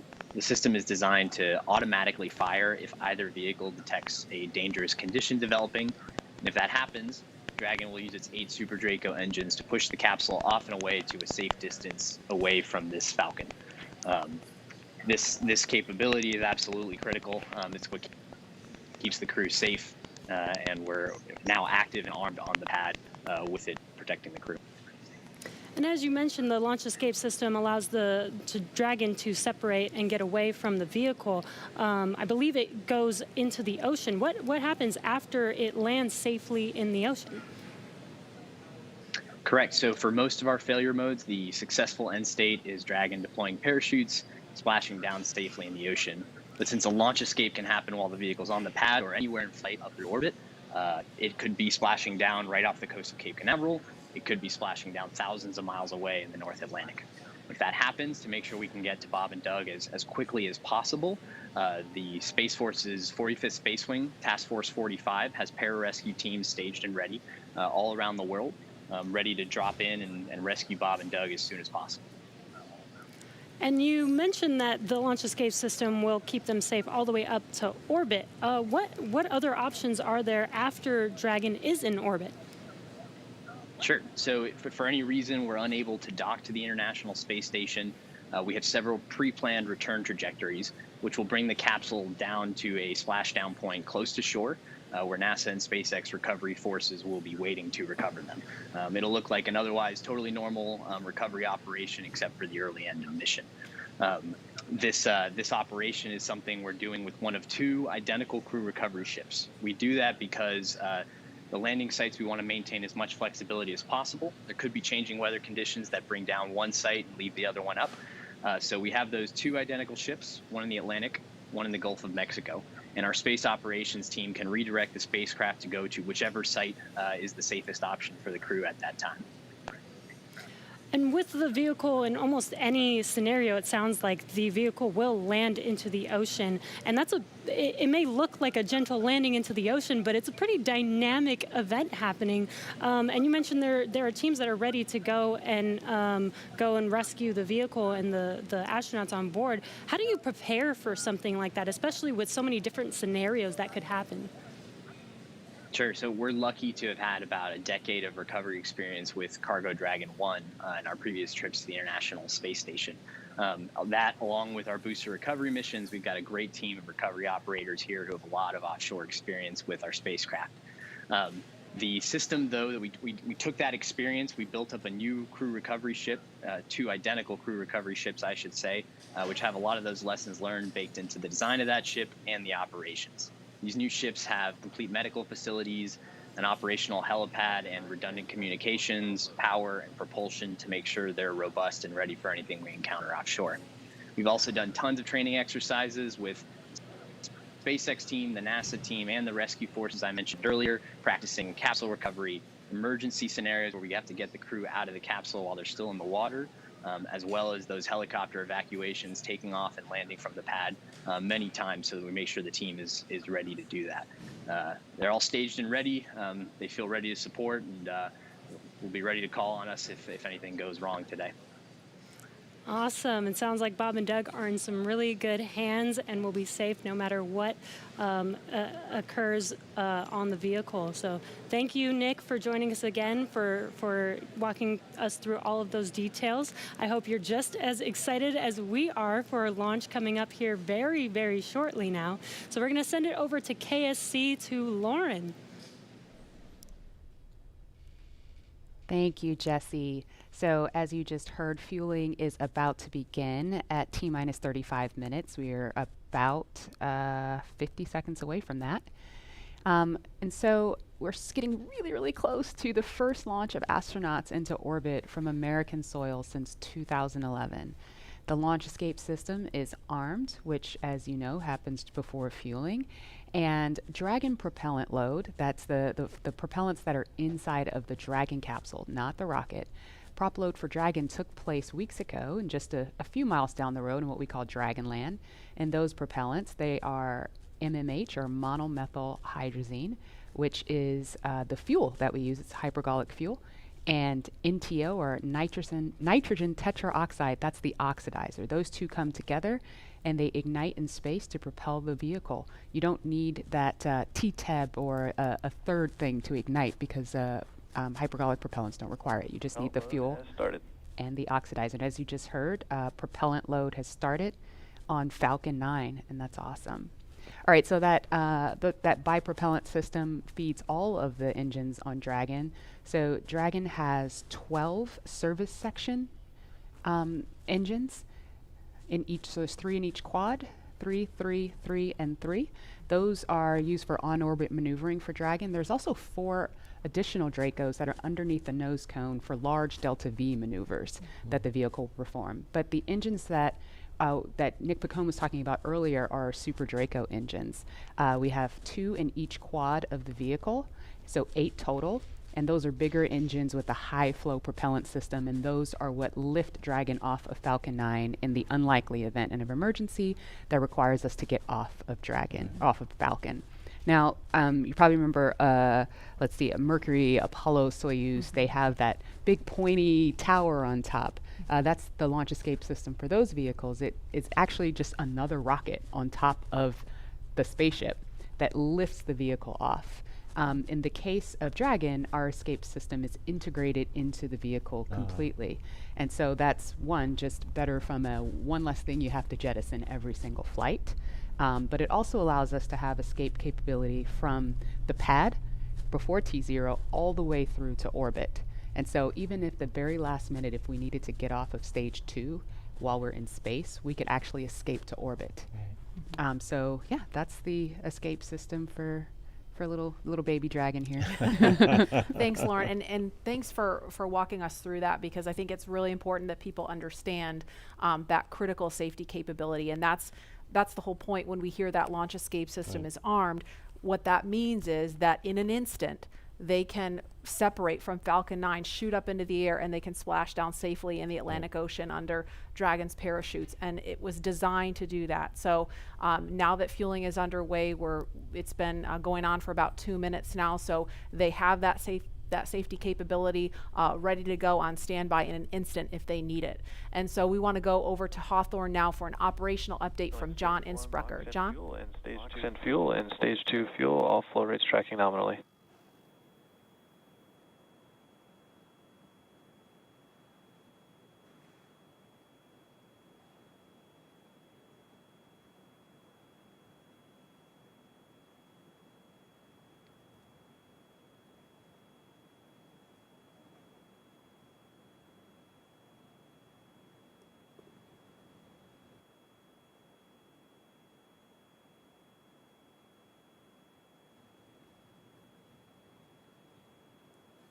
We're at T-minus 32 minutes, counting down. These final minutes, everything's still looking good for Falcon 9 and Dragon for an on-time launch. Falcon 9 did begin propellant load at T-minus 35 minutes at planned. Now on the Falcon 9, we use a fuel and oxidizer as the propellants that power it. The fuel is commonly known as RP1. That's rocket propellant grade 1 kerosene. The oxidizer is densified liquid oxygen, also called LOX. Densified means it is kept much colder than typical for launch vehicles. This allows for more oxidizer to be loaded into the first and second stages. Now with the fuel and oxidizer on hand, we need an ignition source to complete that fire triangle, as we call it. For this, Falcon 9 uses a fluid called T-Tub. It ignites in the presence of oxygen and gives off a green-colored flame. Now it's hard to see on the first stage ignition due to the water that'll be spraying on the pad, but you might just see the green flare as the second stage engine ignites following stage separation over 2.5 minutes into flight. Now currently first stage fuel tank is about 10% full. The first stage, as a reminder, as you look on the left side of your screens, the first stage is the long white cylinder at the bottom, topped off by the black cylinder. So over 2/3 of the rocket is that first stage. So the fuel tank is getting loaded. We're also loading the liquid oxygen into the first stage also. The second stage, which is the top 1/3 between the Dragon and the black cylinder, that's the white second stage, that is being loaded with fuel right now. That's about 8% loaded at this moment. Liquid oxygen loading is going to begin on second stage at T-minus 16 minutes 30 seconds. Liquid oxygen loading will continue on both stages all the way down to the last few minutes of the count. We're also loading helium into pressure vessels on the stages. That's used to pressurize tanks in flight as the propellant is pulled out by the strong Merlin turbopumps. On board the Dragon spacecraft, astronauts are monitoring systems while the propellant is loaded into Falcon 9. While we mentioned we had trained them with sounds that we had recorded on board. They've been through most of a propellant load, and they are now experiencing those sounds and vibrations. Stage 1, the cryo range helium load continues started. to report no problems. They are go to support launch. Weather, the last of the red conditions cleared up about 15 minutes ago. Everything is marginal but acceptable on the weather. We'll continue to watch all the way through the countdown. Now, as a reminder, today we are now into an instantaneous launch window now that we've begun propellant loading. So at this point, if we hear a hold for any reason, we'll have to stand down and target our backup launch opportunity tomorrow, May 31st. Thanks, John. For Demo 2, Bob and Doug's flight to station will take about 19 hours, and their journey is fairly similar to the trip our Cargo Dragon makes back and forth to the International Space Station, but with two noticeable differences, and that's docking and splashdown. And as we await T-minus 0 in just under 29 minutes from now, the ground operations teams are doing a series of system checks to make sure Dragon and Falcon 9 are both ready for liftoff.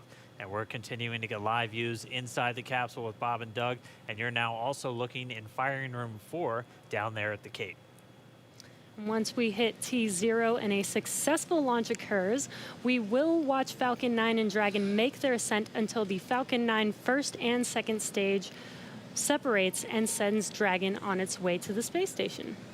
And at this point, mission operators will prepare Dragon for on-orbit operations, where the vehicle will execute a series of burns that gradually raise its orbit to align more closely with the space station, as you can see in this animation. And just after putting Dragon into the same orbital plane as the station, the teams will get ready for Dragon's approach and docking maneuvers. The next Dragon will make its approach and actually dock with the space station. And this is a very different process from what we've seen with Dragon cargo deliveries in the past, which use a process called berthing. Berthing requires a spacecraft to approach the station and then stop so a crew member can maneuver the station's robotic arm to capture the spacecraft. Docking on this version of Dragon can be done autonomously with no crew on board the station. It's typically a faster process, both when arriving and leaving, but it does still require pinpoint accuracy to approach safely. Once captured, a spacecraft then gets attached to a common berthing mechanism, the same type of port that we use to connect each of the modules on the station together. It's a little bit slower of a process, but the hatches are significantly larger than the docking ports, which makes them perfect for bringing up those really big cargo items. Dragon will spend up to 120 days docked before preparing to return home. Following successful completion of Dragon's test objectives and cargo loading operations, the crew will close the cabin, perform final system checks, and configure the vehicle for undocking. Once the automated undocking sequence is complete, Dragon will complete 2 departure burns using its Draco engines, pushing it away from the space station. And then next up on the trip, deorbit entry and landing, or splashdown, which is going to cover all the operations following that final departure maneuver. That's going to include events like the trunk separation, closing of the nose cone, a deorbit burn, and then eventually as they get into the atmosphere, the deployment of the drogue and the main parachutes, and all of that ends with splashdown right off the Florida coast. At that point, teams from SpaceX will move in with their recovery ship, grab the capsule out of the water, and work to get Bob and Doug out of Dragon after a successful mission in space. So we are 26 minutes away from launch. Fueling of Falcon 9 is continuing. Let's check in one more time down with the team at Kennedy. Murray? All right, thanks, Dan. We are so pumped right now because things have cleared up and it looks like we might actually do this today. If you're just joining us, we are now 25 minutes, 46 seconds and counting from the first launch of astronauts to the International Space Station. Okej. Widzieliście animację, która przedstawiała drogę, jaką musi pokonać Dragon, aby dotrzeć do Międzynarodowej Stacji Kosmicznej i drogę powrotną na Ziemię. No, myślę, że imponujące to jest, co dokonał SpaceX w tak krótkim czasie. Okej, nadal trwa tankowanie, więc czekamy na to finałowe odliczanie, w którym już zostanie podjęta decyzja, czy pogoda, w tym momencie pogoda jest na to, wychodzi, że jest możliwy start, więc czekamy, zobaczymy. Mam nadzieję, że taki stan się utrzyma i że zobaczymy dzisiaj startującego Dragona.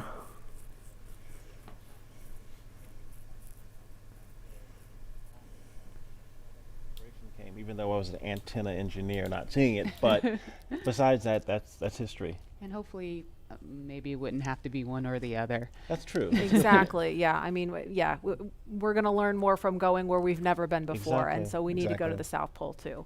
And we are thrilled to see all of you following along online. Thank you for answering our poll, and we're going to go over to Tahira, who's been monitoring all the action with less than 25 minutes to go. Tahira, I'm sure things are heating up online. Hey, Marie, I mean, you're completely right. Now that we have that go for launch, people are on the edge of their seat right now waiting on this historic moment to take flight. As you can see, photos are still coming in of just everyone around the country showing their excitement for this launch. And it's really been a touching thing to see how everyone's kept this excitement going from Wednesday's first attempt. So we just took a look at numbers, and we are now over 3 million people tuning in for this historic launch. And so for me personally, I just want to wish Bob and Doug the best of luck. This will be my own first time watching humans lift off to space from the United States, and it's just going to be a super emotional moment. For that, Marie, back to you at Kennedy for these last minutes before launch. All right, thanks, Tahira. And Leland, we got 23 minutes and some change to go. What do you think Bob and Doug are feeling right now? I think, they're very calm, cool, and collected as test pilots, but I think they're thinking about what are the steps that I have to take if a malfunction or something happens. And so the nominal stuff is all kind of automated, but if something happens where they have to intervene with those touch screens, that's what they're thinking. Mm-hmm. And we're just inside 23 minutes now. So on Wednesday, we were 5 minutes further in the countdown when we heard that call to scrub, and the weather was still very touch and go at this point on Wednesday. But today, it at least for right now, I don't want to jinx it. I'm afraid to even say it out loud, but it looks better today. Yeah, and it feels like I'm feeling it a lot more than I did on Wednesday. Right. And speaking of Bob and Doug and them being really calm and cool and collected, haven't had the opportunity to be in meetings with them and to watch them train.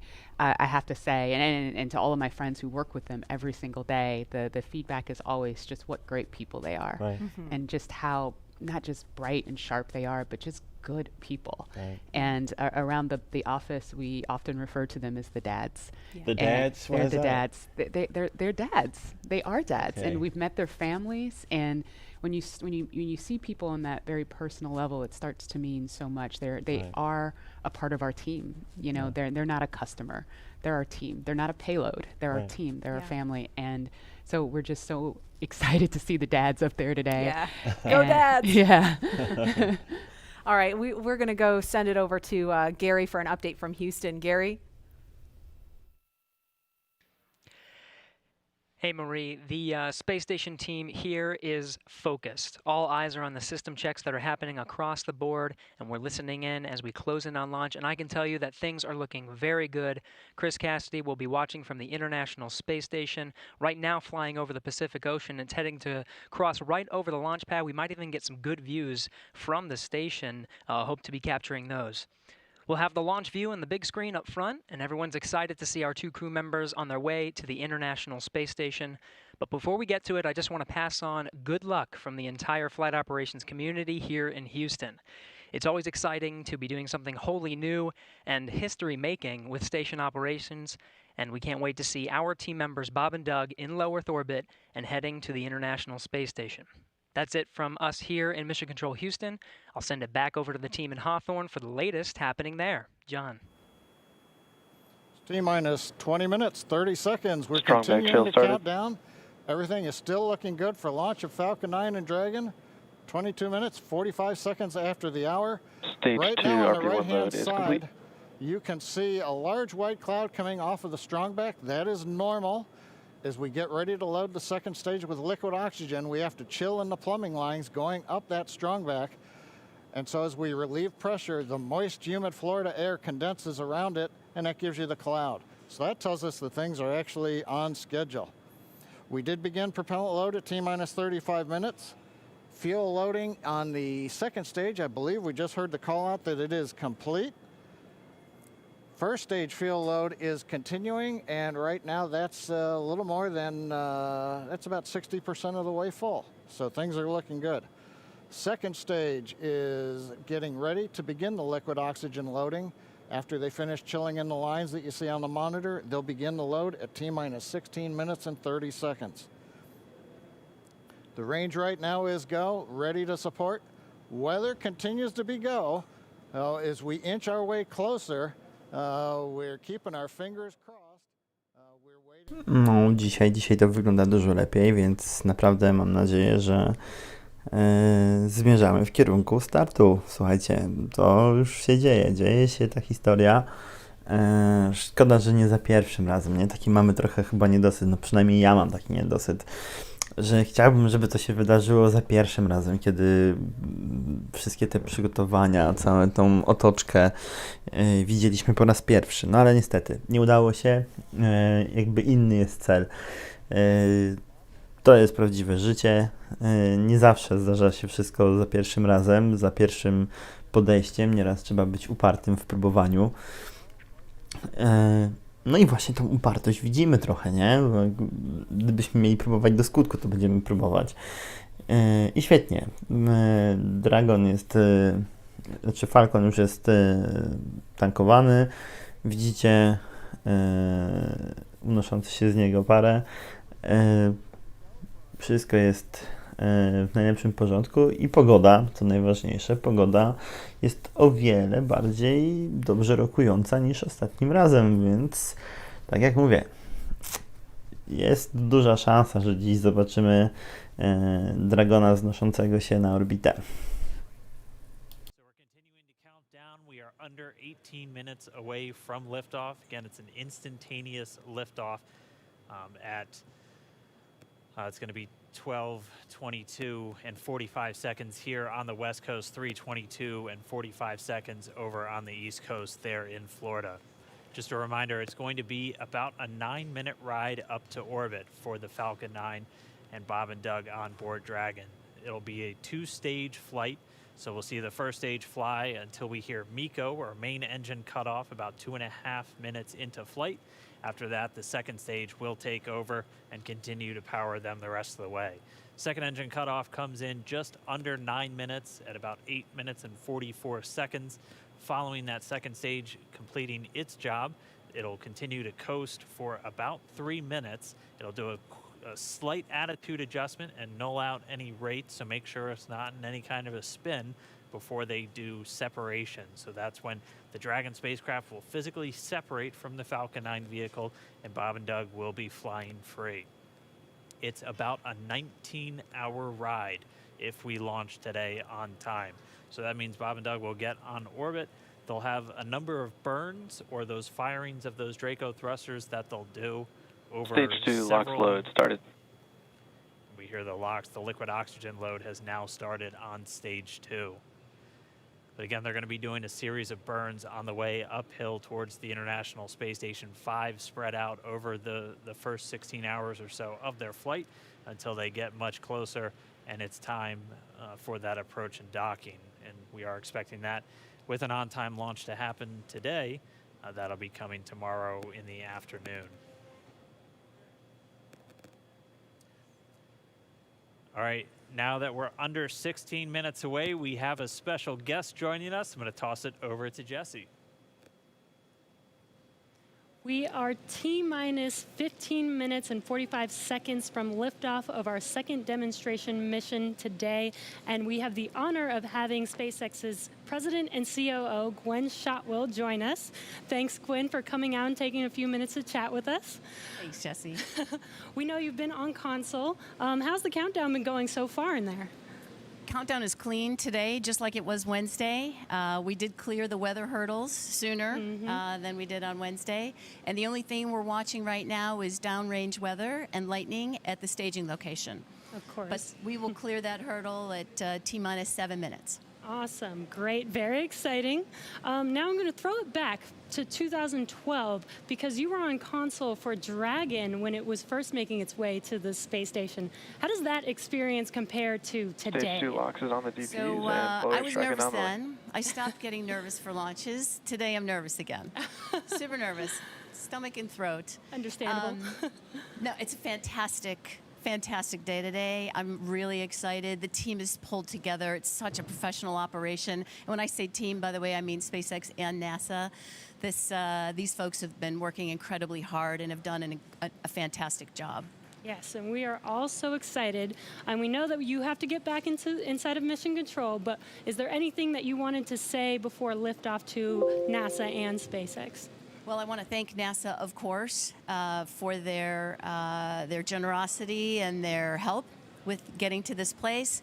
I want to thank all the SpaceXers who have come together to make this moment in history. And I want to thank Elon for hiring me. We thank Elon for hiring you as well. Thank you so much for joining us. We'll let you get back to mission control. And good luck with launch today. Thanks, Jesse. And Godspeed, Bob and Doug. Well, we are so excited. We are just a few minutes away from countdown. So we are going to turn it over to Dan and John for the final minutes in terminal count. Take it away, John. T-minus 13 minutes, 30 seconds, continuing to count down. We're continuing to load fuel onto the first stage. That should finish up in just about 6 minutes. Fuel is completely loaded on the second stage. That's closed out. And we are continuing to load liquid oxygen on both the first and second stage. The liquid oxygen load beginning on the second stage just about 3.5 minutes ago.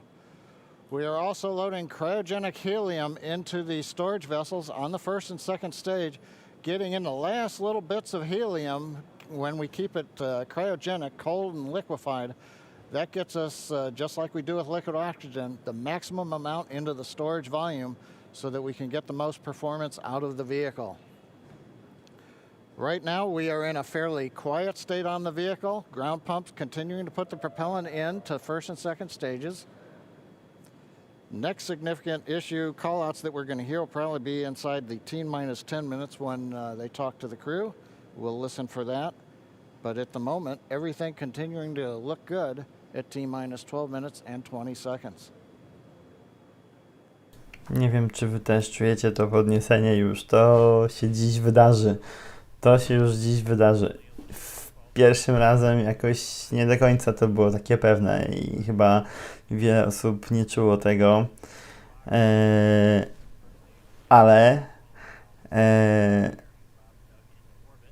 Ale dzisiaj jest zupełnie inaczej. Dzisiaj jest naprawdę taki dreszczyk i to czuć, że to dzisiaj poleci. Czuć, że dzisiaj Falcon oderwie się od ziemi i że będziemy mogli podziwiać piękny start.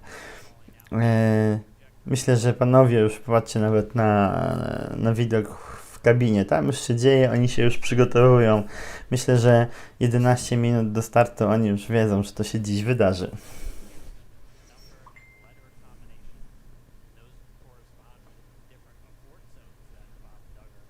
Hej! Patrzymy, co się wydarzy. Patrzymy i widzę, że to się naprawdę dziś stanie.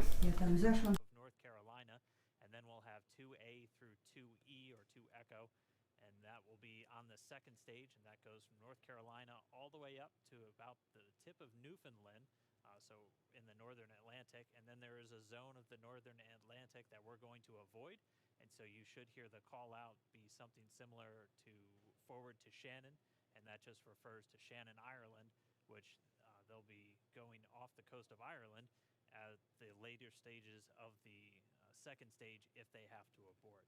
So just prepping you now for some of those calls. You're hopefully going to hear that word nominal a whole lot on the way uphill. 10.5 minutes. Things are pretty quiet. As John I said, it'll pick up right at about 10 minutes. We'll wait for the crew just to confirm that their displays are in order. The crew is already strapped in and reported that they are go for launch. And we'll continue to watch the fuel gauges tick up on the Falcon 9 vehicle until fueling cuts off at just about 2 minutes prior to launch. Dragon and SpcaeX confirmed displays are configured for launch. SpaceX Dragon displays are configured for launch. Copy. Bob, Doug, on behalf of the entire SpaceX team, it's been a huge honor to help you get ready for today's historic mission. Know that we're with you, have an amazing flight, and enjoy those views of our beautiful planet.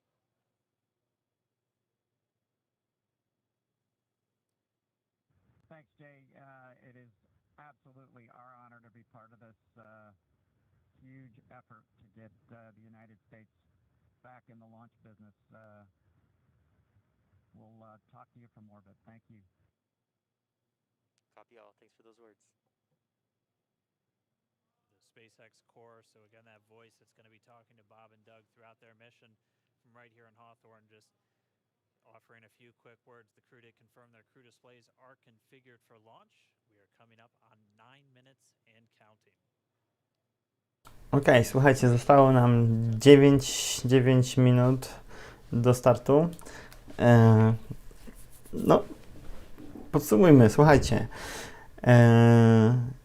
9 lat, kiedy Stany nie miały możliwości wynoszenia swoich astronautów z swojego terytorium. 9 lat i spotykamy się z powrotem na tym historycznym stanowisku startowym 39A, z którego startowały wahadłowce, z którego startowały misje Apollo.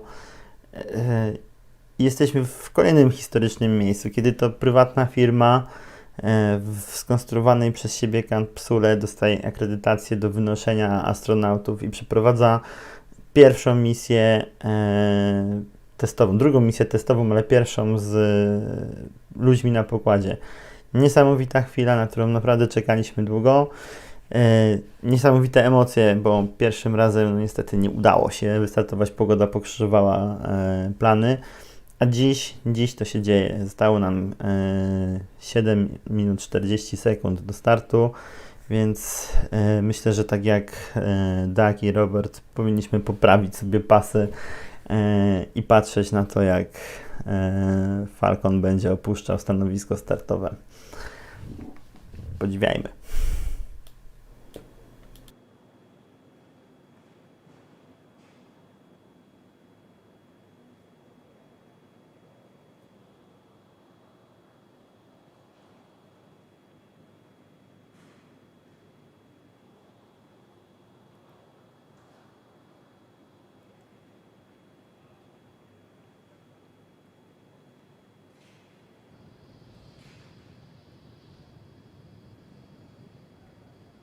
10, Stage 1, 9, Stage 2, 8, trail has started. 7, 6, 5, 4, 3,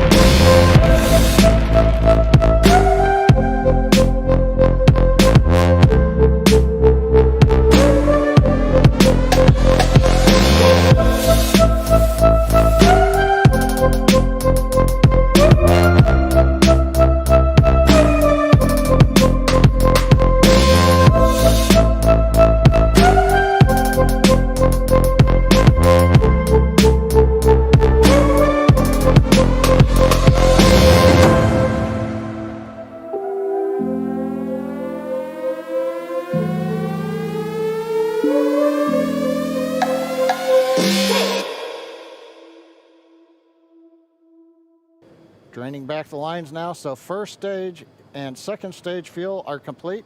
Liquid oxygen loading is continuing on both stages. You can see on the view on the left side of the monitor, the condensation, the cold gas wrapped around the stages as the tank skins are chilled by the densified liquid oxygen, picking up the humidity Falcon from 9 the is Florida up air. line. It looks like at this moment we're a little more than 90% full on the oxidizer on the first stage, ticking up towards that 80% mark on the second stage. We'll be counting down all the way till about 2 or 3 minutes, as John and I just said, until everything is loaded Falcon in 9 Falcon heaters 9. closing out. And then we will be go for launch. Dragon has transitioned to configure for terminal count. Vehicle tanks pressing for strongback retract.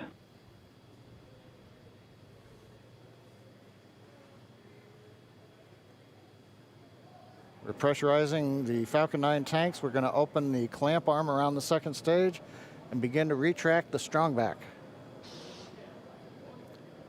We'll move back about 2 degrees. That'll get us to the liftoff position. At liftoff, the strongback will then recline about 45 Strongback degrees retract has away. started. Stage 2, RP1 bleed.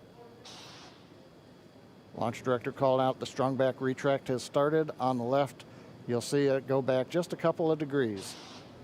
Stage 1, RP1 bleed.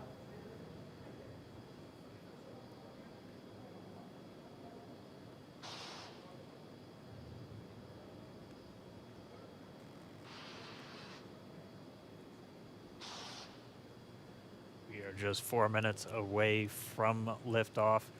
Again, at this moment, Bob and Doug are really just laser focused on those displays. They have insight directly into Dragon and the Falcon 9. They're able to see where their fuel loading is at, how everything's progressing down with the count. AFTS final setup started.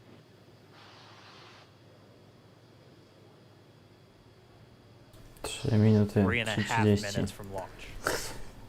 And the strongback is now reclining Nie wiem, away czy tylko from mi, the ale Falcon podejrzewam, że wam też serca biją coraz mocniej. To się dzieje i za chwilę się wydarzy.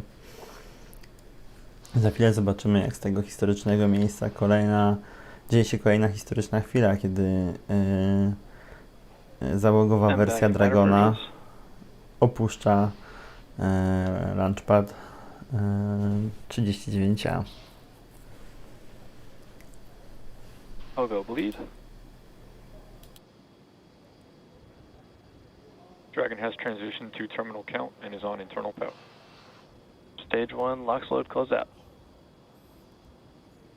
Okay, we're at T-minus 2 minutes, 42 seconds. Stage 1 LOX load is closed out. Stage 2 will continue to load for about another half a minute or so. Once we get the completion of Stage 2 LOX loading, we have to vent down the line, so you'll see another large white cloud coming off of the strongback. That'll be normal. That'll happen Vehicle around is transitioning to T-minus internal power. 1 minute and 40 seconds. We're going on internal power now. Just a few seconds away from the Stage 2 LOX load being complete. It's been almost 9 years since we've been in this position. A lot of work done by thousands of people to get to this point. All our eyes focused on 2 now.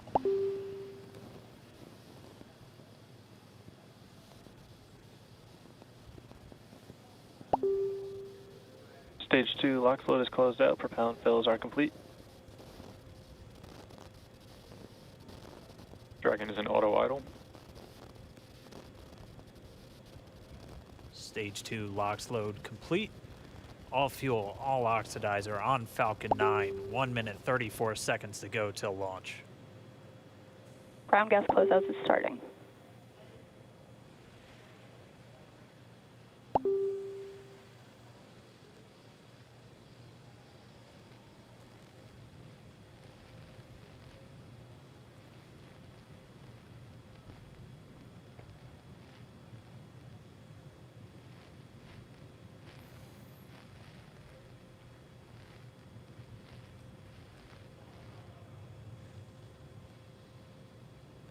Falcon 9 is in startup. Dragon is in countdown. FTS is armed for launch. Nie wiem, czy to słyszycie, ale tam już szaleją. The FTS, the flight termination system, has been armed. Dragon, SpaceX, go for launch. SpaceX Dragon, we're go for launch. Let's light this candle.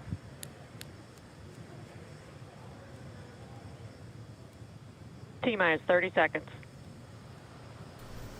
Tyle lat pracy, tyle lat przygotowań i w końcu 20 sekund dzieli nas od startu, słuchajcie. Odliczamy. Naprawdę odliczamy, wszyscy odliczajmy. T-minus 15 seconds. 15 sekund.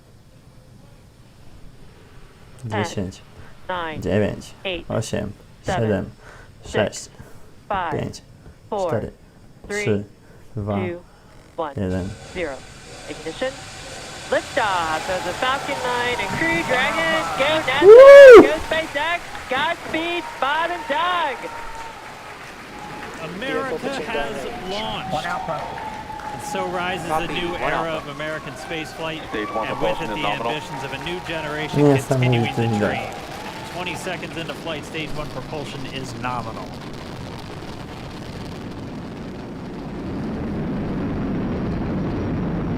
T plus 30 seconds into this historic mission. Flying crew on board Dragon and Falcon 9, and look at them go. Falcon power telemetry nominal. M1D throttle down. We're throttling down to get ready for the period of maximum dynamic pressure. We're in the throttle bucket. Reports say all systems are go. Vehicle is supersonic. Okej, osiągnęliśmy punkt Max Q, czyli maksymalnych napięć aerodynamicznych. M1D throttle up. We're throttling back up to full power as we're through Max Q. Copy, 1 Bravo. And we heard that 1 Bravo call out. That's just the second abort zone that they're in. They'll continue to be on this until the first stage has done its job and they switch over to the second. At this point, Bob and Doug pulling about 2.3 Gs, 2.3 times the Earth's gravity, already moving at over 1,500 miles per hour. We've heard the call out for MVAC engine chill. That's getting the MVAC engine ready to light. That'll come at about 2:44 into flight. Right now, everything continuing to look good. Next major event coming up is going to be the triple. We'll have main engine cutoff of the 9 first stage engines. Słychać do szczęścia wśród tych ludzi, którzy tam świętują.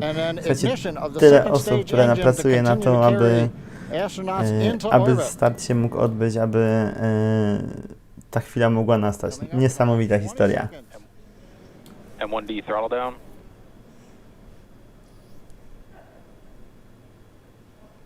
We heard we're throttling down the Merlin engines on the first stage. Zbliżamy się do dzielenia pierwszego stopnia od drugiego. And we have Miko. Miko. 2 Alpha. Falcon stage separation confirmed. Copy, 2 Alpha. MVAC ignition.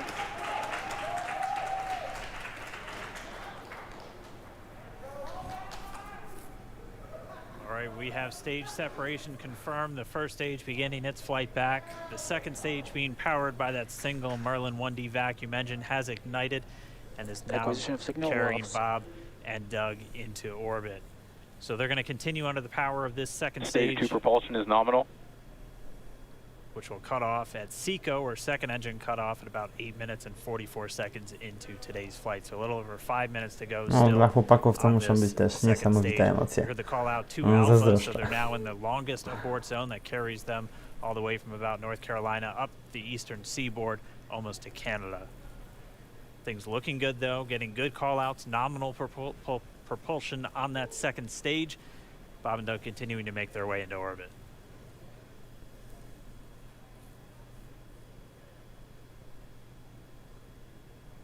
Dragon SpaceX nominal trajectory. Acquisition of signal in Bermuda. SpaceX Dragon nominal trajectory. All right, here in nominal trajectory, so Dragon pointed in the right direction, continuing to make their flight uphill. Heard acquisition of signal Bermuda. That's one of the other ground stations that they're using to get telemetry and data back from this spacecraft. Stage 2 propulsion is still nominal.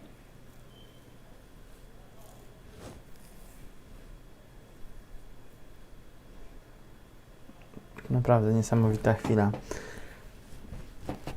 Aż ciężko coś powiedzieć, naprawdę. Kiedy sobie tak pomyślimy, że tyle osób pracowało na ten sukces, że tyle osób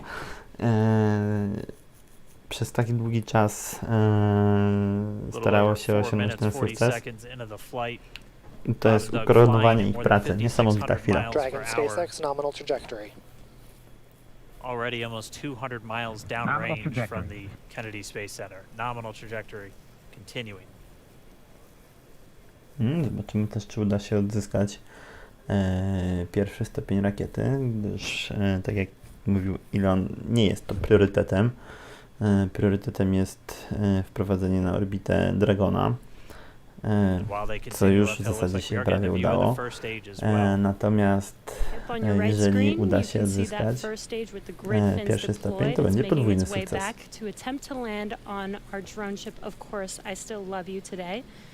And we're just about a couple minutes away from the entry burn, and that's where 3 of the 9 Merlin engines do ignite to help slow the vehicle down as it re-enters back into the Earth's atmosphere. And then after the entry burn will be the landing burn, which is just a single engine Dragon SpaceX nominal trajectory. And you heard Nominal starting trajectory. chill for entry burn. There's that call out. They are still on a nominal trajectory on Dragon, still on second stage, and that's that MVAC engine on second stage on your left screen.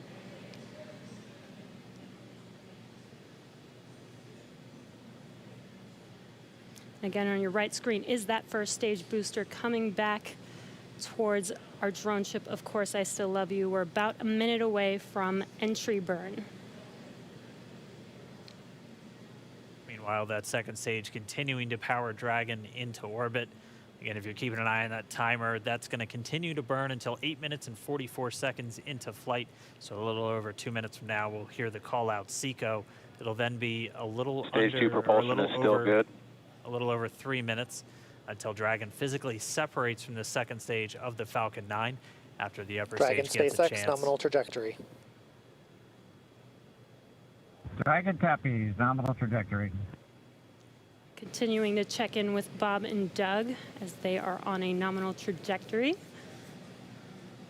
Just about 10 seconds away from that first stage, starting that entry burn on your right screen. We should be able to see that view live.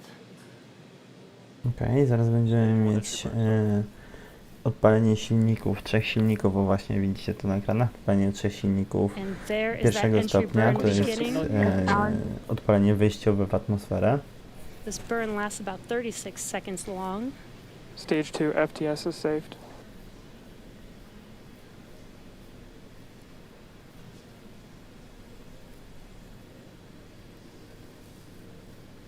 While that entry burn continues, we're just about a minute away from SpcaeX. We'll have a number of events all happen in rapid succession.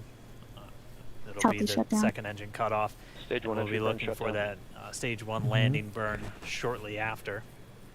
No i pierwszy stopień Actually, just within a wyłączył few seconds of silniki. each other. Czekamy teraz na odpalenie Such a silników, które cool view on będzie your left screen, poprzedzało seeing Bob lądowanie, and czyli Doug to on lądujące. Dragon. Right now you can see the displays that they are seeing right now themselves. Terminal guidance. MVAC throttle step. We are coming up 25 seconds or so away from SECO, or second engine cutoff. This is also the point where Bob and Doug are experiencing their highest G-force. We're seeing the counter tick up to right about 1.8. Copy, Shannon.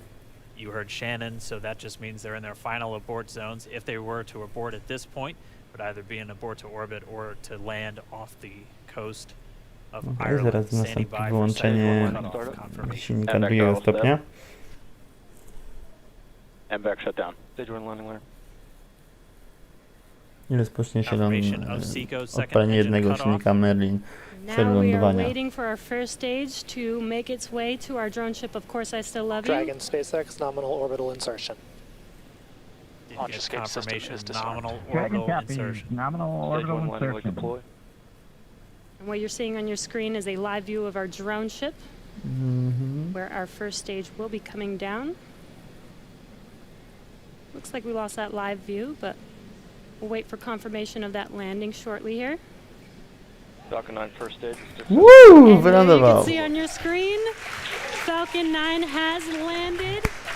This is the first Falcon 9 to carry Acquisition of signal humans to Newfoundland. orbit, so very exciting for us. And as you can see on your right screen, Bob and Doug are still making their way to their targeted orbit. M1D to recovery 1. So exciting today. M1D. It doesn't stop. It does not stop. All right, we did hear again that call out, good orbital insertion, so that means Falcon 9 and Dragon right now exactly where they're supposed to be. M1D to FRC on recovery 1. And it's right at about 12 minutes when Dragon will separate. Looks like we saw a 0G indicator floating around there. I know Bob and Doug owe us a little bit about what exactly that is that they brought up with them.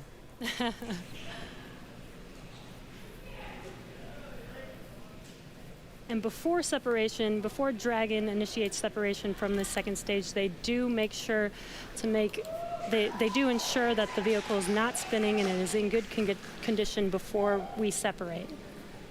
That's right, the upper stage does small attitude maneuver using some cold gas thrusters built into the rocket body itself. No i teraz będziemy następnym punktem, do którego musimy dotrzeć. Exactly. To So we do dostarczenie, expect that separation to occur czyli in about a separacja minute from now, pomiędzy, they do pomiędzy wait until they Dragonem have full a confirmation that drugim it is stopniem ready to separate. Merlina, rakiety Falcon. Przepraszam. Such cool views. I cannot get over this view that we are seeing right now. Bob and Doug on the right screen, inside of Crew Dragon, out in space. Yeah, already 200 kilometers over planet Earth, or a little over 124 miles, traveling in excess of 2,700 meters, 27,000 meters per second, or about 16,000 miles per hour. Uwaga, szykujemy się na separację. Again, we're just standing by. That separation event should be coming up shortly. Then they'll begin a series of checks on the Draco thrusters that are going to be used to maneuver and then power Dragon on its flight to the International Space Station. Standing by for separation. Expected loss of signal, Wallows. It sounds like we had an expected LOS loss of signal with one of the ground stations. Waiting for confirmation now of that. Dragon separation confirmed. Dragon separation confirmed. There is a great view right in front of you Countdown of 1 is Dragon emerging. separating. Separation confirmed. And there's that call out. Dragon is now officially making its way to the International Space Station today. No, niesamowity wygląd. Dragon Widok. SpaceX with that separation call. Niesamowity We have a widok, few words naprawdę for you from our Falcon 19. dotykający dech w piersi. Możemy na lewym ekranie obserwować odlatującego Dragona Bob Doug, w kierunku on behalf of the entire launch team, thanks for flying with Falcon 9 today. We hope you enjoyed the ride and wish you a great mission. Thanks, Bala. Congratulations to you and the F9 team for the first human ride for Falcon 9, and it was incredible. Appreciate all the hard work, and thanks for the great ride to space. Copy all. Oh, and Good luck. like, proud of you guys and the rest of the team. Thank you so much for what you've done for us today, putting America back into low Earth orbit from the Florida coast. Copy all. Good luck. Godspeed.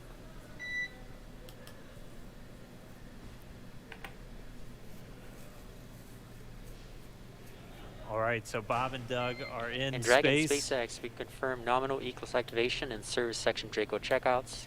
Nose cone deploys in progress. Copy all. We're monitoring.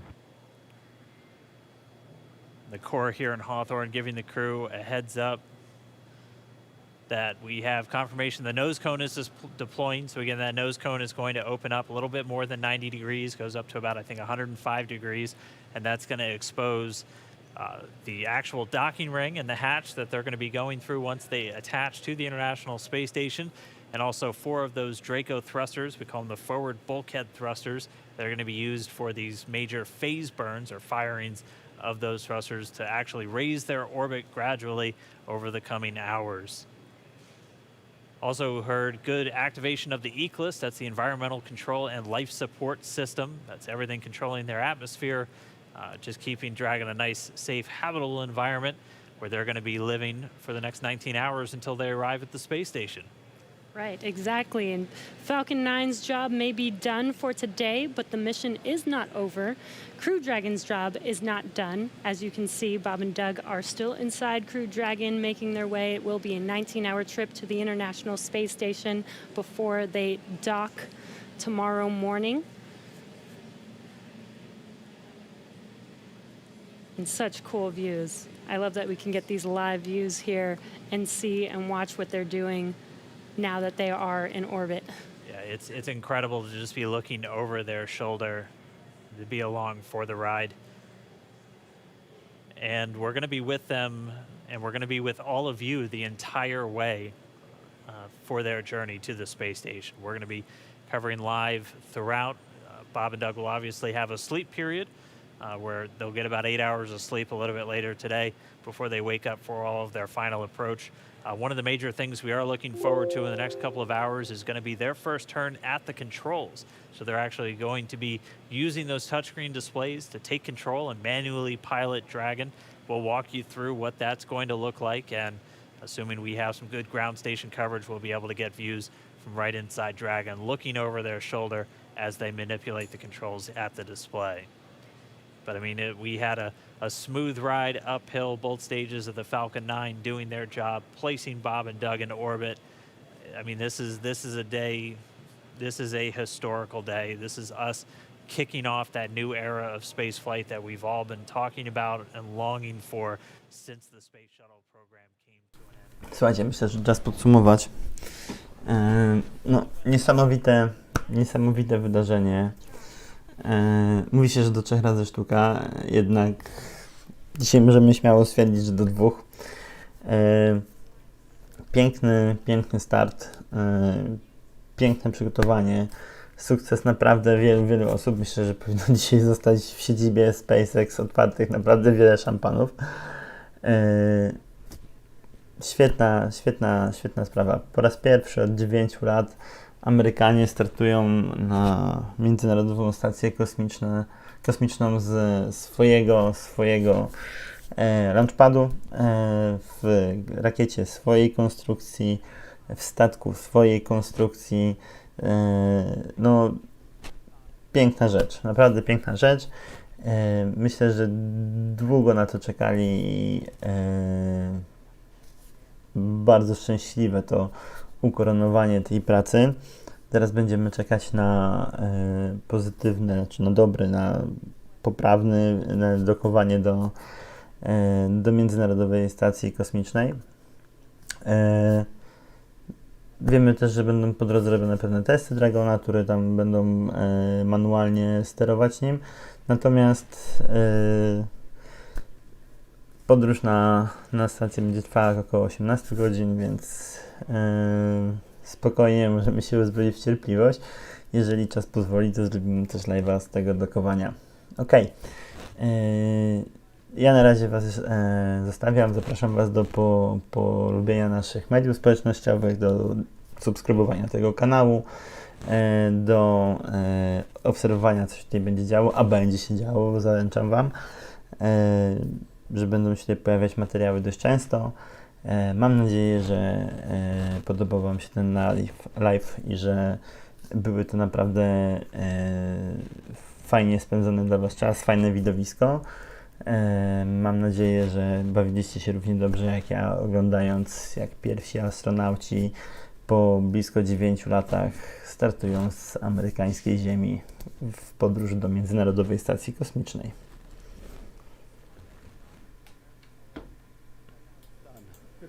We have done it.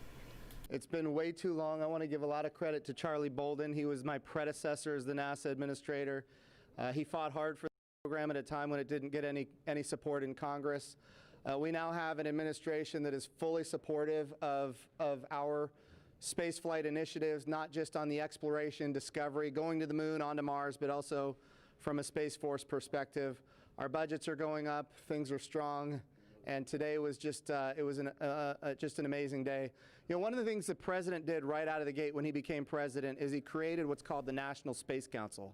And he put the vice president as chairman of the National Space Council. And on that National Space Council, you've got the Secretary of Defense and the Secretary of State and the Secretary of Commerce, the Secretary of Transportation, the Secretary of Education, the chairman of the Joint Chiefs, all of these different amazing individuals that 9, deal with 8, space day in and 7, day out. 6, 5, 4, 3,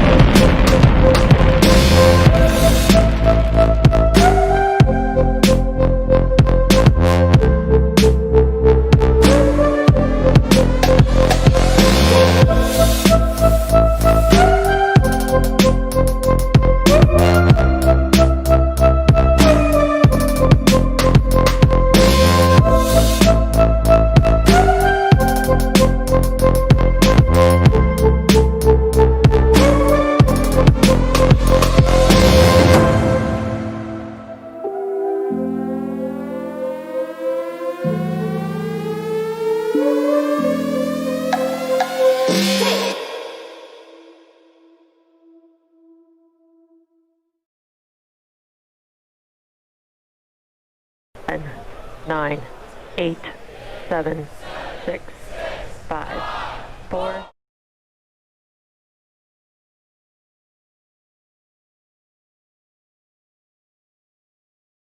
People joining us for this entire celebration and watching it. We just heard 10 million people watching live as this launch happened. And President Donald Trump becoming the third sitting president to watch a launch live from the Kennedy Space Center. The Well, first. to be clear, I think he's the only sitting president to watch American astronauts launch on a brand new rocket that has never launched before.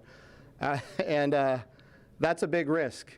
You know, he also said we're going to go to the moon by 2024. That means he's putting himself at risk to say, look, I'm going to be accountable, potentially, I'm going to be accountable to the initiatives that I put forward. And I think we have not had that kind of leadership for space in a very, very long time. And we're so grateful for it. What was it like watching the launch with the president? How did he react? Oh, I'll tell you, it's obviously something that is near and dear to him. He said it a year and a half ago. He put it in the State of the Union speech. He said, we're going to launch American astronauts on American rockets from American soil. And of course, I was like, in my head, I'm thinking, we better get after this. Of course, we've worked overtime to make it happen. We might be a little behind schedule, but we got it done, and we got it done safely. We're knocking on wood, but so far so good. It's looking good. You personally, Jim, as that rocket was lifting off and you felt that rumble? Yeah. What'd you feel? What'd you experience? Well, I was praying. I'm not going to lie to you. I was praying. I was praying for Bob and Doug. I was praying for their families. I was praying for their safe return, even though they're just going. But man, I'll tell you, it was, I've heard that rumble before, but it's a whole different feeling when you've got your own team on that rocket, and they are our team. They are America's team. This is Launch America. This is everything that America has to offer in its purest form. And times are tough right now. There is no doubt. We've got the coronavirus pandemic. We have other challenges as a country. But I hope this moment in time is an opportunity for everybody to reflect on humanity and what we can do when we work together, when we strive, and when we achieve. And if this can inspire a young child to become the next Elon Musk or the next Jeff Bezos or the next Sir Richard Branson, then that's what this is all about. Or the next Jim Bridenstine. Yeah. Well, I wouldn't put me in that category, but. Well, we appreciate your leadership for the space agency at this time, and congratulations on an amazing day in the launch. Thank you. It's been a great ride. All right, very good. Ree, we'll send it back to you in the studio. Doug and Bob are on course to arrive at the International Space Station tomorrow, May 31st at 10:27 a.m. Eastern Time. And we'll be staying on the air for continuous live coverage along the entire ride to the station. So though our coverage here is concluding, we will turn it over to the teams in Hawthorne and Houston to take us through the next phases of the Demo 2 mission, all the way through hatch opening and a welcome ceremony on the space station for Bob and Doug tomorrow. That's right. And as you follow along, we invite you to tune into a post-launch news conference that's happening here at 6:30 this evening Eastern Time on NASA TV. We'll have NASA and SpaceX leaders here to take questions live on this unprecedented achievement in human spaceflight. And in addition to NASA TV, you can follow along always on Twitter at @NASA and nasa.gov for mission updates as it progresses. Here now are highlights from the mission so far. May 30th, 2020. Remember this day. You'll have this memory forever. The day America returned astronauts to orbit from U.S. soil.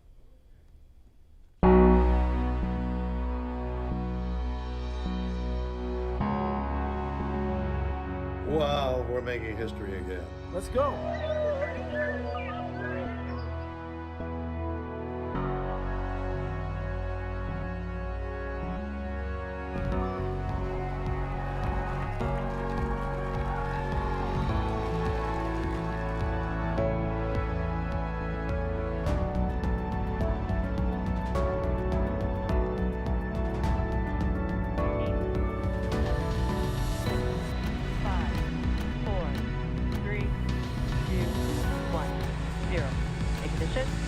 Liftoff of the Falcon 9 and Crew Dragon. Go NASA, go SpaceX, Godspeed, Bob and Doug.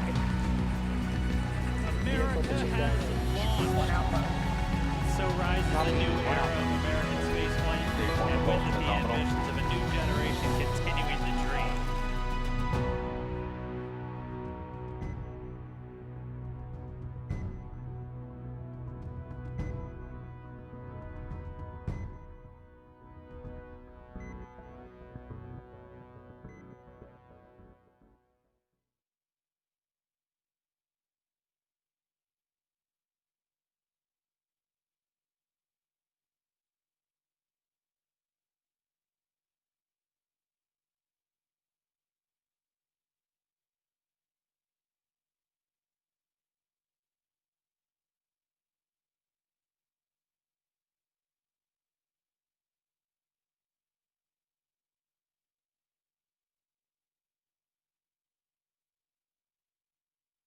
Ten, 9, 8, 7, 6, 5, 4, 3,